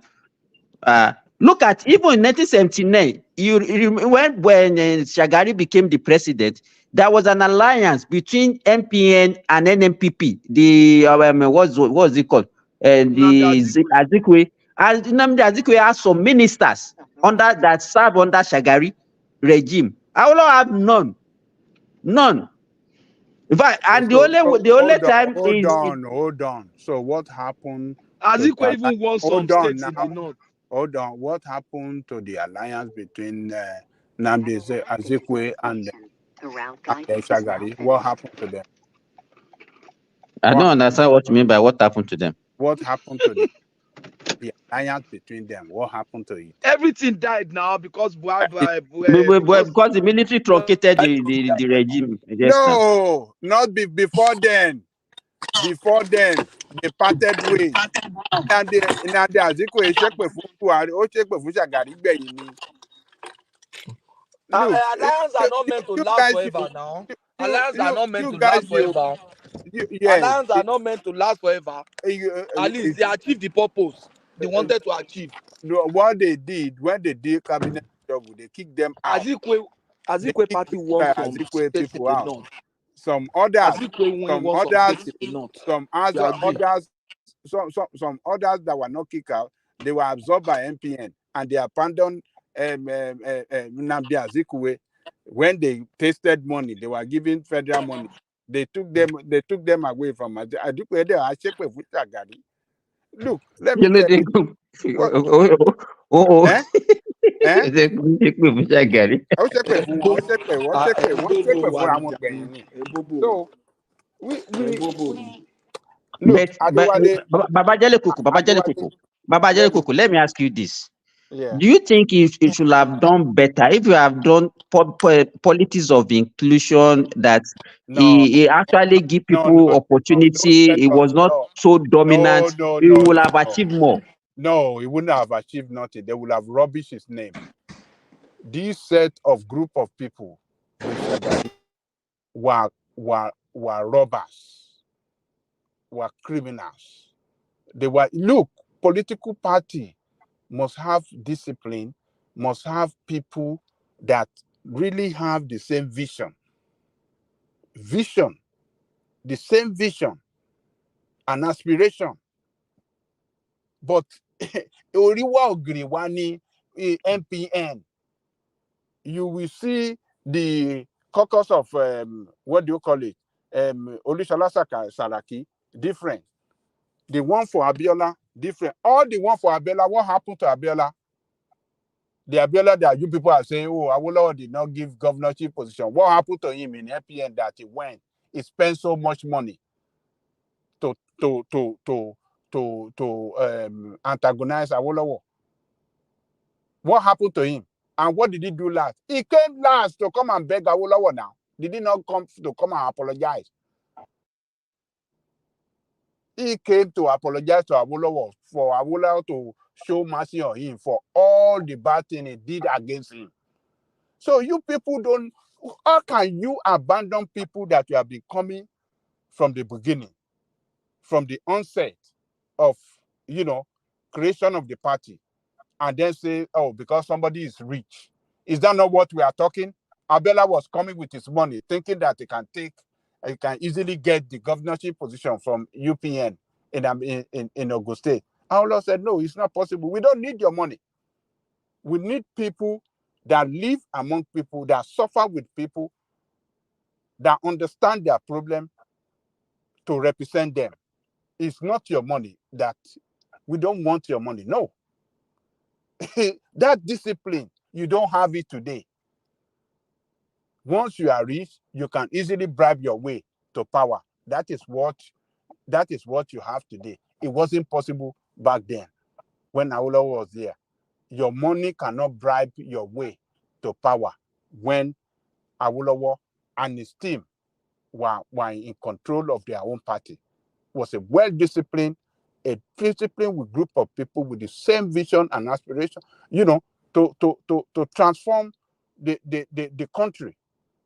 But hey, they were not given the chance from other parts of Nigeria because of bad political leadership. Etanu, he was the best among them. He was more prepared than this is the man. He was the one that immediately within 24 hours, when they lifted ban on political activity, he came on within 24 hours to announce But to the country Ajale Kuko, it was not your the friend, vision, but even your the friend, vision and the manifesto of their Obasanjo, party. your friend Obasanjo worked against him also in 1979. Hey, so what are you talking about? Ṣé mo parọ́ ni? Am I lying against him? He worked against Awolowo. You brought Awolowo first.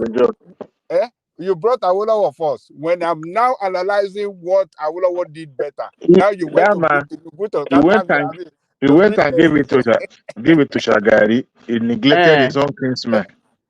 Like Shomali. Look, And they know Shagari did not win that case is election. different. Forget about They knew. Awolowo They didn't knew. win that election now. Awolowo didn't win that election. But Shagari did not win either. You mean 1979 election? So you expected him to cancel the election? Was it not They when would have gone. They would have when gone they started for using long. they started doing They would have gone mathematics. for long, and he knew No, that. so that the country will boil.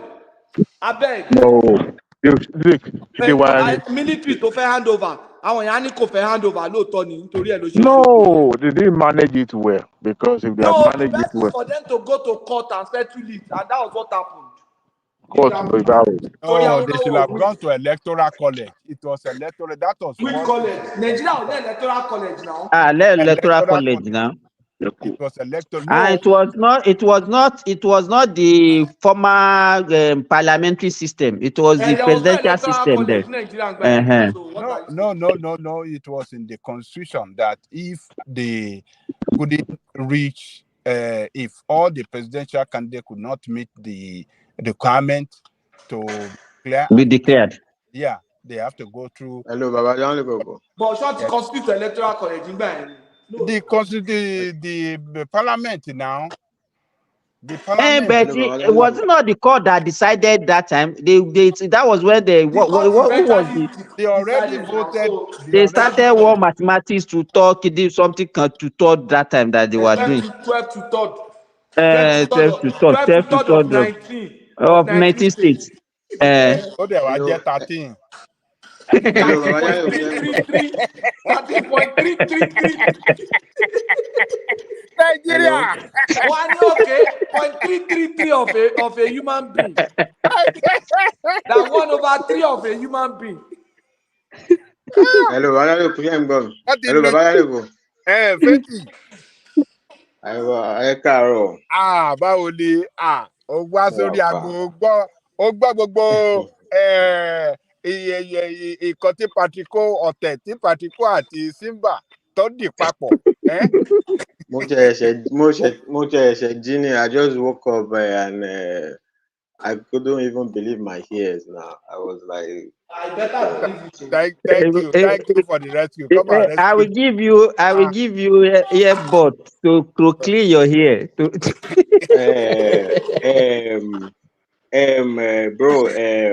Bro, Simba, you said your dad was in secondary school 1914. No, not secondary school. Primary school. Maybe you are just waking up. Okay, that was why you are hearing. Okay, whatever, it doesn't matter. 1914. Doesn't matter. Primary school, secondary, before he was alive, he was born 1914. He was not born then, he was born before then. Before 1914. 1914, your dad. Or your granddad, or your grandfather. My dad. Even I told you my dad. Tinubu Mama was not born 1914. That's his problem. I said my dad. My own father was born let me tell you. My father was born Okay, so what are you 1910. talking about? So What are you talking about? I have sister that is 80 years old now. So what are you talking about? And now, my dad was born 1910. Bàbá bímọ rẹpẹtẹ nìyẹn o. Bàbá bímọ No, rẹpẹtẹ. Bàbá my fẹ́yàwó brother is rẹpẹtẹ. Bàbá fẹ́yàwó rẹpẹtẹ. my brother is well Ẹ over má dá 70 pàtà ìlò tó torí pé ṣé èmi ló fẹ́ máa fi George ló fẹ́ máa sọ pé kinní.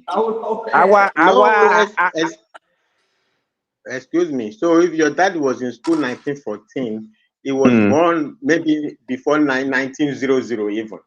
No. Wait, whether you said secondary school, I heard you. Primary school. Primary school. Okay. Now you said primary school, but you said I secondary didn't school. say Before, you are the only one that everybody here that heard what go I and was saying. listen. I heard it now. Secondary school. Oh. It doesn't even matter. Secondary school. Oh, it's okay. It's okay. Secondary school, primary school. So he was born before 1900. Is that what we are talking about here? So you'll be 14 years old before you can start primary school. Is that what you are telling me? If you are born 1900. Oh my God! Even when we were born, you are 6 years old before you start primary school. So are you telling me they were starting primary school at 2 years old in 1900? Are you saying they were starting primary school at 1900? 2 years old in 1900? As at that time, we start primary school at the age of 8, 9, 10. So what are you talking about? Okay, 8, 9, 10. So if you're already in primary school, whatever level it is, you are certainly so like was 10, probably 15. born 1902 or 1903.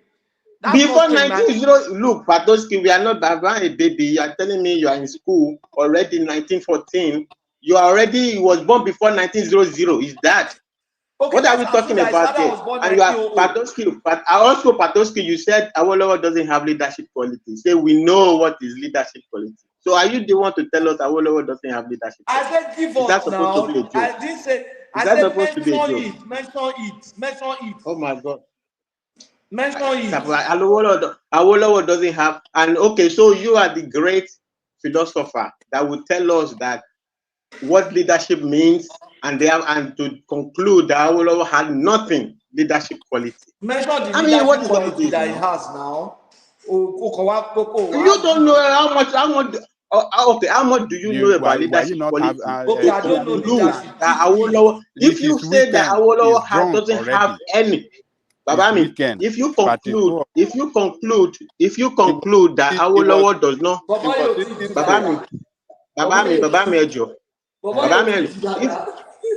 if you conclude that Awolowo does not have any leadership quality, then you don't know anything about leadership. I said tell me the leadership qualities of Awolowo. Look, okay. I don't even know what do you want to prove? What do you want to prove? I don't understand you. All I will say what is do you want to prove by asking about my father's decision? What do you want to prove? Excuse me. Down, you don't tell me that we are not a baby, okay? You can't make that statement. Your dad was in secondary school 1914. Okay. I tell you, I don't even care. I don't care about all of those things. I don't care about I don't care about all of those things. I will only say this and I will leave. Toju akata banlewo eni adìẹ kọ́ la ti ń gbọ́. Okay, bye bye.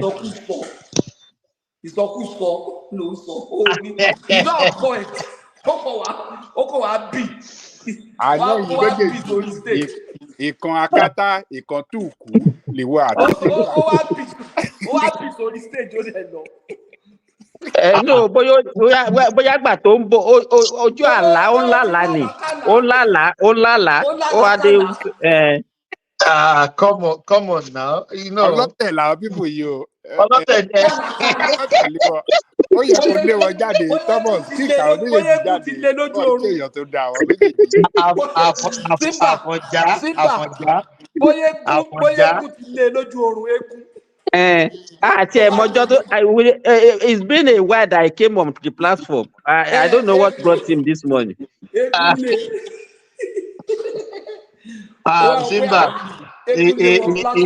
he purposely came to tell you that you are lying, that your father was born so. He didn't know. Well, what does he understand? I don't know what he wanted to prove. My father left Nigeria to Ghana in 1930.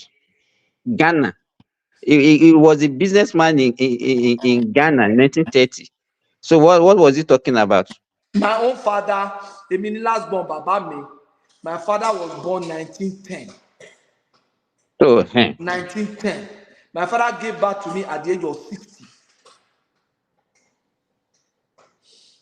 So it gives you an idea. So people still give birth. A 1900 person can give birth at the age of 80, 70 those days.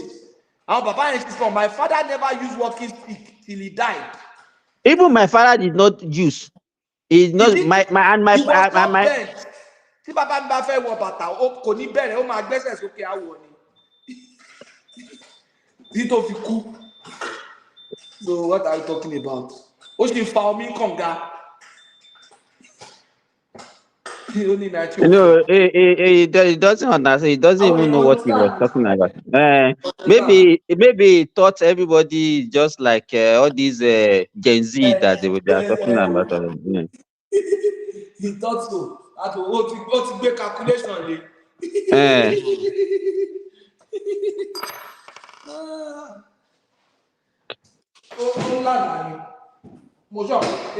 No, he said it. He said he was sleeping, so maybe he was dreaming. Anyway, let's go back to the late. Let's go back to Awolowo. No, forget about Awolowo. It's so good that it's on the Awolowo yẹn ti tó. Ìtẹ́sọ̀ yẹn náà ti tó. But Baba Kuku, what do you think we can do? I said something about this Yahaya Bello of 18. I'm concerned about the way even the younger ones in Nigeria, the younger politicians are not performing and the way they are behaving. Their recklessness is even worse than the old ones. But Simba, let me tell you, you know why the youth are not doing good? It's because the leadership are not leading well. You see, if the leadership are showing, leadership by example, exemplary leadership, the youth will have no choice but to emulate them. But because they are not showing exemplary leadership, so they throw them in a confusing state, and they don't know what to do. They just have to do. Yes. Nigeria don't suffer. You know this Yahaya Bello wanted to run for president. This idiot. Who? Yahaya Bello now. He went for the primary now. Nigeria suffer. You want to become president? For the president. Olagbara. Iba dumbu wanisa. No, he will concession the whole country. He will concession the whole country. I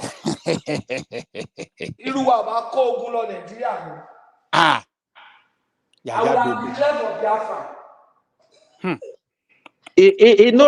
Baba Jele Kuku, if you remember, okay, if you look at the first time of Obasanjo, look at that young man. Everybody was excited that became the Speaker of the House of Representatives, Salisu Buhari. Toronto man. Toronto, then a second tenure was not a second tenure, but is it Salisu Buhari or Tofa? It was Tofa. No, it's Salisu Buhari. It was Salisu Buhari then. It was Salisu Buhari. Tofa was the one that contested against Abiola that time now, 1983. No, hold on. Who was caught with certificate, fake certificate? It was Salisu Buhari. Oh, Salisu Buhari. Okay, yeah. Salisu Buhari University of Toronto, Tomunye, that's #1 university in Canada. It's like go to Harvard. It was not being smart about it. Community college. You go score 98. Over if you boast personality, no, now. There are so many universities who would have chosen. The guy no get brain. It was very if you tell them here that if you go to any company or anywhere, say you are a graduate of U of T, everybody might go anywhere. U of T, McGill University, and Waterloo.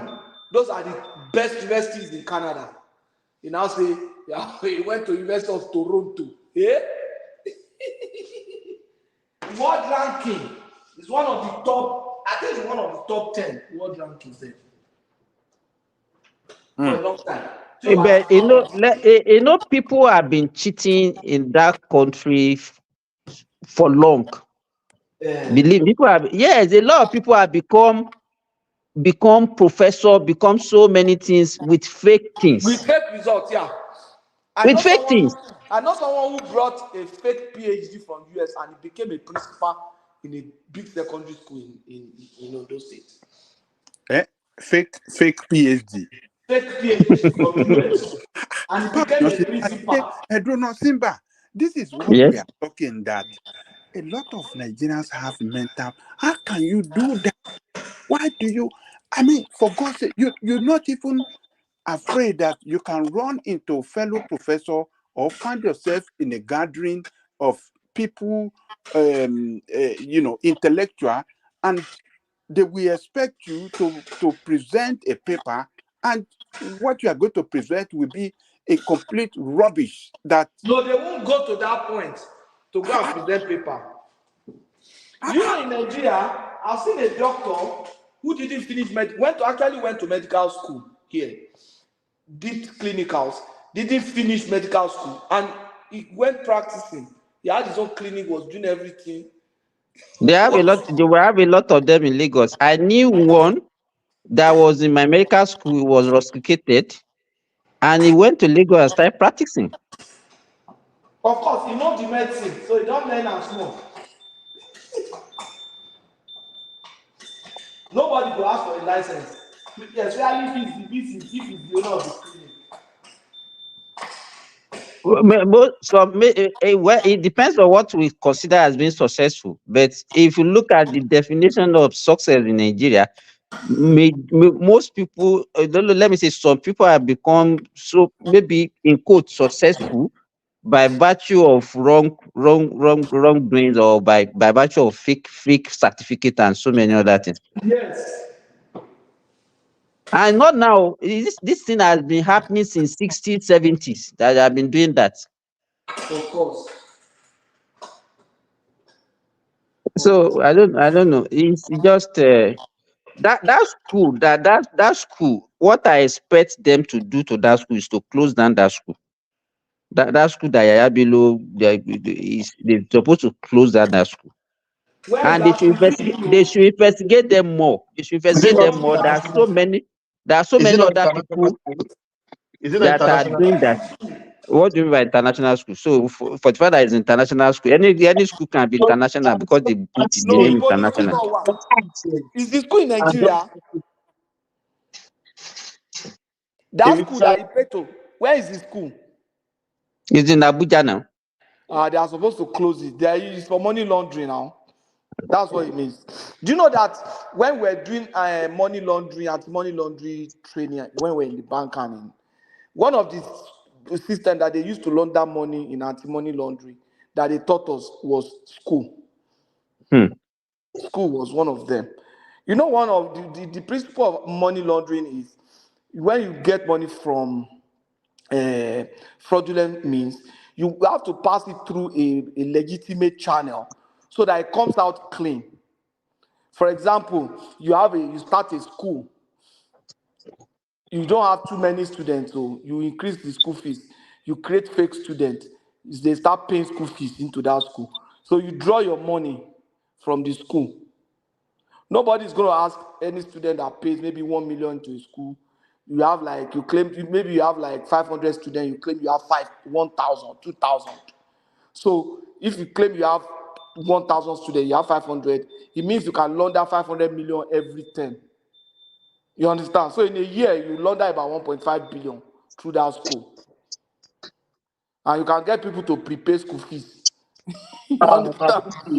Padoski, I heard that you bankers, you are the most corrupt human being on earth. No, I'm not a banker, I'm an accountant. You are an accountant, you are close to the bank. Accountant, banker. It's okay. We work for the bank now, so why is it denied that it's not a banker? I wonder No, I work why. for the bank, I'm not a banker. But you work in the bank. I work in So the bank. whoever work in a bank is a banker. Now, for the fact that you didn't read banking and finance, does that mean that you're not a banker? Ìwà aríkúyẹrí nìyẹn. Whoever works in the hospital, Ẹni tó ń yẹrí ẹ̀ ìgbà tó kò ń bọ̀. He said that everybody who works for hospital be doctor. Ó ń yẹrí ìgbà tó kò ń bọ̀. No, but Simba, be objective now. Is it everybody that works in the hospital is a Bí doctor? Thomas ṣe So gbọ́rọ̀ ẹ̀ what kalẹ̀ ló ṣe if you yẹrí see ara ẹ̀. somebody that is in a bank? Okay, who you call the person? He's a bank worker. Okay, the bank worker. Somebody who works in the bank is a bank worker. So who are Somebody bankers? who works in the hospital. Batoski. Who are Somebody bankers? work in Who the are hospital is a bankers? health Who is a can we health call a worker banker? now. Who can we call a banker? Now, somebody you can call a banker is probably somebody who studied banking, or who's somebody who is a member of the Chartered Institute of Banking. You understand? So what, and whether they work in the bank or not, you can call them banker. Yeah. Whether they work in the bank or not, they are bankers. Patoski, why are you lying like that? You are even more corrupt than the banker self. I'm not a banker now. You know why? If I work in the bank, if the people that are bankers, if I get them and bankers, they will get me dropped off. Listen. As an accountant, you will help them cook the book very well. You say I'm not a banker, I'm an accountant. That's what I'm saying. You are if I see a banker now, no, he said we should change the. He said we should change the name to bank. It was a bank worker, not a banker. I worked in the bank. No, Simba. If a pharmacy, Then gbọ́ jìbìtì Nàìjíríà bank worker. Mo gbọ́ yẹn rí ṣá.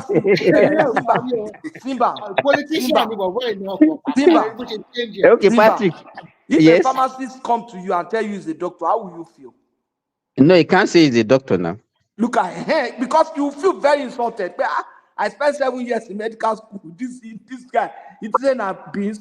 So if I go to them, I say I'm a banker. The guy who did CIBA will say, "These are chartered accountant. It's everything they want to claim." You know, they don't. Okay, can we ask you some questions? Even if you're a qualified accountant, that time you work in a bank, yes or no? I work in the bank. So when we go to bank, if like for example I'm your customer and I want to generalize all the people working in that bank, what would I call all of them? You said they are working in the bank now. Ah, come on, man. So I will give you out. No, the security man that is working in the bank, you call him banker. No, the security man that is working in the bank, will you call him banker? Listen first. So is the teller a banker? No, listen. So if I go to the bank, I will now start categorizing you. That man, special is an auditor. The one on my left is an accountant. The front desk officer, probably maybe the rare communication hat, and the cashier, I just say, okay, these are real banker. So the rest, I'll start to categorize. Is that what you are trying to tell us? No, let's use this opportunity to educate people. You see, the people that are doing banking, I would have called you an accountant if you are working in an accounting firm, and then no. You can work in the bank and be an accountant. You're working in financial. I know. You can work in a bank and be an accountant, but you're not telling us that at that particular moment you are not the banker. You are not. Because you are not doing accounting job alone. You are not doing banking either. You are not doing banking. So what you are not in the business of the people who are doing banking are those who are in the business of intermediation of money, they are financial intermediaries. People that are really doing banking are people in credit, people in treasury, people in credit, people in okay, so you mean all the your rest life are just doing operation and transaction or service or something, customer service. So okay, what do you do? I don't need to even ask that one. So are you telling me that all your life, all your experience in the bank is just toward helping them prepare book of account and probably an I'm saying that I am not a banker. I did credit, I did treasury, I did all those things, but yes. I am not. I was just somebody that did those things. It's just like I'm in the hospital. It's very my doctor. Wait now. I'll just use an analogy. I work in a hospital. I've gotten so used to the hospital. I know all the process. Suddenly, the doctor has an emergency surgery. The nurse is not around, and they have to do it. I know all the things that the doctor wants, so I can stand there and try to support the doctor while he tells me, bring spatula, bring faucet, bring, you understand? Bring surgical blade, give me this one, give me that one. You understand? That does not make me a nurse or a doctor. I am actually a health worker. You understand? The guy who works in the bank is a bank worker who carries out certain aspect of banking operations. So when you join your bank, do you join them as a chartered accountant or just having accounting bachelor? I joined my bank as a credit officer. I was an analyst. I was an industry. It was a special recruitment that they gave to us then. They came to the camp and looked for 2-1 first class. And so they took some of us. So I joined as an analyst doing business analysis. That time don't used to call it business analysis, and the industry analysis, credit review, and credit analysis. Eventually, I left and joined another bank where we started doing re-engineering. So I want to Remy, please let me ask him this question. Patrico, Yes, you are once a branch manager, a bank branch manager, right? Isn't it? So, what would you call yourself when you are a bank branch manager? Okay, I just explain for you. Sherry, when me I was branch manager, what would you call your title? Now, the bank but branch. I'm sure some of my guys are listening to me. When I went to bank branch, Ola is there. Ola is already supporting Patrick. When Ola is an IT person, he works in the bank. Do you call him a banker? Ola is a banker now. Even we have doctors that work with the bank now. We have doctors. We have doctors that work in the bank. There's one doctor that works in my risk management. Come on board. Go join But money, what did you come to do here? Ọ̀rẹ́ ni Ọlá náà, ta ló wá máa support?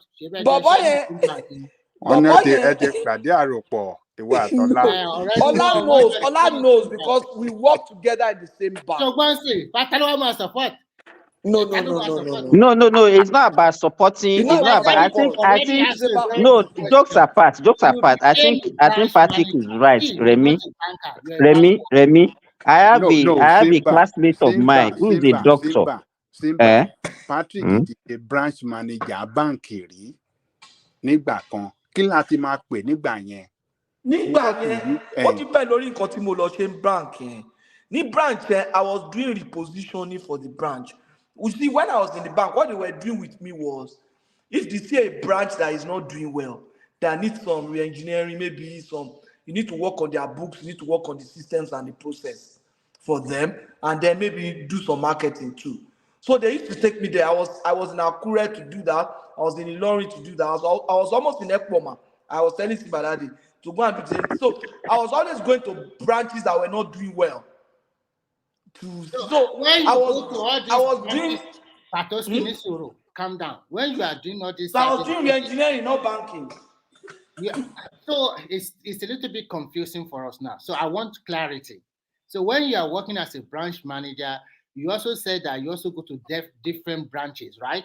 So that means you are like they give me branch to go and re-engineer. Fine. That's how I do that, and I re-engineer the branch as a manager. It was not a banker. It was a bank manager. It was a bank manager. Question: when you are re-engineering the branch you were posted to, so you do not supervise the day-to-day banking balancing of account and so many things like that. You do not supervise. The branch operation manager does that. The HOP head of operation does that. So and you do not check the book of HOP at all or something like that. Internal control is there to do that. They have internal control officers. So they call them internal auditors. They are the ones that do that. That means the operation of that branch totally you do not really know it. No, at all. I don't manage your. I manage the structure, the systems, the process, the people, and I take strategic decisions. Okay, we are going to learn to this. I wish my brother can join this platform because he was a banker for so many years. In short, he would have been able to explain to you better. Yes. But you telling us you are not a banker, I still do not agree with you. If you work in the bank, does not make you a banker. You are Ola is an IT person. Will you say he's a banker? But okay, Simba, okay, ṣé even kí if panel kan ṣé o mọ̀ pé nígbà tá a wà ń kiri àwọn tó ń ṣiṣẹ́ ní hospital àwọn health center yẹn yes. láàrin agboolé wa doctor náà máa ń pè wọ́n doctor I know they are health workers. onímọ̀ nǹkan wọ́n ń pe máa yẹn ní ológungun ní kiri health worker ni o máa yẹn máa ń gún àwọn èèyàn lábẹ́rẹ́ ládùúgbò káàkiri ẹni small ti bá ṣẹlẹ̀ báyìí á gúnyàn lábẹ́rẹ́ tó bá ti gún ẹ lábẹ́rẹ́ yẹn tó á fomi fọ́ á fi sórí fanlight ọmọ fanlight náà tó bá òkè lẹ̀kùn yẹn á tọ́jú ẹ̀ next time when you are sick you will come and use the same needle. You see, some people almost became crippled with that man's injection because they say, doctor. He's not a doctor now. Because you see, Google, bank worker, there's nothing like that.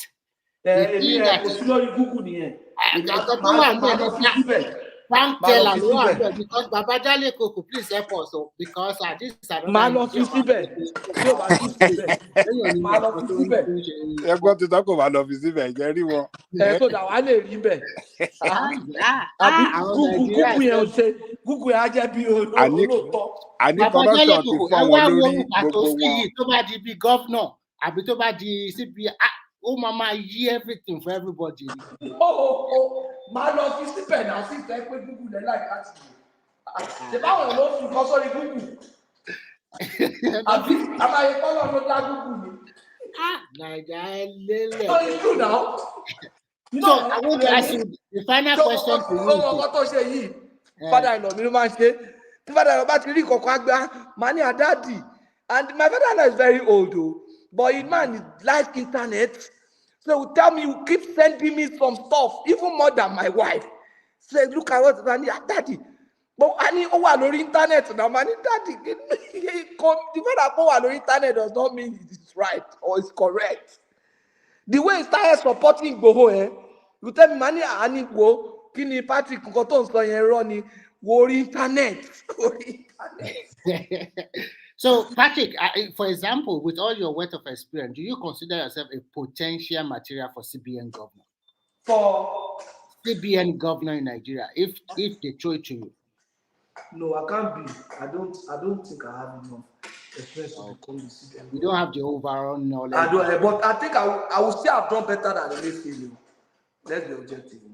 I like you. You are just a politician along with your accountant. No.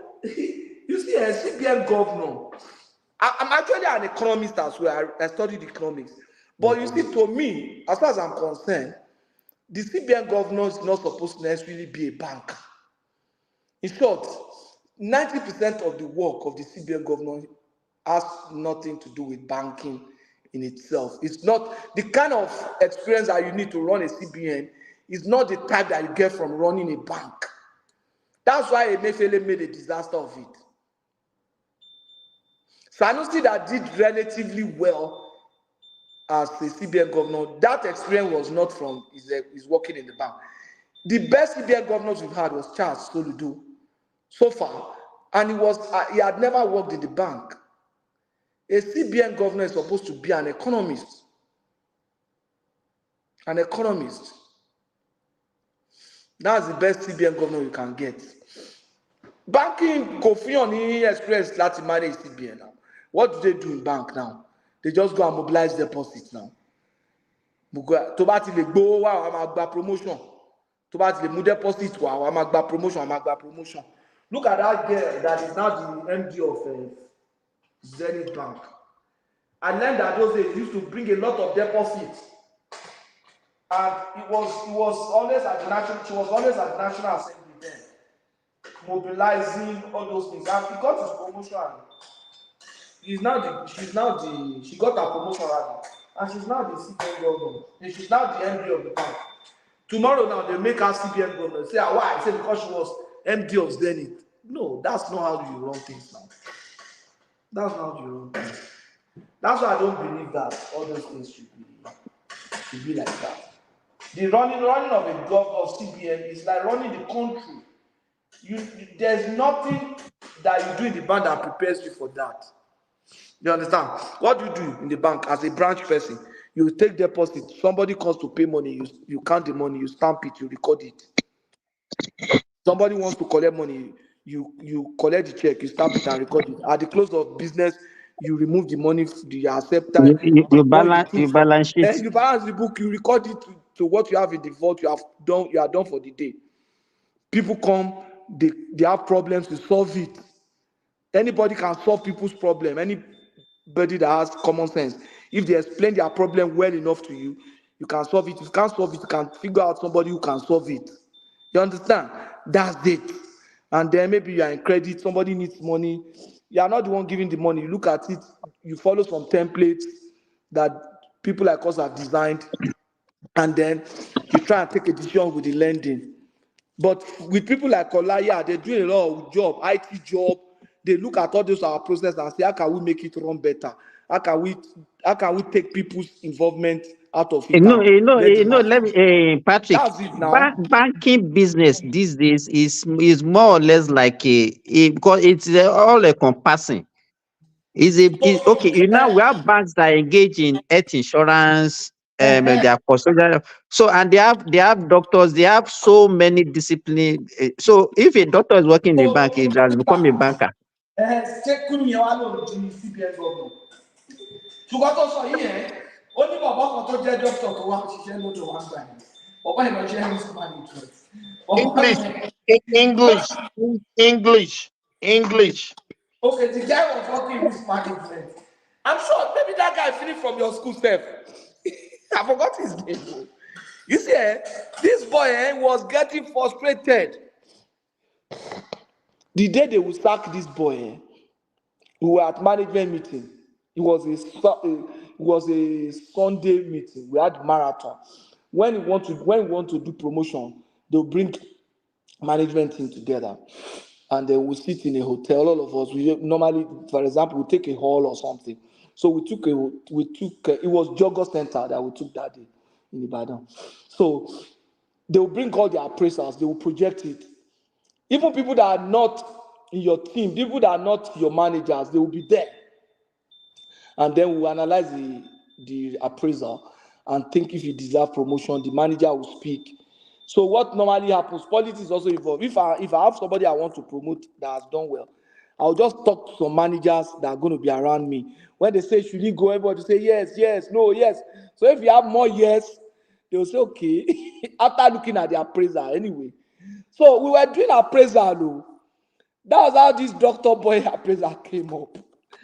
Because this boy, his approach and his manner with other people were not really okay because it was a risk management and he was always opposing people. He made they brought the guy. Somebody say, who is this? They say, it's doctor. They say, everybody say, no. Eventually, they say, where is this boy? Do you know they just called him right there? He said, where are you? He said, I'm Susan. He said, come now. Come now. That guy came to that center. He was sweating. He was worried. I was sitting beside his boss. I was not talking to her. I said, why don't you speak for this boy now? They are going to sack him. They asked him some questions. The guy was panicking because you are in the room with all of them, top management, and they just, after we questioned him, we just say, okay, go. I felt very bad. I stood for him, but only me waiting out when the Oga said, I stood for him to the point that when they say, okay, I said, well, sir, this boy is okay now. They say, okay, should we give him to you? You understand? They say they should move him to my team. And I didn't want to look like I'm standing opposing them because it has happened like that. They say, should we give him to you? I insisted that they should give that person to me. When they gave that person to me, 2 months after, they sacked the person without me. If not that the person was close to me, the person would have known that I was not the one that sacked him. The guy is in UK now. The guy said, Emma, worry, Mama, when you call it, leave me. I know you were not the one. I knew you were trying to. So I think somebody must have told you, now Patrick stood for you and stuff like that. That dog, what was he doing? What was he doing in the bank that time? What was he doing? Risk management. Hey, the guy is a lazy guy, sir. How can you read medicine and then you go and be doing risk management? Because whatever he's doing is not related to his training at When all. people like me wanted to go to medical school, you came. I wanted to go back now after spending about 3 years in the bank. There was one doctor, that I was telling him, Hassan, I said that I feel like going to medical school. He said, no, you can't go. You can't go. At your age, and I was still young. I was just about 31 then. He said, you can't go. You can't go. I just felt discouraged. But anyway, it wasn't the one that I wasn't stressed about it. That was not enough to discourage me. If I knew, I would have just gone then. Because I knew I could do better things than just practicing banking then. It's like wasting all my talent being there when I can actually, and I have the requirements and everything. So Actually, let me tell you, Patoski is actually, if you have been a doctor, being a doctor can be more frustrating. Believe me. No, because let me tell you, as a doctor, you work for every penny. There is no easy money for a doctor, and you work throughout your life. That's just it. You work throughout, and you have so many orders, so many. You have to read throughout your life. You have to do exams throughout your life. Yeah, but I'm doing that now. I'm reading throughout my life now.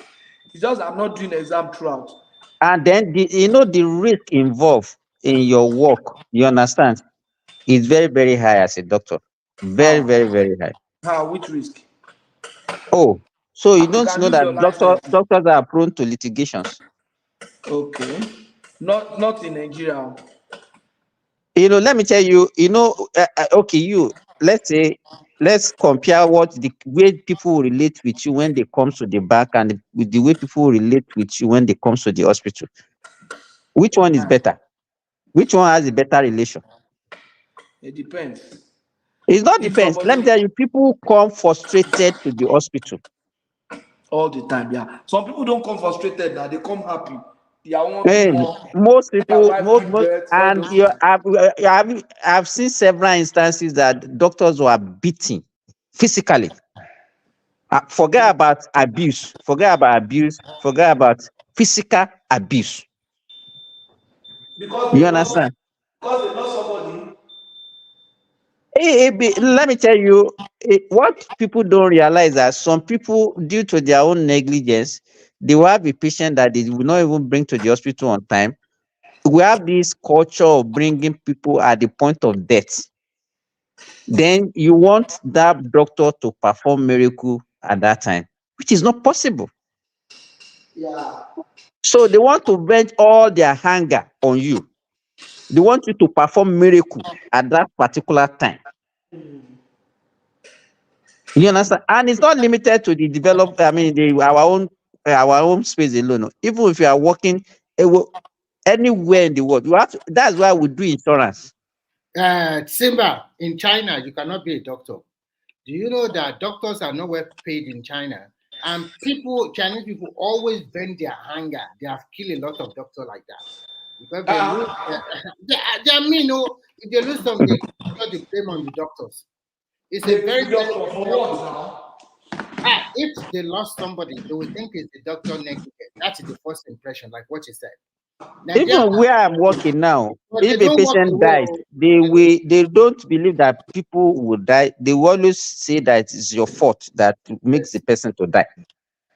So it's a very, if you look at it from that angle, it's not an easy. I have a colleague. Let me tell you, I have a colleague who has been in Saudi Arabia for the past 3 years. He couldn't travel out of Saudi Arabia because of litigation, and he's not working. He has stopped working. He's not any salary, and he cannot travel out of Saudi Arabia. He has not seen his family for the past 3 years. Why? Because he has a case in court. Wow. You No, understand? it's on the house arrest in here. No, it's free. He's moving around, but he cannot leave Saudi Arabia. But what about the day-to-day financial for food, for rent, for We are the one giving him. Sometimes some people we just give him one. Court, the case is already in court. Okay, now they've already decided the case. No, just hold on. The case is they've already decided the case, and they said they should pay 150,000 Saudi riyal. So that would be like how many? That would be like $50,000. Okay, the issue is that where will he get that $50,000? He has not been working for the past 2 years. You could save Yes, the money. you understand? So where will he get the money? So she won't. So, but even the practice here, let me tell you, even the practice here is even better. If we were to be like somewhere like UK, they will seize your license. You can even go to jail. You can even go to jail. Yeah. Let me tell you, as a doctor, I have a colleague who works in UK. He has a fight with his wife, and they sack him from his work. A fight, not at work, like a personal, family issue with the wife, and they extended it to his work. He had to leave UK. He went back to Nigeria. He's presently working in Australia. He cannot work in UK again because of that. Because he fought his wife. Because he fought There his must wife. be more to it. I mean, that's not enough now. Somebody fought his wife. So let me tell you the kind of freedom that you have, Patrick, and and then you are prone to the risk. The risk in being a doctor. People just look at, hey, he's a doctor. Oh, the doctor had this so much. If Babati is on this platform today, he will have told you how much he will be paying on insurance to insure himself against litigation. Because when litigation comes, the kind of penalty that can come with it, you might not be able to afford it. Really? Yes. The insurance that I did here to cover me is the cover of 1 million Saudi riyal every year. That's like how much? That would be like close to like I have to be paying like close to like 10,000 Saudi riyal every year for the insurance. Wow. Because Simba, I know that all these Kuwait, Bahrain, their currency is more powerful than US dollar. So is Saudi Arabian currency also powerful than US dollar? No, Saudi Arabia currency is not powerful than dollar. Kuwait is a Kuwaitian dollar.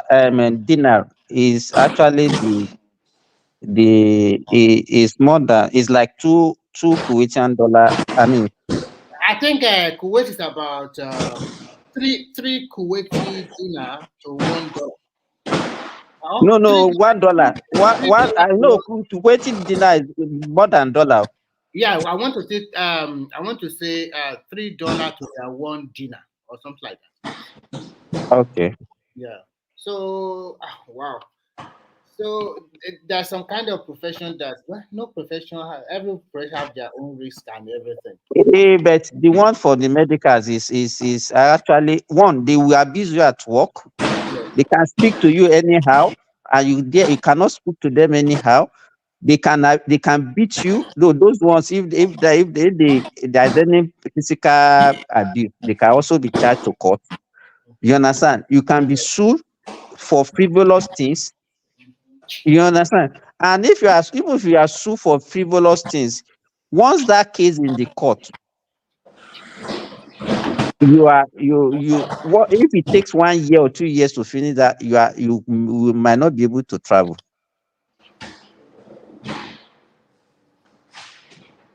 So, Patrick, it's God that saved you so that you should not become a doctor. Like me now, if I come back to this world, I will not be a medical doctor. Believe me. You will not go to medical practice. I will not go. I will be a businessman. A businessman. I will be like Ekene. No, I like my freedom. I don't want anything that will just be restricting my. Doctors don't have life. They don't have life. But Simba, it's the same thing here for accountant, especially if you are chartered. If you're an accountant, you work in the big accounting firm. You have like 4 big accounting firms in the world, global firm. You don't have a life. I used to work in one. At the same time, I was working in one. My wife was working in another in the same big accounting firm. 2 of us. You can imagine. At the point, I Hmm. just said, no, the 2 of us can't just. You are studying, you are calculating, you are reading, it's just like medicine too sharp. I don't know the way they practice the accounting in India, but here you have to be reading, you have to be up to date. You are seeing the transactions, you are trying to, it's like seeing a case, you are diagnosing it. You understand? So in this case, you are looking at the transactions, you want to treat it properly. We call it treating transactions too, You want to treat the transaction properly, you want to all those things, because if you mess up transaction and there are issues there, you can lose your license too. You get what I'm saying? If you are a chartered accountant, you have a license of practice, right? So you can lose it. They can sue you. You can go to jail for it. So that profession, if you want to be a reputable professional, there are risks that goes with it too. One of them is jail, because people rely on your judgment. And people don't care. At times, you are not the one that advise them. They take the decision. Then they say, I was my accountant that said I should do this. Then the revenue agency will be coming for you. Then they say, oh, you have ulterior motive. That's why you are telling your client to do so and so. Look at what happened to Otto Adansi now. Otto Adansi was the biggest accounting firm in the world. Number 1 in the whole world.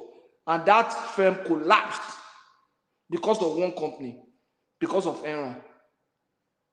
And now the accounting side of that business is being closed. Now they are Accenture. And that is the one that is Accenture now. And they are not doing anything accounting. They are just doing IT and consulting. So it's But they deserve to be punished because they were cooking the book, the account book for Enron. For so Yeah, many you're years. right. Yes. You're right. You're right. So every profession has those kidney. But life, accounting, medicine, it has to do with life. And accounting has to do with life too, because I've seen people commit suicide because of debt, because of bad financial decisions. I've seen an entire family of people can be done for it. You understand? Because some people messed up, like that. It's it get as it be. That's just the point.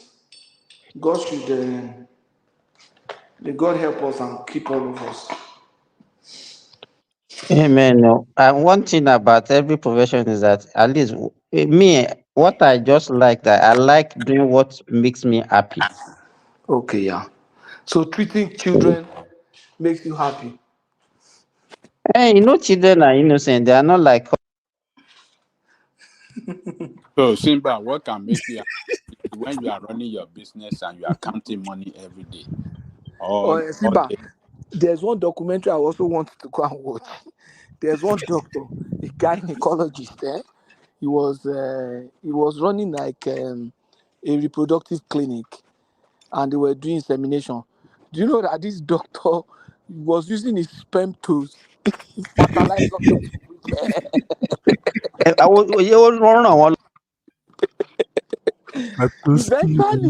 Eventually, do you know this ancestral DNA, whatever? They now found themselves as family over close to 200 and something children.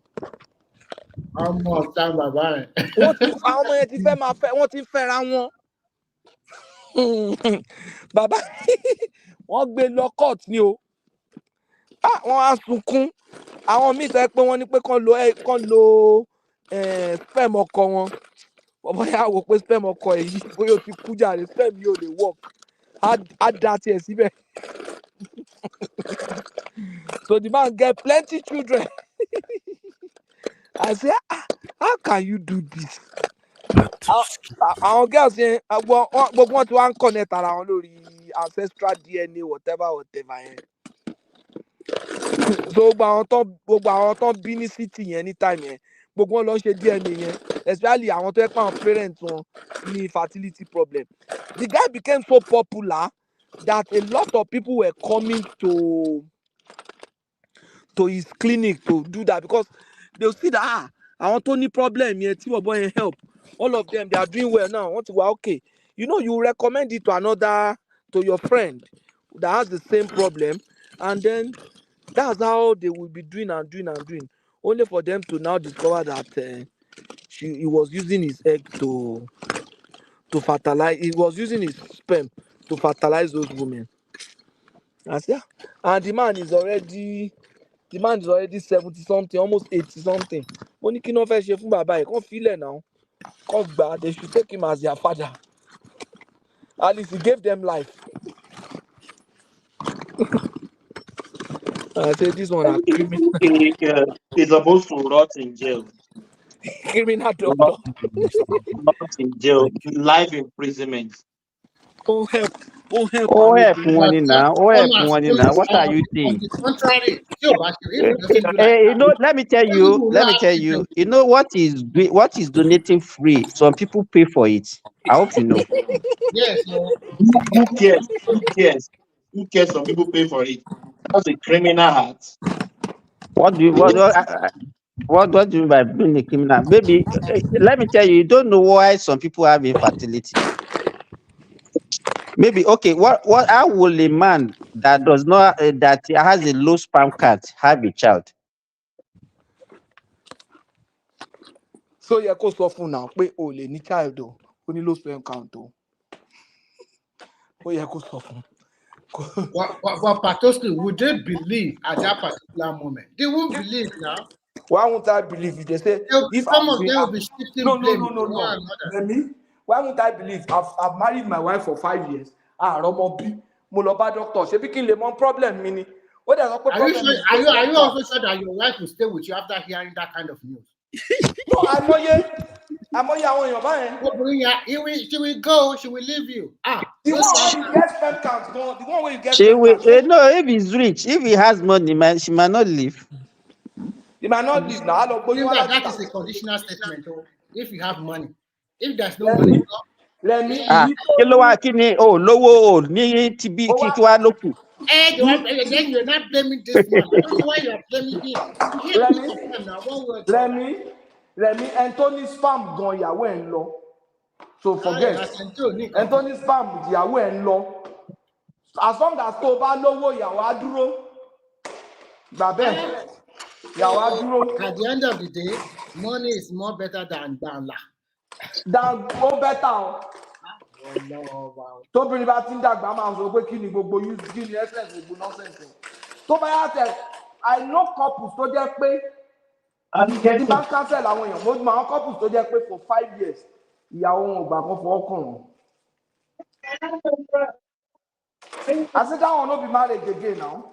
No, it's very common. Baba Jere Koko, some people are suffering, and they are suffering in silence. Believe me. Àwọn obìnrin that's their weapon. Let me tell you, Patoski. Lẹ́yìn ìgbà tó ti marry. Baba Jere Koko, let me tell you this. As a man, you have to be strong. Don't, even if you have a wife, don't let your wife know that you like sex. They will use it as a weapon against you. And okay, why will woman be asking you? It's only when you are in that position that they will now say, okay, this is what I ask you now. What are you going to do about it? Because they know that a man can say anything in that mood. So everything must have a kind of moderation. If you like it too much, exactly. Don't let them know that They can once they know that you like it, it becomes the How usual can you weapon. serve your man for 5 years, for God's sake? But 10 years, mo ti rí 10 years. 10 years. Martin Philip, You know why? Let me tell you. Maybe this one will lead us to religion. That one can only happen in Christianity, with Christians. Àwọn With tí wọ́n ń Christians. lò fún àwọn tó ń lò fún làwọn tó mọ̀ pé ọkọ wọn wà religious, tó mọ̀ pé kò ní jáde, wọ́n mọ̀ pé kò ní jáde, kò ní ṣe anything. Ṣọ́gbó wọ́n fi orí àwọn ọkùnrin yẹn gba pààrọ̀ ni. No, that's because they are faithful to their wife, not because of that woman. It's because of Because of religion. I know people like that. Yes. No, and ẹ jẹ́ kí n sọ̀kan fún yín tí mo ṣe wà yìí. If tí n bá bóbìnrin mi ń ṣe pọ̀, lójú tèmi mi ò dẹ́ṣẹ̀. Mo dẹ́ṣẹ̀ sí ìyàwó mi ò, but utmostly mo dẹ́ṣẹ̀ sọ́lọ́run. Ìyẹn ló dùn mí ju tìyàwó mi lọ. So the reason why I will not do it is not because mi ò fẹ́ offend ìyàwó mi, but because mi ò fẹ́ ṣe Ọlọ́run mi. Because ìyàwó mi ó lè fi mí lẹ̀ anytime now, but mi ò fẹ́ k'Ọlọ́run fi mí sílẹ̀ at any time. So nǹkan tó wà ń bẹ̀ nìyẹn. So tọ́lẹ̀ ti mọ̀ pé as ọkùnrin o like Ọlọ́run, you love your God, so they will use it as a weapon. But nǹkan tó ṣẹlẹ̀ ni pé most people don't lo as conscious religious reason. They draw their faith from that religion and their strength from that religion too. That is a big punishment. Two things that will make the woman know. Okay, one, they know that they will not go out because of the religion. Two, they know that they cannot also divorce them based on that. Their religion. Can we also plan it this way, that the woman already know that probably the husband love her more than she love him? Forget about love. But is that really love? Eré ni ẹ̀ máa jẹ́ òun pé after marriage for 5 years, ìyàwó ò jẹ́ kọ́kàn súnmọ́ òun. Punishment gidi nìyẹn o, irú ẹ̀sùn wo ni? Pàtìkó after marriage 5 years. Mo mọ pàdí mi kan tó sọ fún mi pé ìyàwó ò gbúdọ̀ try, pé ìyàwó mọ̀ pé wèrè lòun. Pé òun ò tiẹ̀ ó ní kò lè try, ó mọ̀ pé wèrè ni mí. Ọmọ kan nìyẹn. Ó ní kí ni? Ó ní tó bá sọ bẹ́ẹ̀ bá ó lóun gan ló máa lock ẹ̀ fún for life. Let me tell you, as a man, if you must have some madness, and that is what women actually wanted. Believe me.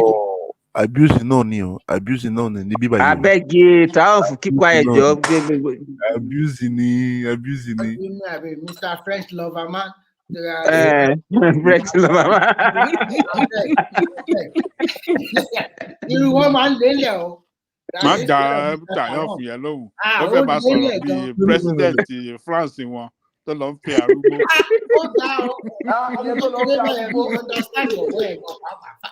I think they must check Macron fertility rate also. What do you think? They must check. Abuse no new. If not the person said no is no, you don't have to force. If you force, let me tell you, I watched a video of a woman. She said that the husband used to be wild and they used to be quarreled. The man will go out, will not come back on time. She always suspect the man that the man is cheating and all those things. That now the man is not godly. He rarely goes out. He doesn't even. He stay at home. So there's nothing to fight about again. That the marriage is now becoming dull. No, the marriage is done. That is done.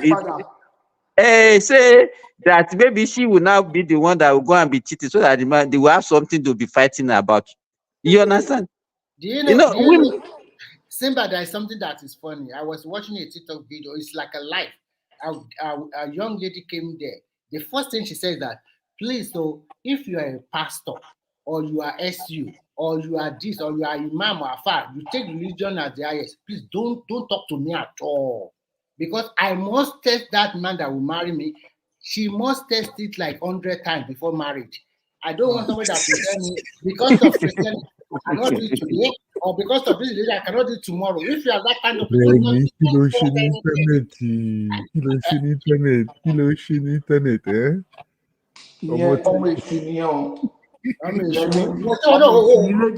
yes, no TikTok. Are you not on TikTok? No, I'm not on TikTok. No. I'm not on TikTok. You are not on TikTok. Are you on Facebook? No. No, I'm on Facebook, but I'm not Are on you on TikTok. WhatsApp? Of course, WhatsApp. We use WhatsApp. Are you in different WhatsApp group? Who knows? No. WhatsApp. How come I feel phone me? I have phone Naija. Phone Naija. Phone come out different. It's a cheap way of calling Naija now. Call your ex in Naija now. Àwọn ọmọ kí ló ń ṣẹlẹ̀ náà? Kí ló ń ṣe Naija? Gbogbo àwọn ẹ̀gbọ́n wa bá ṣe ń pè wọ́n nìyẹn. TikTok lẹ́yìn pé wọ́n. Àtàwọn àbúrò. WhatsApp ni now. Àtàwọn onítìjú. Simba, ó yẹ kí n ti gba nọ́mbà ẹ̀ mo fẹ́ gbá ṣeré Saudi yẹn díẹ̀. You know my work, I can decide to leave Canada for 1 month, 2 months now. The kind of work I'm doing.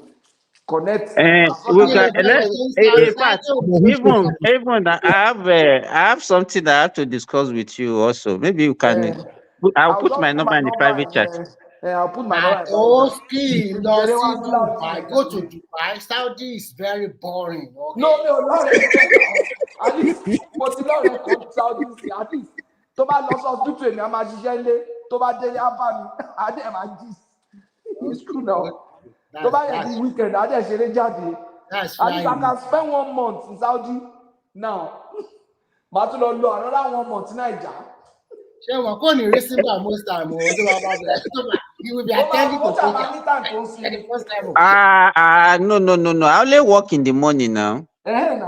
Èmi náà dẹ̀ máa yẹ lẹ́yìn okay mi mọ time tí ẹ máa bọ́ sí. Even let me tell you live here actually you can only is even in the evening that we used to go out in Saudi Arabia. So I work between 7:30 and 4 o'clock. That's all.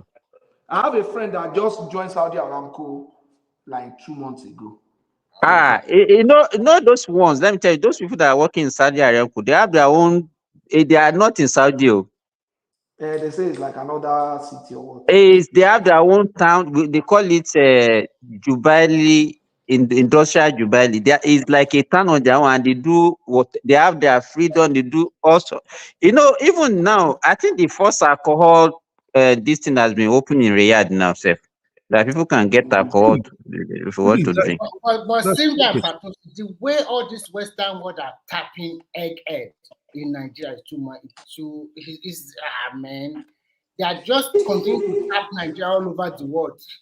Recently, Germany from June now they will open up a lot of things, and I've seen a lot of German agents continue to bombard Nigeria, English speaking, especially Nigeria. Ghana, you have opportunity. You don't need to speak German. You guys, oh my God. They will for what? To come and work or what? To come and work for different field, okay?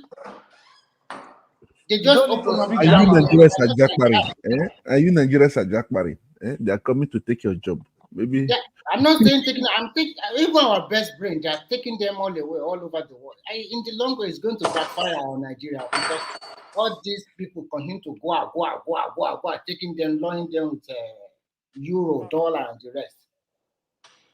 But it's also a good thing when you look at it if those Nigerians can also go back and contribute to Nigeria, that would be very good. But Patoski, please, on your way to Saudi Arabia, spend 3 days in Dubai and see world, okay? Enjoy life. Really? Patoski, yes, enjoy life. Let me ask you something. Patoski, you'll be making noise. Are you in the kitchen or in a workshop? Open, making noise. Oh, sorry. I'm trying to fix a lock. You pay somebody to do it now? Actually, I'm doing it and getting paid for it. I'm the guy that is being paid for it. On my weekends and evenings, I just look for I just take it as a contract or something. This is a new house. I'm trying to put it in shape for the rent. Like I am trying to go into construction. So you're doing all the old jobs or what? No, it's ready. The house is ready. You sure the tenant is coming in this month end. It's okay, just this locker. Your house. The door, the fridge, the freezer has a bad door, so I got another scrap freezer. I just finished switching the door of the freezer. The door to the garage the lock has a problem. I just got to Home Depot, got a new lock, and once I'm done with that, I'm done. Okay, so that's what Èmi Patrick, náà fẹ́ dàbí àwọn I've Ibo. left my number in the private chat. Okay, let That's me my just. Nigerian number. I think it's better than giving you the Ìyẹn ni Saudi number. WhatsApp àbí? Yes, yes. Mo fẹ́ ṣeré wá Saudi jàre kí n mọ bó ṣe rí. Irú rẹ̀ mi tó jẹ́ pé ìwọ tó jẹ́ pé ní òtútù ló ń gbé tó yẹ kó wá síbi tó orú ti máa mú ẹ díẹ̀. Kó wá sí ṣé ooru. ṣé Patrick You are fẹ́ lọ using. gun àràfá ni. Mo sọ fún ọ̀rẹ́ mi kan gbà kan ní Dublin ó tó máa máa gbé ń lọ. báìbù gun àràfá. Mo ní Ọlá Ṣọlá ló ń jẹ́, mo ní Ṣọlá, how can you be paying to buy it? Ó ní pé snow ti block ilé òun everywhere tutù. Mo ní ìyàwó à ń jẹ yín bẹ̀yẹn gbá mo wà Nàìjà o. Ó ní kí ló dé, mo ní you are paying for heat. Heat tó yẹ pé ó wà available bí for free. Ó ní mo ti mọ bó ṣe ń lọ sí. I know how much I get billed every month just for heat o. It is one of those things that made us to be spoiled in our country. Everything is Yes, moderate. everything is just natural.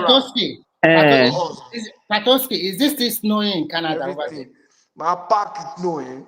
Patoski, is this still snowing? Is this still snowing over there? there? I'm sanwó láti my park snow all the time ni. Tó bá sanwó kan tó bá bẹ kó ń kọ́. Ṣòmọ́ nù kọ́ yẹn. Snowing over there? Màá chat ẹ ní orí WhatsApp ń sìn. Patoski, answer my question, please. Is this still snowing in Canada? I want make una come Canada, make we even dey see safe. How can I come to Canada when we are almost the same weather? It's also cold. No, just let me know when una wan come. Make Why I should I King go to Canada leave. again? It's snow every time. I'm already tired. King leave me. I think I should just go to. I'm telling you, my plan was to go to see world peace.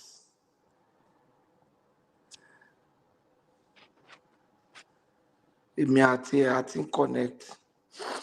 See this your allow. You okay? Let me even ask this question, Patos. If you want to go to Japan, are you going to go across the Europe or you go to the other side? I don't know. Flights don't go through that other side of the world. They don't across Europe. Why? Why? It looks crazy. I don't know why. Because it will be shorter if you want to go through that side. Maybe because they don't like flying over the sea for long. Because maybe because the plane need to refuel too. I don't know. Maybe it has. I'm not sure. Because when I go through the other side, it's not sea all through. No. No, you understand? It's not sea all through. How can it do it? Where can it? Because on the other side, then, that's where Russia and US share border.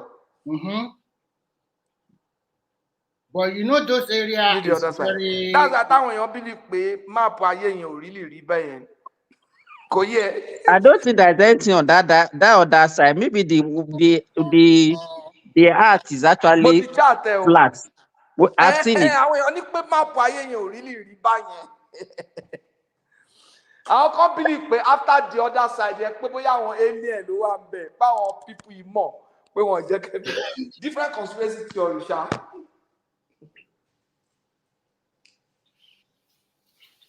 Conspiracy theory lóríṣiríṣi. But agbára Ọlọ́run ju ogun lọ. Àwọn ọmọ nǹkan tó wà ní the other side tí wọ́n sá fún.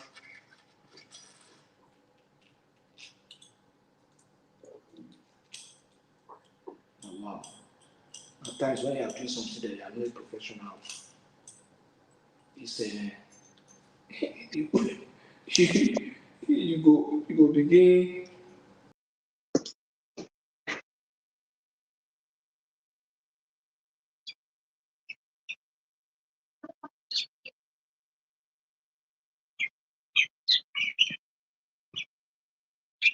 We don't even hear from Ekene. Is Ekene with us? Ekene? I'm not sure. Can anyone hear me? Yeah, yes, you can hear me. Yes, we can hear you now. We You can can hear hear you. Yeah. Back to what do you think about Yahaya Bello, the guy? The one thing I want to say is that first and foremost, sometimes I think black men, their brain is wired, and I think what this Western world they are using a way to also siphon our money because that is a straight way money laundering. How can someone pay for a child that does not even attend the school already postpaid to 2035, and you are paying in dollars while you are operating in Nigeria? Why not take naira? I think there's a lot of work for Nigeria to do, to be frank. And they must check all this international school. So they will call our leaders, they are corrupt, but they will also take the money and take it back to their country. And look at that governor, as young as he is, and look at what he is doing. Oh God. You can see even in this present administration, those ones we call the youth that Tinubu put there, what are they doing? And they want to govern the country. Give youth a chance. All those youth and female women that are in this government, they are past government. So I don't know. They are even more corrupt than men. Look at Alice Madueke, for God's sake. Why? Who can we Wọ́n ti trust? ti gbàgbé yẹn báyìí sìn. Ṣáà ní gbé Of wa course, lọ́wọ́ no, yẹn. àgbà tí Britain náà ti help nǹkan gbà tí kọ́ àdúrà owó yẹn wọ UK. Nǹkan tá à ń sọ nìyẹn. Those people, they are smart.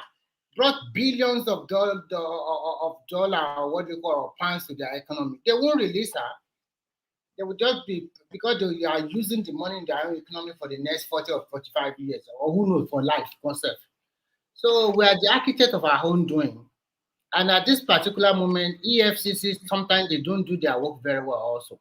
Why make a lot of noise? Just find a way to handle where. You don't need to make it elaborate like that. Remy, remember this adage in Yoruba. Say any gbepo laja o jale. And tó bá gbà sílé gangan. Look at the governor. The governor of I did not the same thing. At that Kogi state, they never have a respite in that state. It's one they are not lucky to have a good governor from the inception of that state. The first governor is not good. The next one stole their money. Every governor in that in fact, I don't know. There are some states in that Nigeria that they are not lucky. Everything has been crisis upon crisis upon crisis every time. States that are relatively stable, that are lucky in Nigeria, if we count them, they cannot be more than 4 or 5. Osun State have never, only after Aregbesola, they have not been lucky. Ekiti, I don't even know. Today they are fine. Tomorrow they are in trouble. Ogun State, today we are fine. Another day we are in trouble. Lagos is the only state. Very lucky state every time. But people are still again, they will say is godfatherism, is this, is that, is this, is that. So even the state that doesn't have godfathers, the state that doesn't have godfather, are they doing well? Look for example, that Wiki, when he was there, he continued to build a lot of structure. He handpicked a successor. That successor, you have not even settled down, you are fighting him. What has that governor to today? What has he done? That Fubara, nothing. Today you are fighting, another day you are doing this. And you do like that for the next 4 years. I don't understand. They pick you from nowhere against the wishes of everybody. And you get to that position and you immediately want to turn it around like that to say, oh, I'm the governor. Now look at if he's not careful, they will impeach him soon. So instead of him to continue to build on what Wiki has done, I think you should outperform Wiki. And that is what we are seeing in Lagos State. When Sanwo-Olu came in, nobody, a lot of people say, we like Ambody. But look at what he has done. Yesterday, Somebody is saying that Aregbesola plug Osun into debt. Let me ask you a question. It's like Nigerians doesn't know what they mean by having debt is not a bad thing. It's the only thing I don't know is where if you borrow money and you don't utilize that money very well. United States is the most indebted country in the world. Their debt to GDP ratio is more than 100%. I don't think there's any developed country in this world that is not in debt. So having debt is not a bad thing. Even as a businessman, if you are running a business, you must always be in debt because you can't be using your own money to finance your business. You have to go and borrow money So if you want to really a improve. lot of people don't So I understand. don't know what people understand by having debt. Most of the local government in China, they are highly indebted because they develop their community very well, very quick. So they borrow money from the Western world. China now, the government is rich, but vast majority of their people are still a little bit below. They are okay, but not totally poor like Nigerians, but not so that they are rich. Okay, so any country that wants Just to say they are poor.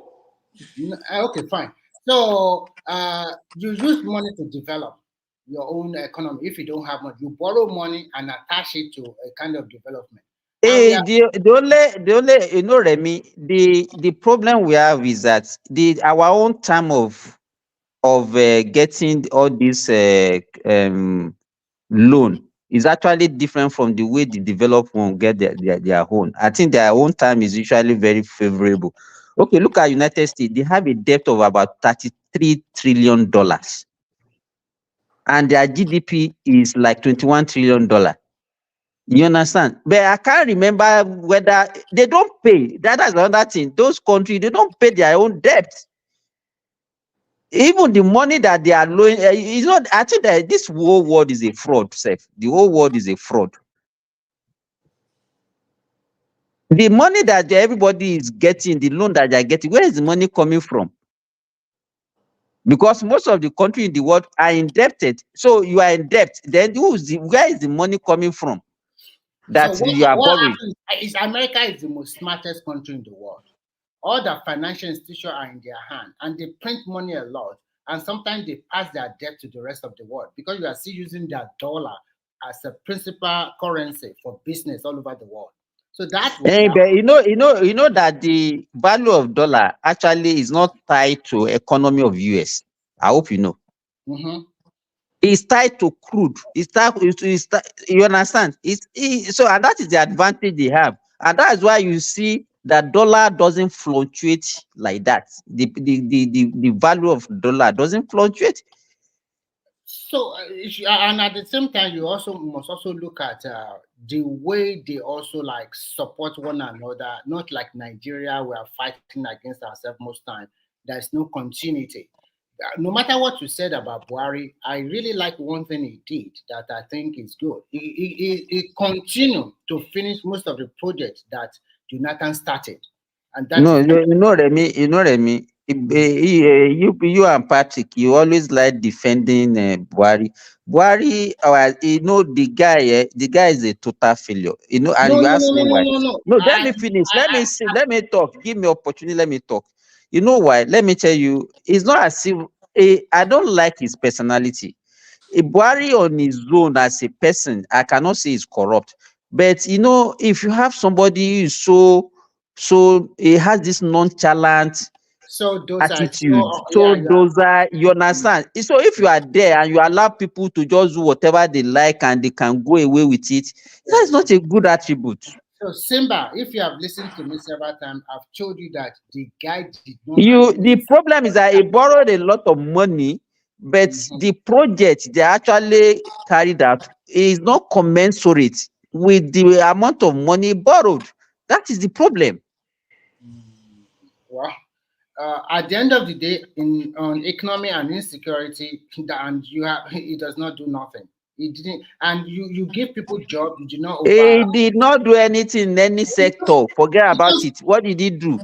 You know what? Sometimes it baffles me that sometimes you hear this one stole 8 billion, that one stole 10 billion.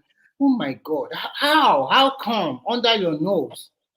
I don't understand. You remember that one of the minister that served under him said that Buhari can leave you there for 4 years. I will never ask you what are you doing. Yes, it's So is true. that a good No, administrator? no, no. What I'm trying to say, I did not classify him as a good leader. I just said that some of the projects that Jonathan led, he completed some of them, which is good because our government is a continuum. So it does not mean that this person came in and I have to stop those ones that they are building and start my home. Which you also know you can. If it has been like that over years, maybe things would have been better. But unfortunately, now that Nigeria can see that our major problem, apart from the president, is our governors. Handle your governor very well, because even the Kogi people, see what they are doing. They are doing sacrifice, not so that EFCC will not arrest him. No, all those ones. Don't look at those ones. Those are I just know, but I'm just social trying to media say stuff. they are funny people. I don't understand it. There are some You things, know, people can be bought to do a lot of things in Nigeria now. but I think in most southwestern states, I don't think a governor can do like that. Oh. No, man, you just take about 1 billion and go and pay your from the state coffer to go and pay your children's school fees. Nobody dare it, even in all the southwestern states. It's going to be very impossible for you to do that. No, the guy is just too reckless now. He's just too reckless. There is man. That now tells us that youth, Nigerian youth, or maybe whatever they call themselves, they are not ready to govern in Nigeria. They are not ready at all. Just look at all of those. Look at that Bosun Ayen. Since I'm not hearing nothing from him, what is he doing?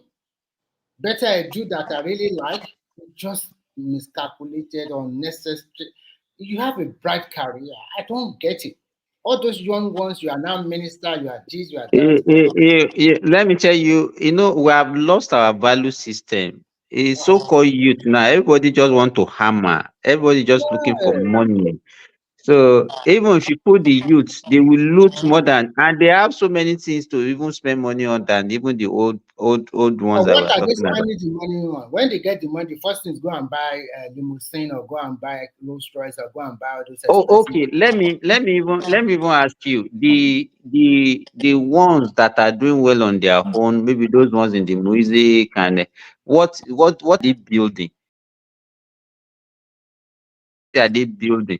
Look at the I've likes never of seen. Davido and all those things. What are they doing with their You know money? what Is they to do? buy Most of private them. jets and all the things that are not adding values, You know what? that are You not know sustainable. most of them is like, I want to become a music director. They never think about why not I go to look at Israel Adesanya, that boxer. He went to Mm-hmm. property and he built a very good property No, in. no, no, no. Let me tell you, it was not his initiative. Oh, it was his father. It was his I father. I know, said it. I know it was his father. If it left to him, he won't do something like that. But the Uh-huh. people around all these superstars like Burna Boy and the rest, everybody cannot become music director now. Use your money to invest, build factory or whatever, to create more employment, not just for music industry every time. Some of you are not cut out to become a music director or producer. Everybody want to be like that. But at the end of the day, it's not easy. And they fritter their money away easily because the life is on the high side. You want to. I know, like I think he maybe is still, I don't know why we don't actually invest in something that can actually outlive us. Do you understand what I'm saying? We don't Yeah, think like that. if you We look at, don't. if for example, I've seen here, most of the business here belongs to family, and it's generational business from one generation to another generation. All of these guys that they are music, sometimes, and they have children from different women. Why can't you just provide that? Okay, I'm going You to. said okay. If you look at the old ones, Mhm. okay, look at Sonny. Yes. Sonny has over 100 children. Oh my God, I can't believe it. You understand? I was watching a program. Hello. Yeah, I can hear you. Okay. Then if Shina Peter Mhm. started having children right from age of 14. Yes. Imagine age of 14. 100%. So you see that, and that is what. So and if you look at them today, okay, what legacy can we say these people? Look at Wasiu Ayinde is just moving from one wife to the other. Only God knows how many women that one has married.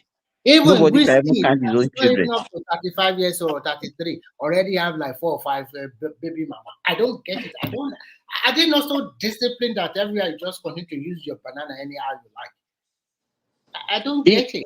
So I think maybe maybe it's a black man thing because okay, look at the people that we talk about, the richest people in the world. How many children does Bill Gates has? Only one. How many children does Elon Musk has? You know, all those. But our own, you just I'm a phone kiri ni. I'm a Yeah. phone kiri. Because I I think think you have enough money. For I think example, what we value, our value is totally different from, and that's why we cannot beat a generational wealth. yes. You understand? Look Okay, at you all can imagine if somebody like Sonny dies now, or all more than 100 children will come and scatter everything. yes, of course. The Okay, look fight, at what the happened to fight Abiola. Look at what happened to Abiola. oh my God, it's unbelievable. That guy Look at you see. business in all facets of business endeavor, but at the end of the day, children. Everything just crumble. Look at that time you be counting the company, Concord Airline, Concord Yes, Press, newspaper, Concord this, Concord that, Abiola this. Farm, Abiola Bookshop, You so understand? many You things see, everywhere. Okay, where are they now? I don't understand because of so many wives and their children fighting one another unnecessarily. Oh, God. So, for example, look at all these superstars like Whiskey, Burna Boy, all of them. At least you can purchase like 100 acres of land. Obasanjo have a big farm. Nobody will touch his farm. Dan Juma has a big farm. All of them have big farm all over the country. Have you ever heard that farmer herders clash went to their farm and cleared their farm? It is impossible because these are big farm with good security and everything. Even if you create that kind of Let me tell you, Remy, what we do is competition among ourselves. And the kind of competition that we do is not a healthy competition. not at We all. this one now bought a new car or bought a private jet, me too, I'll buy. Those things that are not actually an investment, things that actually you need to be servicing, that you be taking your money. And if you cannot maintain that level, it's very, very easy to crash. Okay, remember this guy when he was playing Daniel Amokachi, when Yes. he was making money that time, the first thing, first of all, he went and married a model in Tunisia. When he went for African Cup of Nations that time, he went and married a model in Tunisia. Then after, he went and bought a private jet. At the time, he crashed. He was broke. You understand? But Yes. because of the influence of friends, the NFA and everybody, they just rally around to bring him up again. So I hope will have learned his Yes. lesson. I don't even know why he went and bought a private jet for what reason. I don't understand. Just to show off. You are not as rich as we are. Just to show off, yes. Now I remember in 1987 when we were preparing for Chile 87 under 20 World Cup. There was this guy. He was one of the stars that we have in Nigeria at that time. Messi. He was Yeah. playing for Wanyawu. Yeah.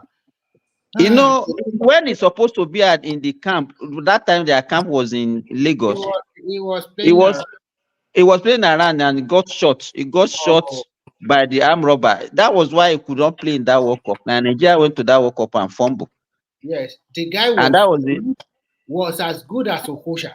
His dribbling Uh-uh. skill was No, fantastic. Kocha was nowhere that time. Now, where was Okocha in I'm not 1987? trying to say he was a all-round player, a good, super good, well built. If to say he has curtailed himself, he would have made a lot of money, even more than Amokashi and the rest of them. Yes, now. Quite unfortunate. He just I think he's senior those of Amokachi and Kuna. But what I'm just trying to say is that if he has been remain disciplined, do you know that this Ohen or something like that, Chris Ohen. Chris Ohen, yes. When they come the Flying Eagles in Ibadan, I used to go there because I used to play for Liberty Boys Club, and they camped them in the camp in Liberty Stadium camp. Their hostel was there. This guy was as quiet as anything. When all his friends are partying, he does not follow. He always stay. He's so shy, but at the end of the day, he became a superstar because he was disciplined enough. He became a superstar. He made a lot of money, but he never shout. He never show off. He lived a relatively peaceful life, That guy is super rich. And I don't think maybe he just come to Nigeria for holiday and go back again. He's not interested in. These are a very good example that people should emulate. With all the richness, he's still very humble, still continue to live his distant lifestyle. And I think George Finidi is also a very good example because he's also humble, with all the money they make, he does not make noise like all of these Amokashi and the rest. So I don't know. It's, as a sports person, you make your money, you just have to tie it down as quickly as possible. Not just And that is why you see that me, I've never seen any good example of somebody in our own space that was rich before, and the children are also rich. I've not seen one. because the way they spend the money is not good enough. The only people that you can see their children a little bit better off are those industrialists, like maybe all those like about Chudeko or maybe the Dangotes, the Dantata and the rest, because they push their children into the business. Even the Okoya Thomas, that All these people that you are mentioning, I've not seen their children being successful after their demise. I don't think so because there's some secrecy behind all of them because we don't know how many wives Dangote marry actually. And when you kept the I think about Tudeko is likely to. About Tudeko is about Tudeko has a generational wealth. Yes, that's why I say that. Yeah. Because I know that man very well, and some of his children are working in this. His own mother was the rich person that passed it to him. His own mother. Before you can say, Patrick, I hope before you can say it's a generational thing, it's not one generation that we'll be talking about. Though. So if he succeeds in passing to his children, then you can say, okay, it's becoming a generational wealth gradually. Because even it's not our culture now. It's not our culture. You guys it's because most of them, the way they got the money, which one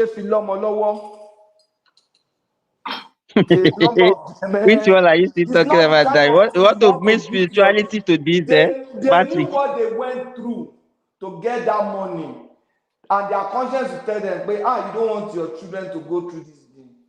It might not be effective, it might be corrupt. Okay, let's look at Abiola, for example. What business was Abiola really doing initially? Abiola was primarily a government contractor.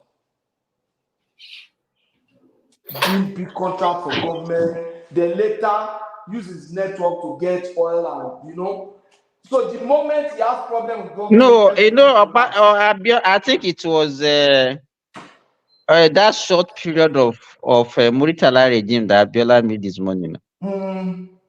Because the wife of Muritala is a Yoruba, is a Yoruba woman. It's from Abeokuta also. I think Abiola has some kind of relationship with the woman. Yeah, but Obasanjo was in that government too now. Is it positive or negative? What are you saying, Mr. Trump? With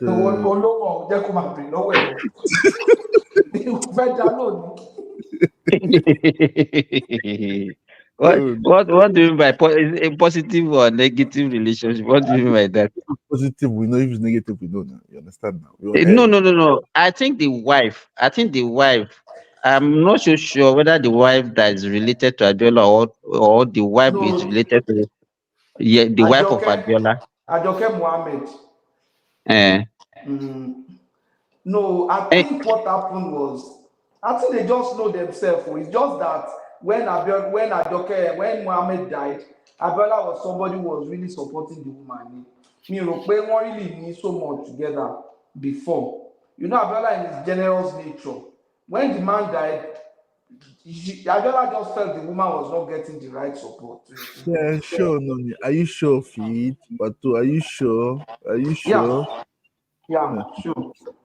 No, what actually happened was that Abiola was the one that connected that Ajoke to Tofi marry.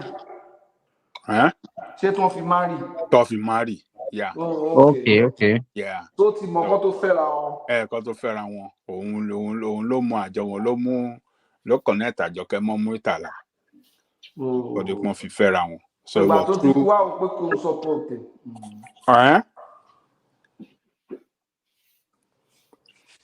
Ṣé ẹ wá fẹ́ kó fi sílẹ̀ kí ìyá máa jẹ ni? Kò lè fi sílẹ̀ bó ṣe ń láti ṣe ó ṣojú. Ó ṣojú sẹ́yìn ni. Ó sẹ́yìn. Bàbá rẹ̀ Taob tó ti yí ẹ báyìí. Taob, I hope you understand it now. Because you have a dirty mind, eh? No. I'm a righteous man. Which righteous man? Bàbá jẹ́ kò tí wọ́n ti mà ṣírí ẹ̀. Kò mí ipò ní àfẹ́ pẹ̀lú ẹ̀. No, because earlier, Simba was saying that something might be connected negatively with their money. So that's why they I was saying that most Nigerian businessmen, the reason why I told them to get generational wealth was because, the kind of thing some of them did to get that money is not the kind of thing they want to pass on to their children. Yeah, in Europe they pass it on. Okay. Let me, Patoski. Apart from that, can we say that when we become rich, we don't train our children very well also? You are busy chasing the money. No, apart from that, we don't allow them to know the value, of money. We spoil them. Yeah. Exactly. We have this belief that the kind of problem that the kind of stress that I pass through, I don't want my children to pass through it. And then how would they learn? Simba, I remember I was talking to somebody. What's it called? Prince that day, a few days ago. Yesterday, no, a few days ago. I told him that I wasn't born with a silver spoon, but I eat with a golden spoon. There's difference. When you have the opportunity, let your children to enjoy it too now. Give them everything they want. It doesn't matter. It's only the poor people that say, they will be spoiled. Give them everything they want. We never spoil. You can see the mentality that mentality that I'm talking about is that this guy is one of the people that we are talking about. Give them what they need, not what they want. France akọ ẹni lẹ́rú ni wọ́n.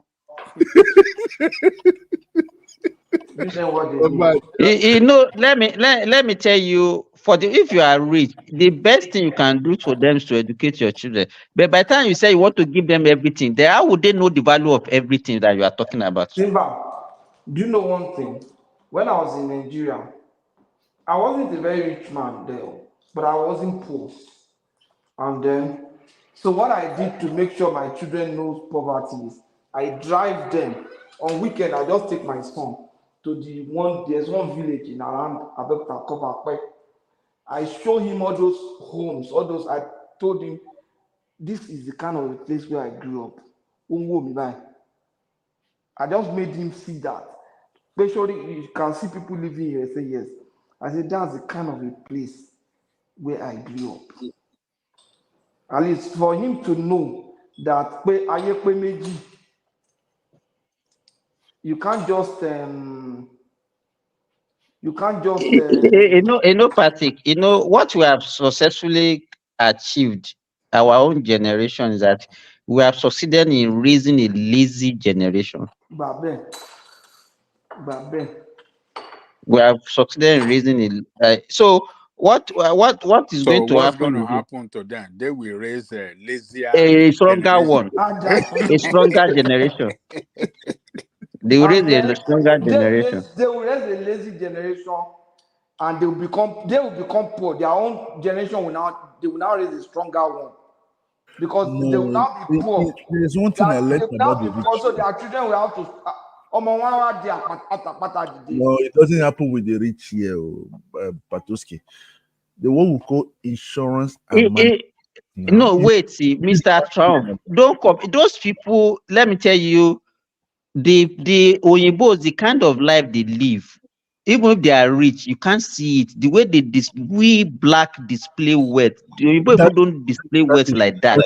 That is true. I learned it from a man, and when I saw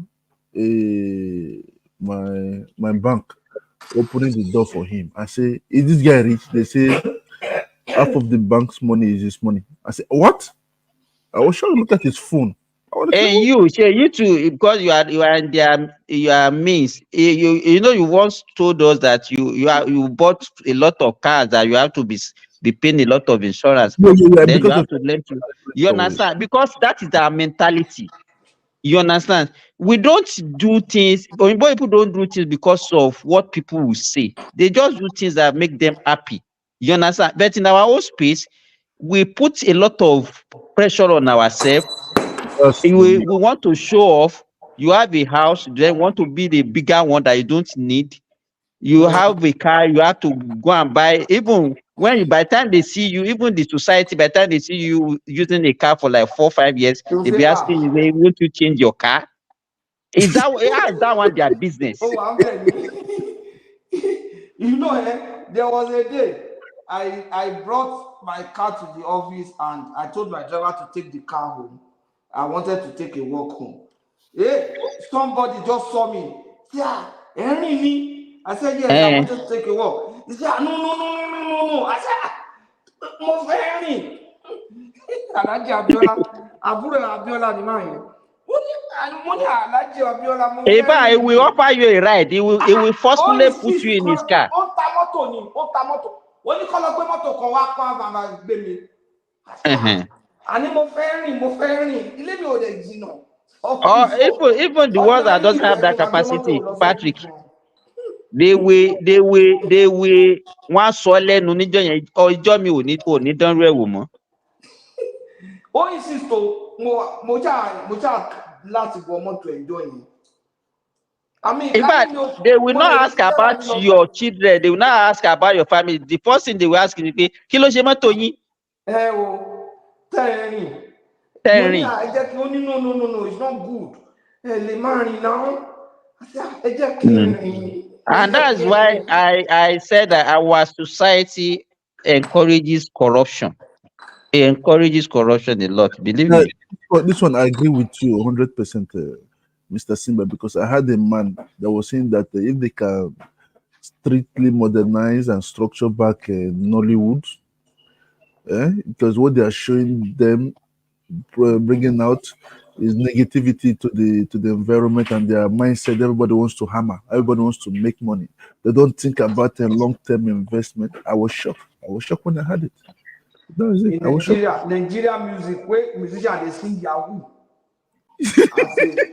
I dey back Yahoo, Yahoo, what they rain. Now we are seeing the effect now.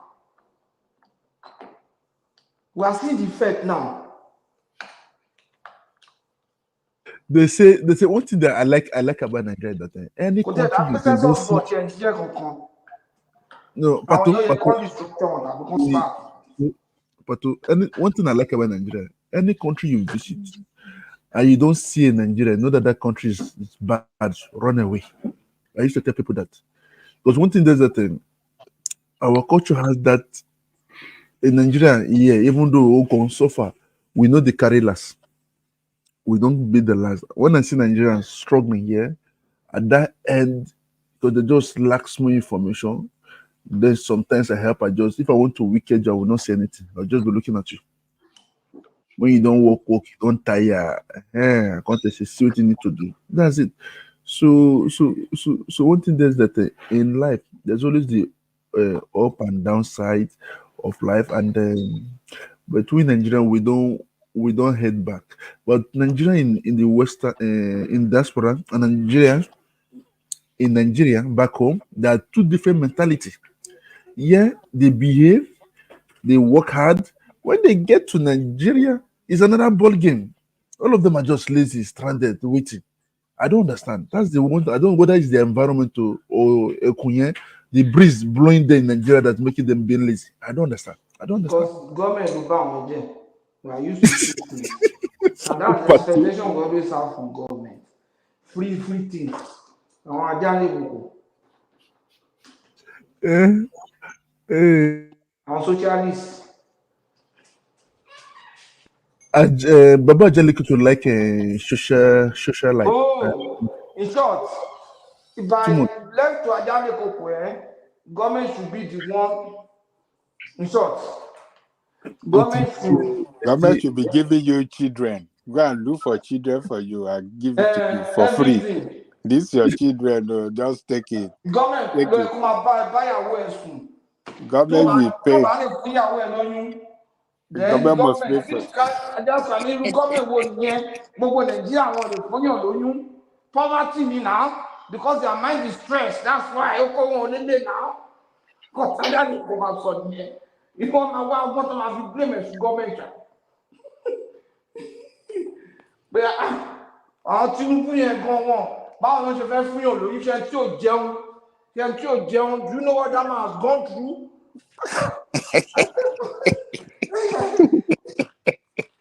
Báwo ló fẹ́ fún yàn lóyún?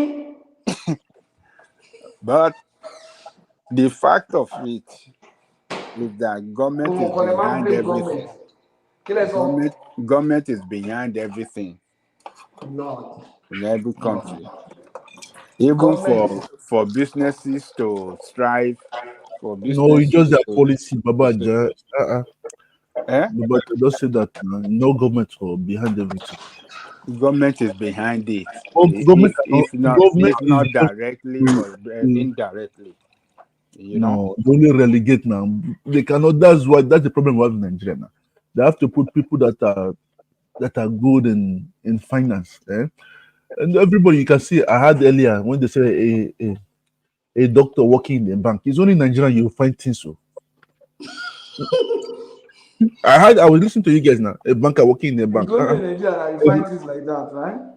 Like now, Pato wants to be a doctor too. I was just laughing behind the screen. I say, Kilele. Is it tired of that? I'm trained to be.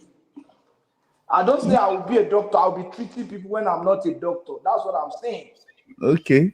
No, he wanted to be.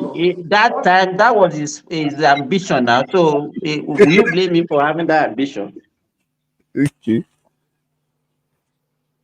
And Simba wanted to be like a Kene. A businessman, huh? I don't know whether Kene wanted to be like Simba. So you are away your go alone. No.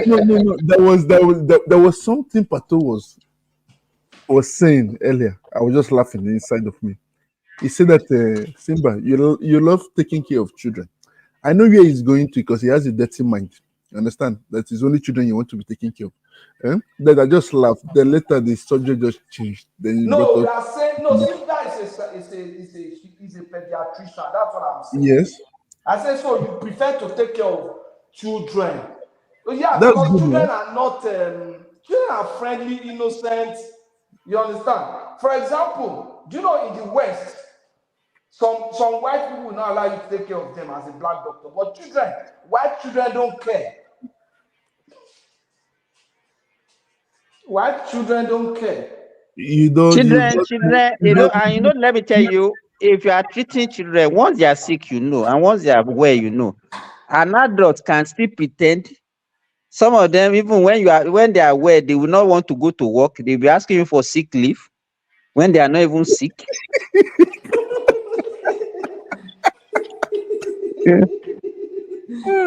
It is everywhere.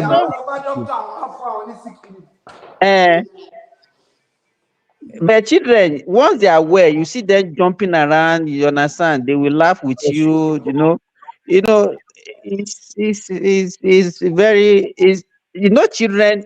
After children, I would prefer to take care of animals rather than taking care of human being. Yeah, because animals are also innocent too. What I say, they are loyal. They are loyal to you, very loyal. And don't take care of them. Don't go there now. Don't say that now. They're not loyal. Animals are loyal. Animals are loyal. What are you talking? Taking care of them. Yeah. Yes, a dog can take bullet for you.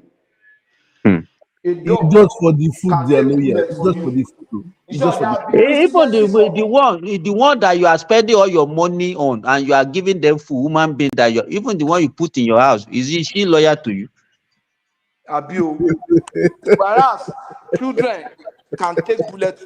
Dogs can take bullets for you. No, Mr. Taof, answer that question. Why are you laughing? Follow Patoski. I know where you're going. Yes, so before 100%. There have been cases of dogs Hey, now that deceive, took be bullets for deceiving their people. yourself. Be deceiving yourself. There are cases of dogs that took bullets for their people now, for their boss. Emike, I won't take any bullet for any animal. For what? Dogs take bullets for you. That's what I'm saying. Okay, I will give you more bones now. I will buy them more bones. They will eat more bones. No, I'm not that I'm against animals. So. Not I'm against animals. Mind you guys listening at the background. I'm not fond of animals that I cannot eat. When I bring up my chickens, my goats, my cows, and sheep, when I bring them up, it's for consuming, not for decoration. I don't. I scream now. I don't take care of things that I will not eat later. That's it. So I'm honest. When I bring you up after feeding you, then I'll let you die and go. What we are, let me tell you, what you are telling you is that because you have not engaged in it, and that's why you don't know the value of having them. It make you happy. You see their loyalty, you understand, and they can never betray you. I don't see you. Give the don't run. Do the time of tsunami in Japan. If it was there's a documentary there, the animals left their owners and ran away for their safety. First, they ran away. What do you mean by they left to a safer place before anything negative occur. Animals they know. I don't know why. They know and they run away. But even you, as Dog will not run away. Dog will not run away. They ran away. What are you saying? Dog They're already doesn't run away. on the street.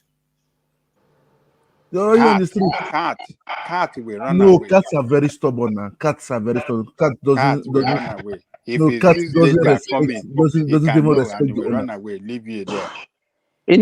Baba Kuku, what I want to say is that if you that are taking care of them, if you know them very well, they can give you a clue for you to even escape yourself.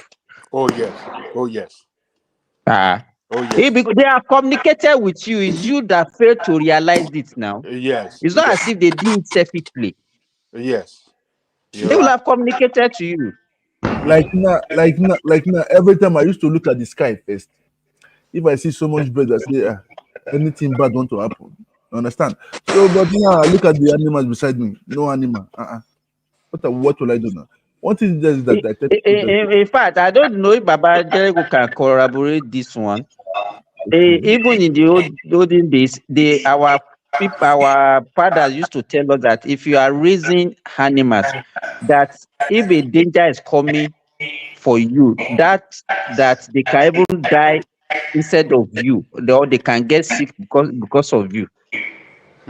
They can take danger away from you, and that's why most of our people those days they have one animal or the other that they are raising, because they believe that whatever harmful thing that is coming, that animal can take it instead of them.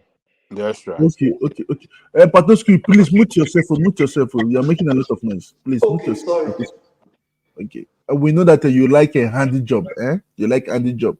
A banker that wants to become a collie is good. It's good. Living in diaspora, that's one of the disadvantages now.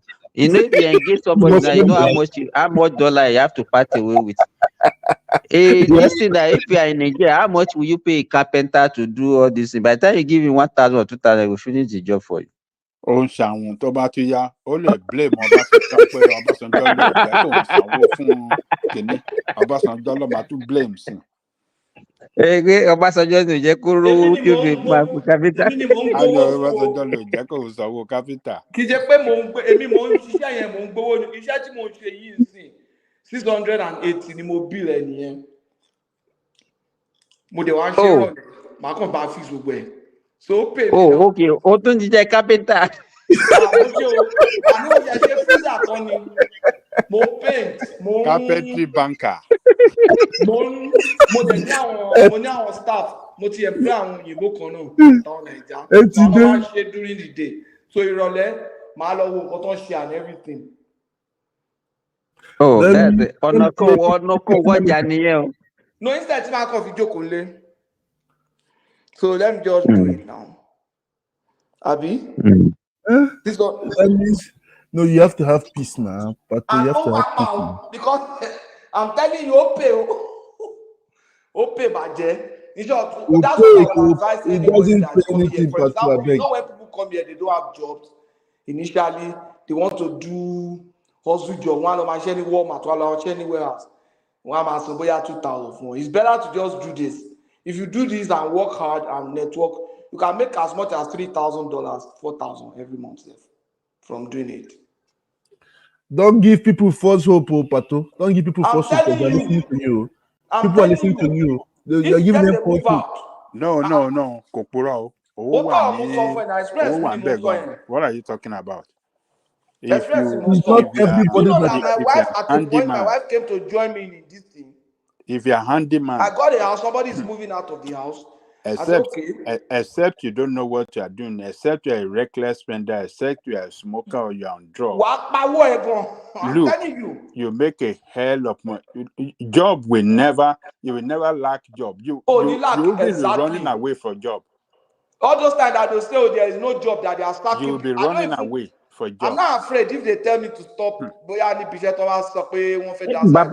Janekuku, let me even tell you, it's like I remember as far back as 2010, my friend's wife in UK. The only thing that he plaits hair for women, and that's what she does, and she makes a lot of money from it. And if you're a handyman or only skill can just use your hand to do something. You can you'll be swimming in money. Exactly. You'll be swimming in money. Yes. I know somebody who is an engineer in Nigeria.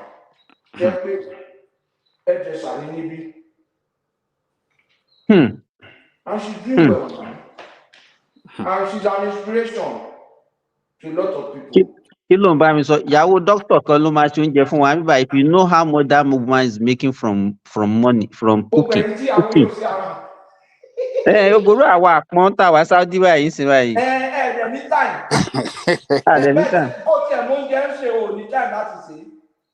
You know something that somebody cook is meant from what you cook. You know, by the time you are cooking, you will have tasted.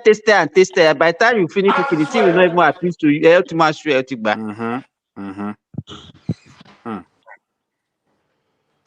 But Patoski, what you are doing over there, can you allow you to do it here? Okay, it's an instrument again. I don't even know.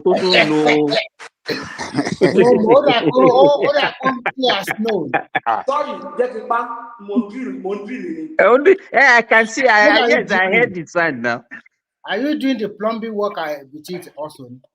Everything plumbing. If I like plumbing, mo change faucet, mo change faucet, tap, sink, mo change faucet better for restaurant kan. Ó ti dọ̀gá lẹ́nu iṣẹ́ yẹn o. Mo lè bill ní 1,000. Wow. Hold on. Mo ra faucet ní Home Depot. Hold on, Patrico. $60 mẹ́ta mo ra hose yẹn, top connectors and other stuff. Gbogbo tí mo ná ṣiṣẹ́ yẹn bóyá bí 300. Patrico. Mo lè parí ẹ̀ lọ́jọ́ yẹn. Ó kọ gbogbo eléyìí Nàìjíríà ibi ló ti. No, ibi ni mo ti kọ́ ọ. Mo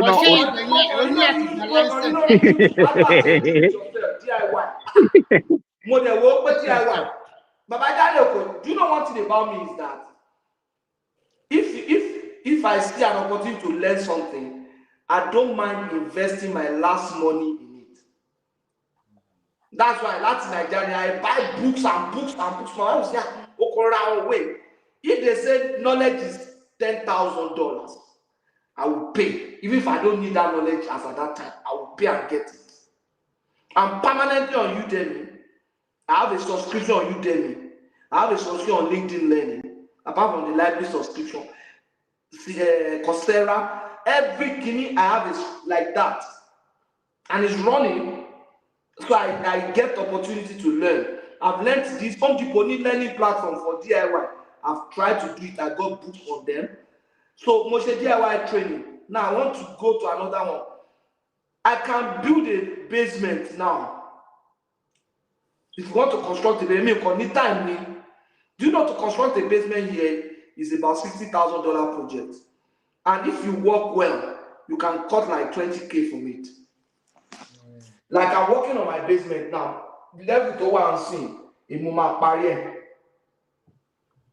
Mo ti ra fridge. Mo máa lọ ra cooker ní marketplace. Mo máa ra wọn kankan. Máa connect ẹ̀, máa ṣe máa paint ẹ̀. Ó tẹ̀ wá ní new one tí mo ṣe fẹ́ develop on sí. Ṣé máa garage floor ẹ mọ kíní kan tó pè ní epox.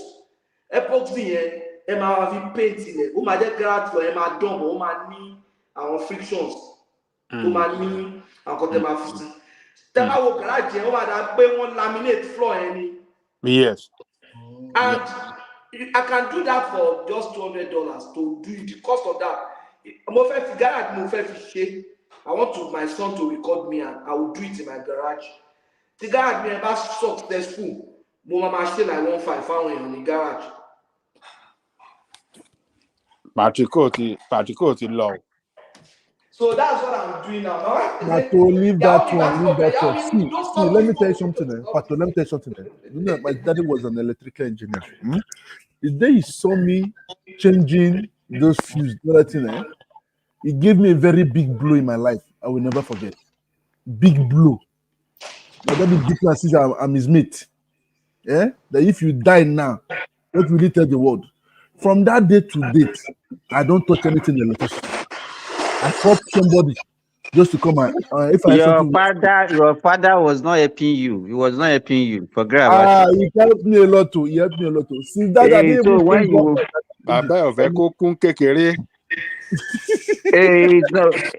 that is not protection now. It's supposed to even support you, and maybe that was even what you where you supposed to have your skill. I'm an electrical engineer. I have money today. No, I will never forget that day. And everybody grown up, we are clamping for me, changing it. I never knew my father just came, boom, as if I'm his mate. From that day to date, I don't try rubbish. I don't touch anything handiwork. I don't do handiwork, honestly speaking. I don't do handiwork. Anything administration, but to anything administration work, I can do it. Andy, no, I leave it for them. You do what you are specialized on. So that means that you're a banker, the same time doing carpentry. Electric. So I think like what he said he has a fear for it. And sometimes some people, they are quick to learn something very quick, while sometimes some people are slow. But if you live in this kind of world, in fact, I'm even blaming myself. I should have gone and learned mechanics because the first time I took my car here for just a simple repair, they did not even touch my car. They said, first I will have to pay €100 first. €100 for, they call it, consultation or whatever. Yes, I pay it too. Remy. I come back immediately. I come back because I was €100 without touching the car. Then after the third car, they replied, and then they said the total bill would go to about €300. What am I making? I'm just new in this country. You pay it now. We call it circulation. Now we create employment and money movement. I run back. People like Patoski is doing all the old job now. That means that there's no money for the barber. Like now, people that used to cut their hair. How will barbers eat now? You must circulate that money now. You know what? We are enjoying Nigeria. If you want to cut your hair here, it's €40. I beg now. €40 just to cut here. Since that time, I'm cutting my hair by myself now. With 2K, Remy, if you offer a barber 2,000 naira in Nigeria, they will be worshiping you. So I cut my hair by myself. I groom myself by myself. I don't need them anymore. Yes, what is that? Mr. Remy is a sexy man.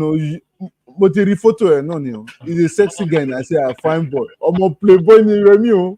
Playboy, giving you.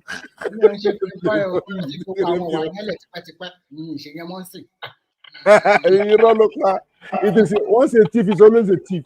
Once a playboy is always a playboy. You have that playboy spirit in you. I saw your picture. I was just smiling. I say, ah, oh, Thank Lord. you. So I think I have to do my hat off for Pokuski. In fact, if I'm in Canada, I will Ṣé learn kí n from tún sọ kankan? Ṣé kí n tún sọ kankan fún yín? I have a cleaning company and a car detailing company. Oh, kàn ṣe gbogbo iṣẹ́ ní And you Canada. know the beauty of this, let me tell you, the moment táwọn èèyàn bá ti mọ̀ yín, they'll keep calling you and keep calling you. So if you see my garage now, I have tools and equipment for car detailing, cleaning, carpet cleaning. The next phase is window washing. So I'm trying to get some drones from China to watch window and all those tall buildings, so they're glass. They are big drones. You just mount the pressure washer on the drones, and only you can watch like a big glass house, all those big houses to a marina. People are gradually knowing me now. So I'm working with construction guys. Maybe they just So, constructed a place. Patoski, you are lucky. In Europe here, I don't know whether Mr. Charon can confirm that. Here in Finland, most of the cleaning jobs are taken by Finnish themselves. Recently, the Ukrainians and the Russians, they are doing it. Here, they don't really give totally open like that in the this. No, for example, for I started with car detailing. No, what I'm trying to say is that in Canada and America, it's more or less like totally open door. But here, they still close it to Europe. They close it a lot. If not, I have a company also. I can go to that kind of business easily. But when you start to penetrate them, some of them they will fake it that they cannot speak English. Well, where they can Start somewhere and start and let me know. There are discriminations like that. But I leave it to the market to decide. Let the market decide. In short, Amy, let me tell you one thing I know about business. I'm a business. My background is business, actually, accounting, marketing. Also have a degree in marketing. The point is this: if I want to do anything, my son or my wife will say, "Can you imagine?"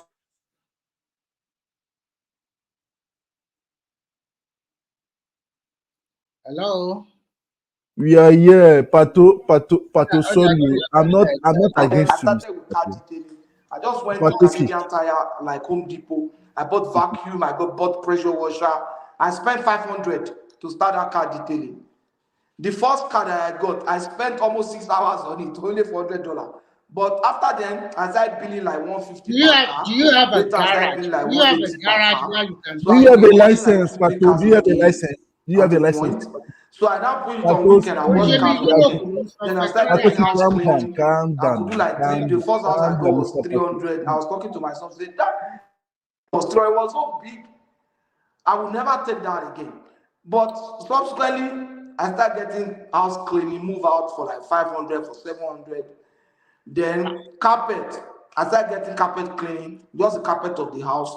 Most of the houses in Canada, the second floor are rugged. The first floor is wood and tiles. So you clean the carpet.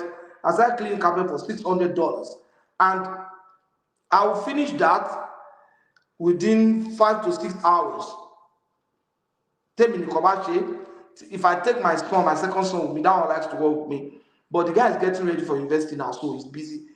I'm buying him carpet cleaning equipment to take to the university. So on weekends, you clean carpets. You can make as much as $1,000 or $700, $800 in a weekend. That's like $3,000 a month. That's some family income. So Patosi, No, Pato, I disagree with you. Don't give my Nigeria force up before we know everybody want to No, come I'm telling you to what come I to have Canada. done. Canada is hard, though. Canada is hard. It's hard, Hold though. on. Check you see camera now. See Uh-huh. this door where they work on. There. Uh-huh.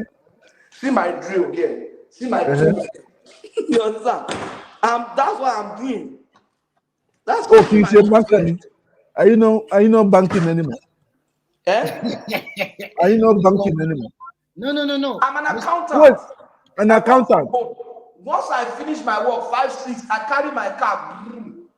If I That need to means that finish work during is the it? day, Wait. That means that your job is not paying you enough. That's what you're telling me. no. Okay, for That's it. example, Let me give you another thing that I'm That means thinking he's of. not paying you enough now. Yes or no? No. Hey, You see, no, let me, let me, I think, Triumph, it's not every, okay, you said maybe how many type of business do you do? Don't mind him, Daddy. He's a billionaire. Not people don't Why my business? I'm not the one operating my business now. Iṣẹ́ ló ń ṣe náà ni na. Iṣẹ́ ni Patoski ń ṣe o. I don't touch anything in my business. make go seriously. But Okay, You know, let me tell you, one thing that everybody should learn is to have multiple sources of income. but kò easy báyìí ní àwọn Scandinavia right? Wọn ò ní jẹ́ kó ṣe, wọn ò ní friendline. Do you know that since I started this o lè business, fọ mọ́tò ẹ̀ ní iwájú ilé. I now started you making touch it, more you go to connections. prison. We call it colored job. So o lè fọ mọ́tò ẹ̀ níwájú ilé. Anything you can like, You cannot. Anything, as long as he's keeping me busy at times, and then I just finish my office work. For I'm example, coming to work here. The next thing, when I get home now, if it's not late, it's very late now. I'll just do 1 hour of training online for forex trading. No, Patoski, don't get me wrong. Don't get me wrong. I agree with you. I agree with you. What I'm saying is that your accounting job money is not enough for you to rely on. That's what I want to know. No, in accounting is enough for me actually. If you're looking at the money, because I'm an accountant, I'm working. My wife is also an accountant. We are not just accountants, we are chartered. That is just a title. The money is not enough. No. When I mean we are chartered accountants. We also have our accounting firm. Apart from working for companies, we have public practice. That means if you don't have clients enough, you will not be get paid. No, we are growing. Let me give you another example. Because I delegate jobs to private. Do you know I'm thinking of outsourcing some of my job to Nigeria now? Okay. Some of my accounting job. I have an accounting firm in Nigeria that I'm talking to already. My friends who are accountants. So it's putting together a group of accountants. We'll be doing online work, and I'll be giving them jobs. They'll be working on accounts of clients in Canada. I'll be reviewing and passing them. You see, at this stage of the business, I have to be involved. Now, this like the moving, I do moving to the moving aspect of my business. My son is taking it over already now. Do you understand? My son is taking it over. The guy has a plan to start a trucking company to get big trucks, all these haulage trucks, and then employ people. So I want to start him off like that. So if my own parents never really. Wait, Pato, let me tell you just something. I'm not good in many things, but I know people that knows things more. Understand? And I learn from people. Understand? For you to have more, if now you say that your stuff is not, what your income is not enough for you and your family. I understand. That means you have to go into Google or open your own personal or private website. No, let me tell you, when you talk of income, man, even if my income is not enough, all I need to do is adjust my spending now. I am not. I understand now. You spend a lot now. You have family back home that are taxing you. I understand. I don't. You understand? So my you have family now, siblings that are taxing you. Triumph. Is there is what you are talking about is a relative thing? Like, okay, can you tell me that you have had enough money now? Can you say, even if you are so rich, that you tell me that you have had enough money?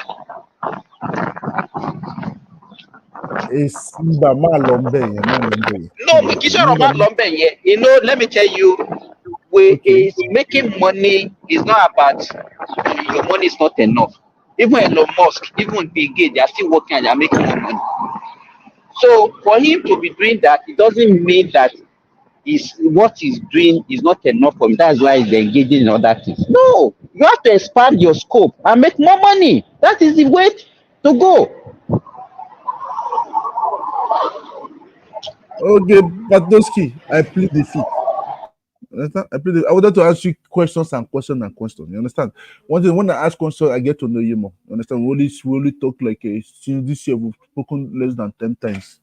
In the last 12 months, you understand? Because we just exchange. I know when you were shouting at me once that I told you to stop for somebody to talk, and then that I did not relegate you the platform. But it doesn't matter. It's good. I respect what you do. Understand? I'm not bad about it. You understand? But That's just it. If he's another, That is yes. what you're supposed to be encouraging people to do. Yeah, You yes, I'm understand what I'm saying? encouraging that, but the way he's In talking, fact, you will see that there is money. let me tell you, is secured with that. Is secured because if you lose one job, you have other things to do, and that's what they call multiple source. I understand because now before the end of this year, America we mess up again because every time of election there's problem everywhere in the world. There will be a restriction. There will be many things, and people will not able to have another source of income. That's good. That's good with you. That's good with you, Pato. Keep it up. Understand? Keep it up. Me that I'm saying too. I do things to make my money, but I don't. I'm not the one in charge touching those things. I only just build and give it out because I create a structure and a system. That's the only thing different. Okay, no problem. No problem. Okay, Pato, more grease into your elbow, to continue. I know that as I saw your leg, that means you're a slim guy, like Mr. Ola. I know Ola is listening too. You're a slim guy like Mr. Ola. Okay, okay, no problem. Me too. I'm a slim guy. I'm a slim guy too.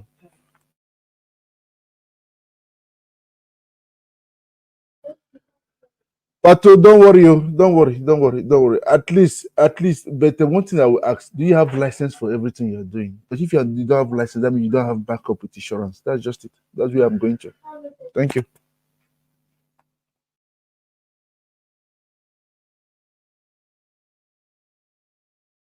Okay, you guys, I think me too. I want to take a break. So goodbye, everybody. It's 10 o'clock in your place. You don't love, You don't love No, this stuff. it's 9 o'clock. 9 o'clock. I know it's 10 in your time. 10 in your time. Hello, bad me.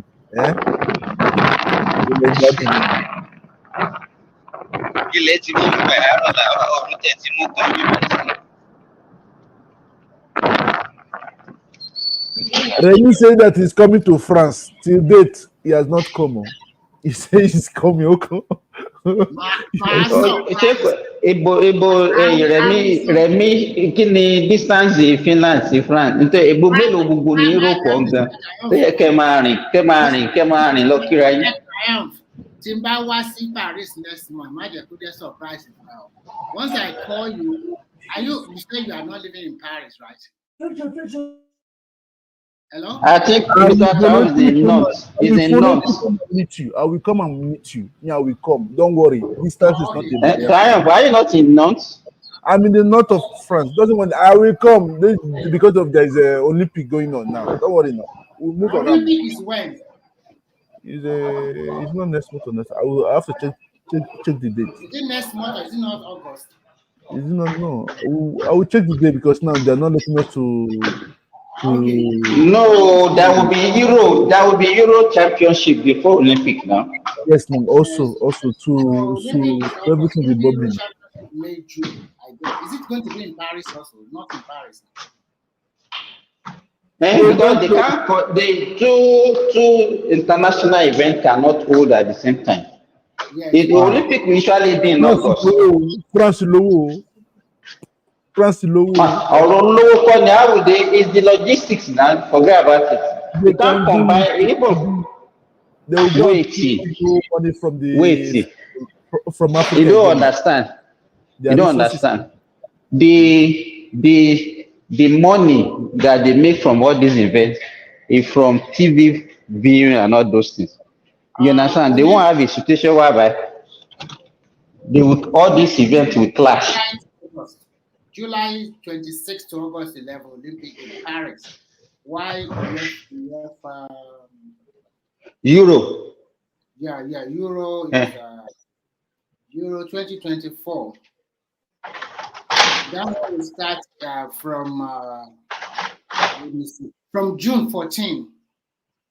Is it going to be playing in Paris in France also? Where are they playing it? Germany against Hungary, Scotland. It's going to start in June 14. Yeah, after the Euro 2024, and then the Olympic will start. Don't worry. The moment you're in Paris, even though I'm outside of France, I will come. Okay, I'm always free weekend. I will send you message.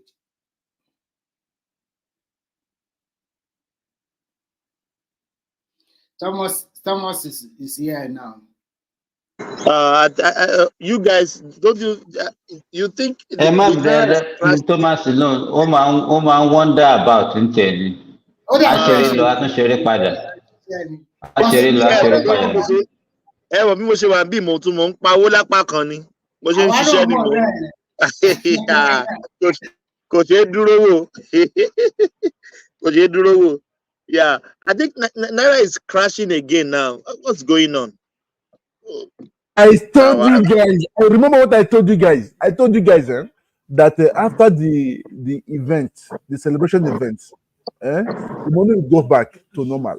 Then later, the next 4 will be permanent. For now, everything has to go back what it was before. At least when we bought everything we want to buy in Africa, finish, then the naira will be stable. For now, we don't want it to be stable. Honestly speaking, we don't want it to be stable. So when is it going to be stable then? Next month? It's going to be as from next year. It will be stable. End of the year. No, I think you will continue to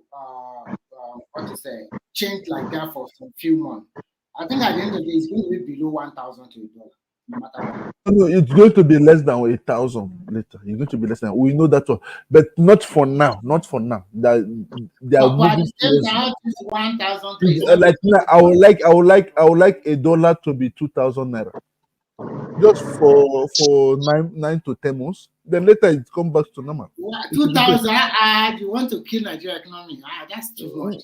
Nothing changes. It doesn't affect people in Nigeria. It could affect one. No, affect one. You see, every increment in dollar to naira or naira to dollar, they will quickly jack up. Tomatoes that they grow in our backyard now is affected by the dollar. Don't know Nigerian people. They are exploiters. They will jack up their. They've been lying to us. What concerns dollar with peanut produced, planted, roasted in Nigeria?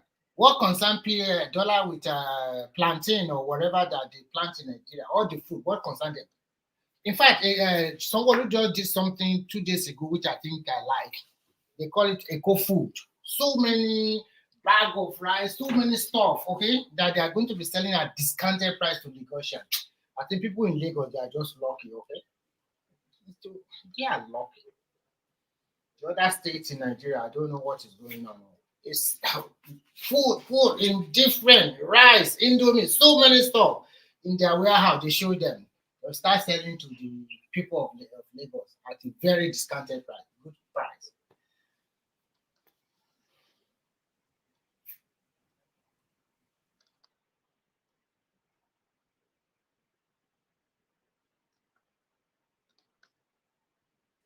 Don't worry, Nigeria will be great. At least we were going to enjoy this country whether they like it or not. They would. So no shaking.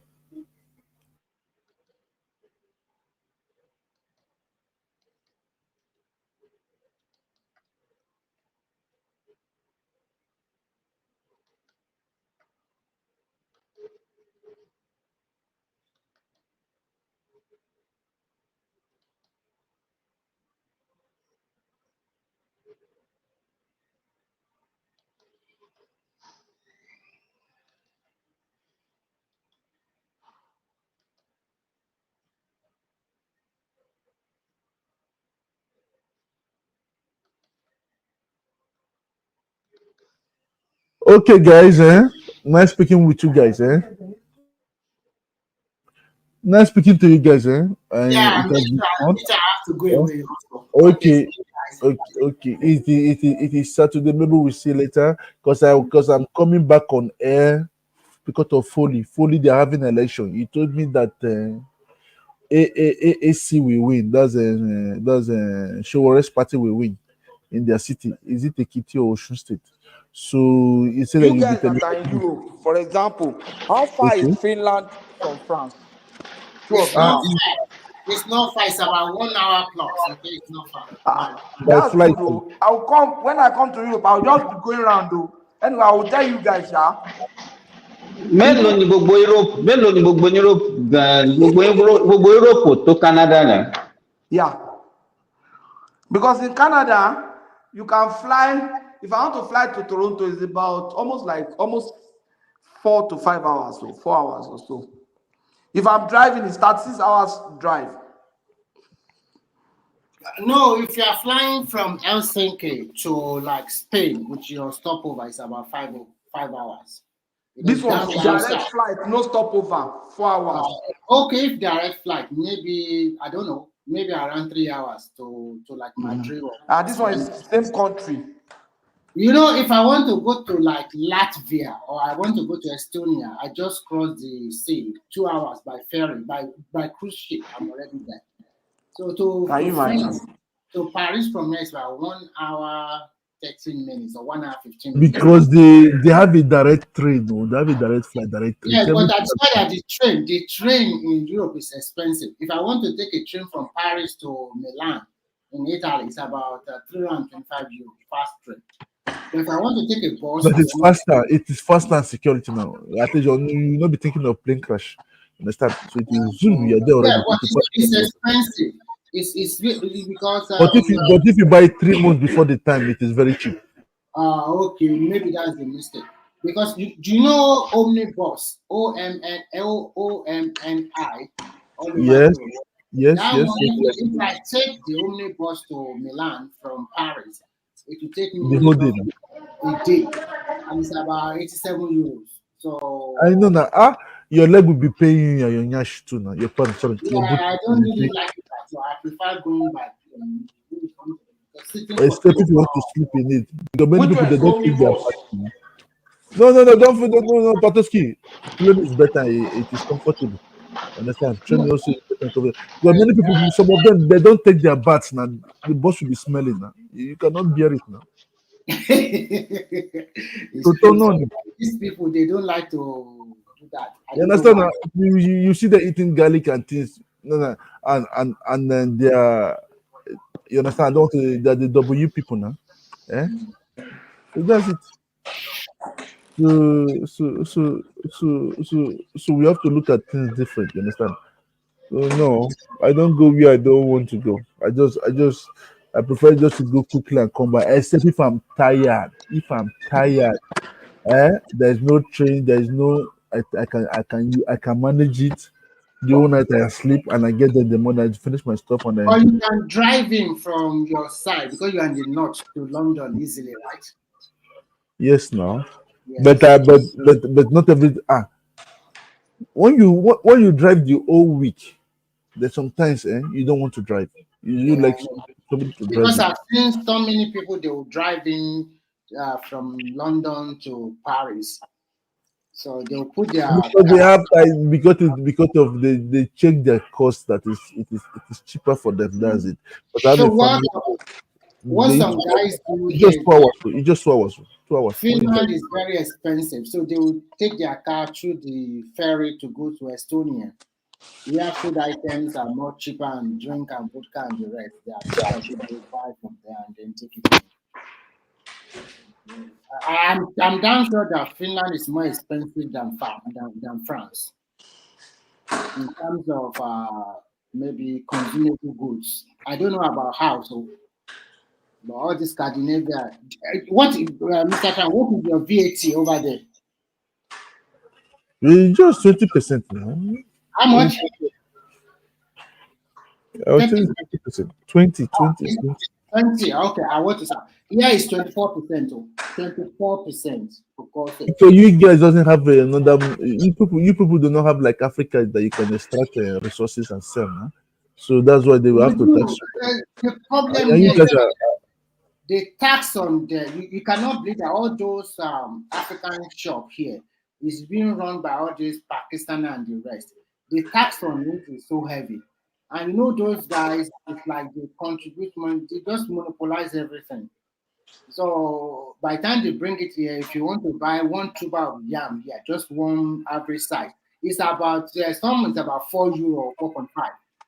And the same tuber of yam, compare it to in England. Do people have a very good restaurant there in Finland? No, they have a good restaurant. What kind of restaurant are you talking about? Are you talking about No, I like restaurant. And when I travel, like just for me to eat good dishes now. I the don't. only, you know, the Scandinavia are conservative, so they like to eat buffet. Buffet is more cheaper. Where they pay 11 to That means that we have so many China guys there now. Eh? Now, of course, that's what they have here now. So No, many. I don't go to that now. Don't go to that. Formerly, I used to go. I If know. you I know want that to, my daughter if loves it. you want to enjoy, if you want to enjoy Finland, go in summer and then you now rent a cottage like a 2 bedroom apartment, probably everywhere is quiet, of course. So you can cook by yourself. That's what people do with their family when they come to vacation in Finland. So that way it's more cheaper for you to live in a very beautiful 2 bedroom apartment. Everything is well, you have your bed, TV, everything. You just come with your bag and your family. So some of them, that's how they come here and enjoy from other European countries. Which city are you there? Which city are you there? Which You know Helsinki, the capital city. the capital city? That's where you are. Okay, No, maybe. I am in Ustima area. Just I have to say, if let me just not very far. I'm under Helsinki, but they call it Usuma area. I'm in a city called Yavempa, which is At least, how about. many minutes will it take you to come to the capital? So if I drive down, it takes me about 30 minutes to drive to. 30 minutes. 30 minutes. You can come then, because Yes, because I'm doing touring with my family. of course I I'm can doing come. touring. If you come yesterday, I'll just drive down and come and meet you guys. It's not too Okay, far. but if I want to, I know that you work during the weekdays. It will be Mhm. the weekend. So I know that the So weekend I cannot. any time you want to come, I will just probably give myself one No, day. don't worry. Don't worry. I know. I love traveling around during weekends. Even though I go to Nigeria, And I I think go on if you are Friday. you I are not finish on going to be Saturday. staying I in think I came on Helsinki. Sunday. I'm in France already on Monday morning. Okay, So that's the that's way I do it. 3 days is okay now. I don't. I of don't. I course. don't spend more than I'm 3 like days. all of this European country, they look alike, man. Very quiet. Me sometimes I don't so Because I will be going to Sweden to see my friend's son. But I'm going with my family too. At least a weekend, then I just move around. We'll go like a Thursday, Friday, Saturday. I come back on Sunday. Sweden is more lively, more than Finland. Okay. It doesn't matter. You're the one that's going to make it lively. Like, everywhere is dull. You're the one that's going to make it lively. That's what I used to explain. I remember when I went to Djibouti, it was, I cannot even stand the heat over there. The heat was too much. No new around 3 in the morning. Everywhere is hot. Kilele, is it hellfire? I said no, and I ran away. Oh. I did not even spend 1 hour there, and I ran away. They have to take me to somewhere that is a climatization. That they put a clean. And clean means air condition, air fresh. I ran away from. They said that this place. I nearly fainted. Nigeria. I remember those days I used to play ball in the heat now, in the sun for hours, the whole day. And I come back and eat and go and play ball again. But then this time around, I cannot bear the heat. I went to Lagos the last time. My skin got burnt. They were laughing at me. Oh, you both my skin got burnt. I wasn't comfortable. So what I did, I was going around in Lagos with a umbrella. Can you believe it? Umbrella. Eh? But no problem. That's life. That's life. That's life. That's life. Okay, now no shaking. Okay, but if you don't come to Paris, don't worry. Me, I'm coming to Finland. Patoski. Maybe when I come to Canada, I'll come and see you and Ola. I will come at least Yes, a week. I'm like coming. short. I'm coming. I'm coming. Because you guys are saying you people are coming. You guys cannot come. But me, I know I'm coming. I'm coming. At least. At least let me come and disturb Mr. Ola. bẹ́ẹ̀ Patoski ṣó ní sùn ní ẹ kó ti sùn báyìí náà. Ọ̀gá òun, ìkíní yẹn ó fún mi problem. Ó yẹ kí n ti máa lọ ilé ìnìbà and my house is 40 minutes from here. And again, you're starting work later. Okay, no, it is Saturday. You don't work. Torí òru lẹ máa wà ń bẹ̀ ní Canada sí náà. Be around 11:30 to 12 by then we'll talk. Okay, 11:30 at night. Let me see. It's even 12:19. That means it's 7 to 8. It is 7 to 8 hours different. From It France, is right? 7 hours different. From Nigeria. But by winter will be 8 hours difference. Okay. 9 hours. 9 hours ní pẹ̀lú Saudi. 9. 9:20 ní time lọ́dọ̀ wa báyìí 20 a.m. Mine is 8:20 my time now. It's 20 a.m. Almost 4:20 Saturday evening.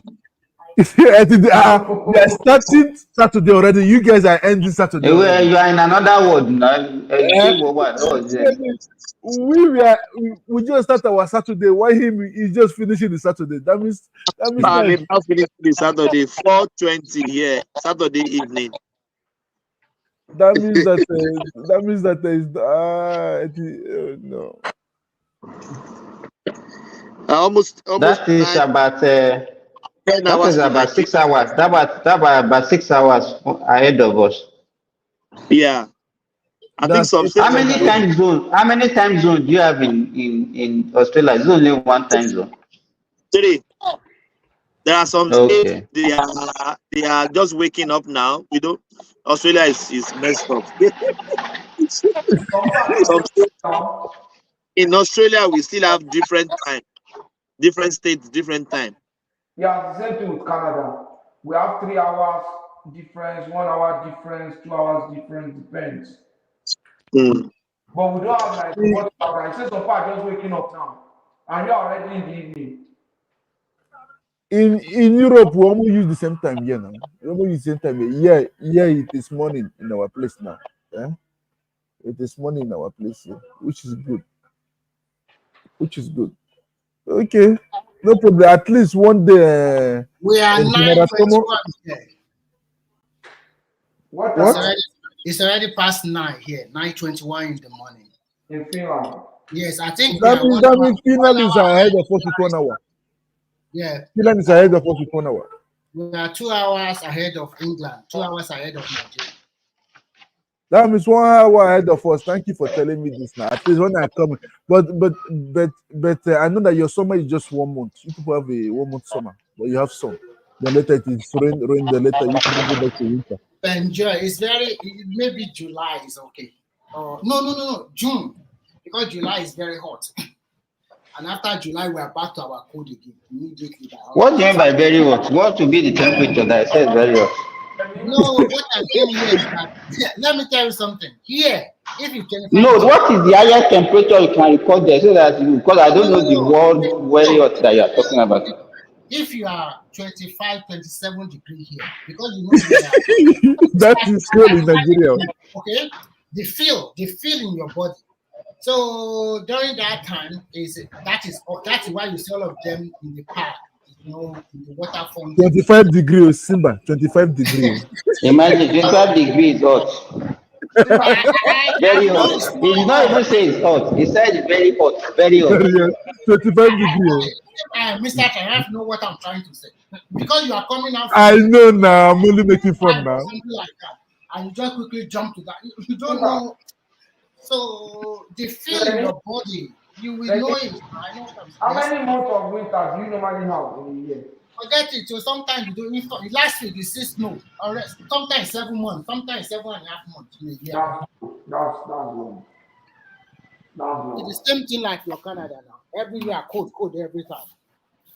Even as I'm talking to you today, we started to have good weather from today. All this white has been terrible. Every snow. Owó náà ló lé yín lọ sí gbogbo bẹ̀rẹ̀.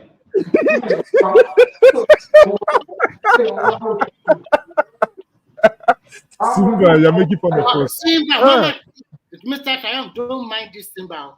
In Shanghai, where I used to live, in summer it's close to 40 degrees, 35 degrees. And this Simba is about 44 degrees or 42 degrees in summer for them. You know, what I'm on 50, 52. 52. That's not life.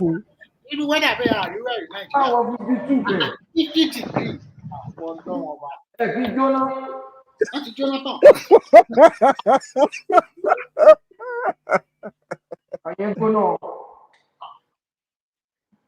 No, you know the funny thing. Let me tell you. We don't feel it though. You know why we don't feel it? because the air is very dry. There is no water inside. There is no humidity. So even with that 50 degrees centigrade, you will not sweat. Do you understand what I'm saying? Okay, You let will me not ask you. sweat because it's so dry.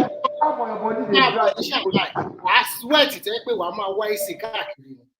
How do you get drinking water in that place? Drinking water. Answer or reply, Simba. Reply, please, Simba. Kí ni mi gbọ́ tó sọ? Báwo lè ṣe ń Say romi drinking water. omi mímu? Ṣé wọ́n máa pọn wá Omi. Where tap water now? How do you get it? Desalination on ṣe now. Desalination is the sea water. Oh my God. They do desalination. But at least in my house now, I've never experienced outage of water at all. So. Owó ẹ̀ ni. Owó ló pa. Unlike Nàìjíríà fẹ́ kó wàá sọ dígà báyìí wàá rómi. Ọlọ́run máa ṣá. Ọlọ́run ló bless wa pẹ̀lú gbogbo yẹn. Ọlọ́run ti mọ bí àwọn leader ta ní. Nítorí ẹ̀ la fi ya ọ̀lẹ la fi yọ̀lẹ. Ọlọ́run ti mọ bí àwọn leader ta ní. Okay, no, okay, Patoski, can somebody survive in Canada without electricity? Is it possible? Necessity ni. Ọlọ́run pé táwọn náà bá wà nínú condition yẹn, àwa ní electricity Nàìjíríà, àfi tá a bá ní gbé bẹ̀rẹ̀ lókun. Simba, people that will die every day. Since I've been in Canada for over 8 years now, ní a ní outage mo wà lọ́fíìsì ìjọ ẹ̀ ní downtown wọ́n nípa outage wà á dẹ̀ dúró after like 5 minutes it came off again since that time nothing no outage. Wọ́n bí wọ́n dá kán ní outage ń bí báyìí wọ́n bá ní outage bẹ́ẹ̀ ni òkú wọ́n fẹ́ gbé yìí. In 8 years. Even in Saudi Arabia. But ó kàn jẹ́ pé ṣé rí ti Saudi Arabia, let me tell you, we used to have winter here also, but our own winter is not. Yes, we used to have winter. We are just living. We are just entering our own summer now. But no snow. No snow. Bí minimum tẹ̀lé náà ni bóyá bí 2-3 degree. Not really 18 minus at all. Simba, yes. I passed through Doha to Nigeria. As we came out of the plane like this, they said this is winter. I said, this is winter. How people survive in this country? With the heat? Okay, so in Doha, are you talking in Doha? Doha, yes, Doha, yeah. Okay. I said this is winter. I said this is winter. Yeah, time month when?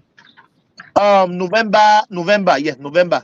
Okay, yes, 15. November, December, January, February. By March, was summer. November 15, I was in Nigeria 2 years ago. As I'm talking to you, I'm walking along the street, and the temperature now is 38 degrees centigrade. Jesus Christ. This is what we Europeans will pay to come and enjoy. They are looking for sun. They pay $10,000 for sun. They pay more for sun, just for 1 week of sun. That's what Nigeria must invest on tourism. There is money in it before they be. Oh no! I hope this. I hope they should stop doing this arranging insecurity in Nigeria. At least people can start coming. It will boom again the economy, and people will start enjoying themselves. Nigeria is a place to live now. It's a place to be. Everything there is cheap. It's very, very cheap. Nothing is expensive in Nigeria. What's happening in Dubai? Flood everywhere. Let me explain to you. In the Middle East, yes, in the Middle East, because rain doesn't fall, so they don't have drainage at all. Though in Saudi Arabia now, they are not doing underground drainage. The problem, let me tell you, there is no river, there is no stream You There's no. understand? So, Yeah. so even if you have drainage, where are you going to connect your drainage? You understand? Oh You know, yes. you must Yes. have Because you have to a connect place where you have to stream. have a place where you are going to drain the water, and the Yes. water will flow into the sea or flow into anywhere. You understand? We have Yes. channel, we have rivers in Nigeria where all our water is collected and drained. Yes. But there is Yes. no river. There is no river at all. So if you even have a drainage, that means you have to have a place where you are going to be collecting the water. You understand? So Wow. it's not as if the water will drain somewhere. No, you Yeah. have to. In You the have to. middle of Yes. the road like this, the water was dormant. They have to bring trailer to extract the water from the road. That is it now. That is Trucks, it. Then the trucks of kind of trailer. soil, the So kind of soil they the have water is not going anywhere. The water just is not is just going. The whole place is either is a hill or is a flat terrain. You understand? So if the yeah. water drain, it will go and collect somewhere. And where is it going to collect? It's going to cause flood in those places. Cause, You understand what I'm yeah. saying? Oh my Uh-huh. God. I just say, is this So in Dubai? Saudi Arabia, what they are doing now, you see most of their road now they're expanding it. So they now put they is underground, like the water will just collect under that underground. Then maybe it will just be sinking gradually, gradually. Because their rain usually in the winter. You understand? Usually maybe around December, January. But Very because heavy, unfortunately. the weather is changing now, it's now extending to like April. April. Ah. Uh-huh. So before, Um, by the time you are in January, after January, you don't see rain again. And even during the time of winter, it's not as if that it will be rain every day. Maybe you just maybe one or two in a month. You and it's not understand? that heavy as well. It's not going to be heavy. No, no, no, no, no, no, no, no, no, no, no. But any little rain, it can lead to flood because water has nowhere to go. Where to go? There's no way. Mm-hmm. Simba, they were bringing truck to extract water from the road because it's not going anywhere. If they It's don't not going extract it from anywhere. the road, it's not going. Uh-huh. It's not going to be there. And that's why they don't Trucks bother upon putting trucks drainage upon because trucks upon trucks. Wow. Oh my God. They should be thinking of drainage now. That beautiful city was a the Middle East cannot survive without technology. They wow. cannot survive without technology. It's technology Wow. that's made all these places. I wonder how people before the advent of technology, how they were surviving, and that was why Surviving. their population is not much. Wow. I don't even Mm. pray to live there. I can visit there, but living there. No, no. Living, let me tell you, if you live there, you will not like. The only thing is that maybe social, but when you talk of security, talk of ease of getting anything that you need, things are not as expensive as they are in the developed world. You understand what I'm saying? Western world. Then you are not bothering about tax. You are not bothering about all those things that will be giving you a headache. You will love it. I don't like here now. I don't do anything. Okay, I went out now. For like when I was telling you initially that I wanted to leave the platform. I just quickly left my house, went to the hospital, collect something and came back. I left my door open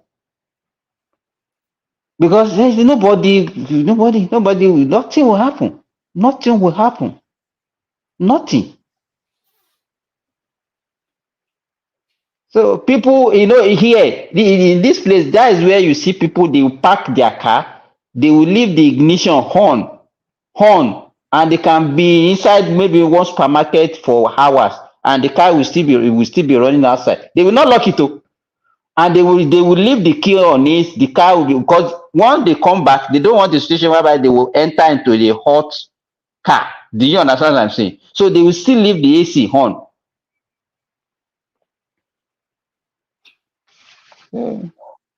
Everywhere has his own advantage and disadvantage. So that's what I can say about that.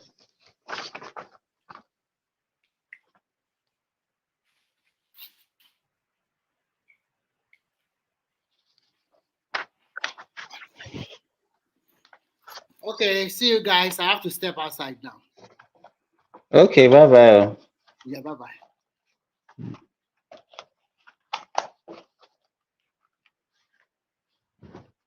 Okay, what is it? Thomas, maybe we should close down.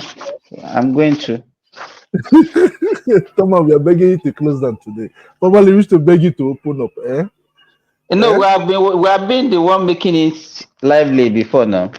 Yes, just because we have many things doing these days. At least we are to the way you start the year matters a lot. At least you are going to Nigeria. Simba, be expecting my calls any moment from now. Private calls, please. I'll let you. I'm telling you now. At least Okay, I know that okay. it's going to be the weekend. I know you don't travel. You don't work Fridays and Saturdays. That's it. But you work on Sunday and Thursday. Is it? Is it? Well, our weekend is Friday, Saturday. Okay, I understand. So I know when to call you at least. At least there's something. Then you can call me any time of the day from like your own 5 o'clock. Okay, but during the Yeah. weekdays, I'm always busy. Yeah. Sometimes I'll be tired, and sometimes I spend time with my family. You understand? So that weekend is at least I can just talk easily. You understand? So that's just it. But sure, not shaking, sure, not shaking. Because I will need your assistance. Yeah? I will need your assistance for something. Yeah? Okay, no problem.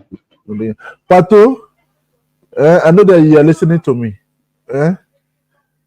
Take good care of yourself. And then later you share the money to all of us here on the platform. You know who is who here. Triumph number one. Triumph never refuse money. I don't refuse money, but I don't take a gunja. I don't take bribe. I don't take stolen money. So that's it. Okay. Take good care of yourself. General Thomas. Have a nice day. I know that your weekend is finished. And again tomorrow, I'm pastor nonis. Take care. Bye bye. Patoski, bye. Simba. See you next time. Okay, later. Okay, Okay. bye bye. Okay, bye.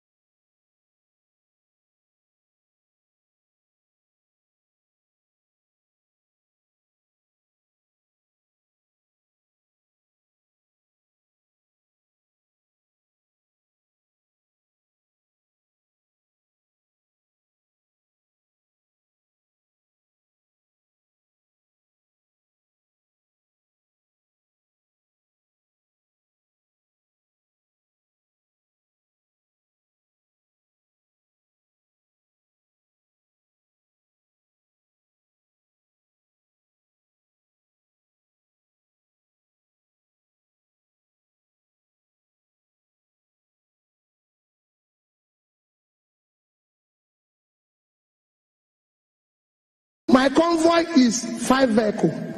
And you cannot buy fuel unless I'm inside the car. So I will pay them. No more. I know. The governor was paying for petrol himself for his convoy. When they get to a gas station, he will come out and bring out money and pay. In fact, at Oka government house then, when he was governor, forget about drinking champagne, what they are now doing there. Then he gave out old newspapers as substitute for toilet roll. If you are going to the toilet, he will just to save money. Yeah. He was going to run somewhere. He said he's going for interview for job. Peter, can't you give him a job? Peter, can't you do this? The boy doesn't even have. I said, none of my children have car. I was the only person who is governor and bank chairman, not to them. Isn't that mesmerizing? But I know that Peter B. I know that he's a smart man. You know? But the governor, that Obi, did he say anything about that 200 million from security vote that he was caught? His convoy was trying to smuggle out of the country. Did he say anything about that? No, he didn't. No, but he talked about that 72 billion he left behind for his handpicked successor. Because when you hear that Peter Obi left 75 billion, if anybody doubts it, call me. I know where the money is. I kept it. Did he talk about? Yeah, he did. Yeah, he did. I know. The man that he's now fighting, you know, remember? Yes, I know. Of course. Did he talk about, what is it called again? The liabilities he left behind. Did he talk about that? No?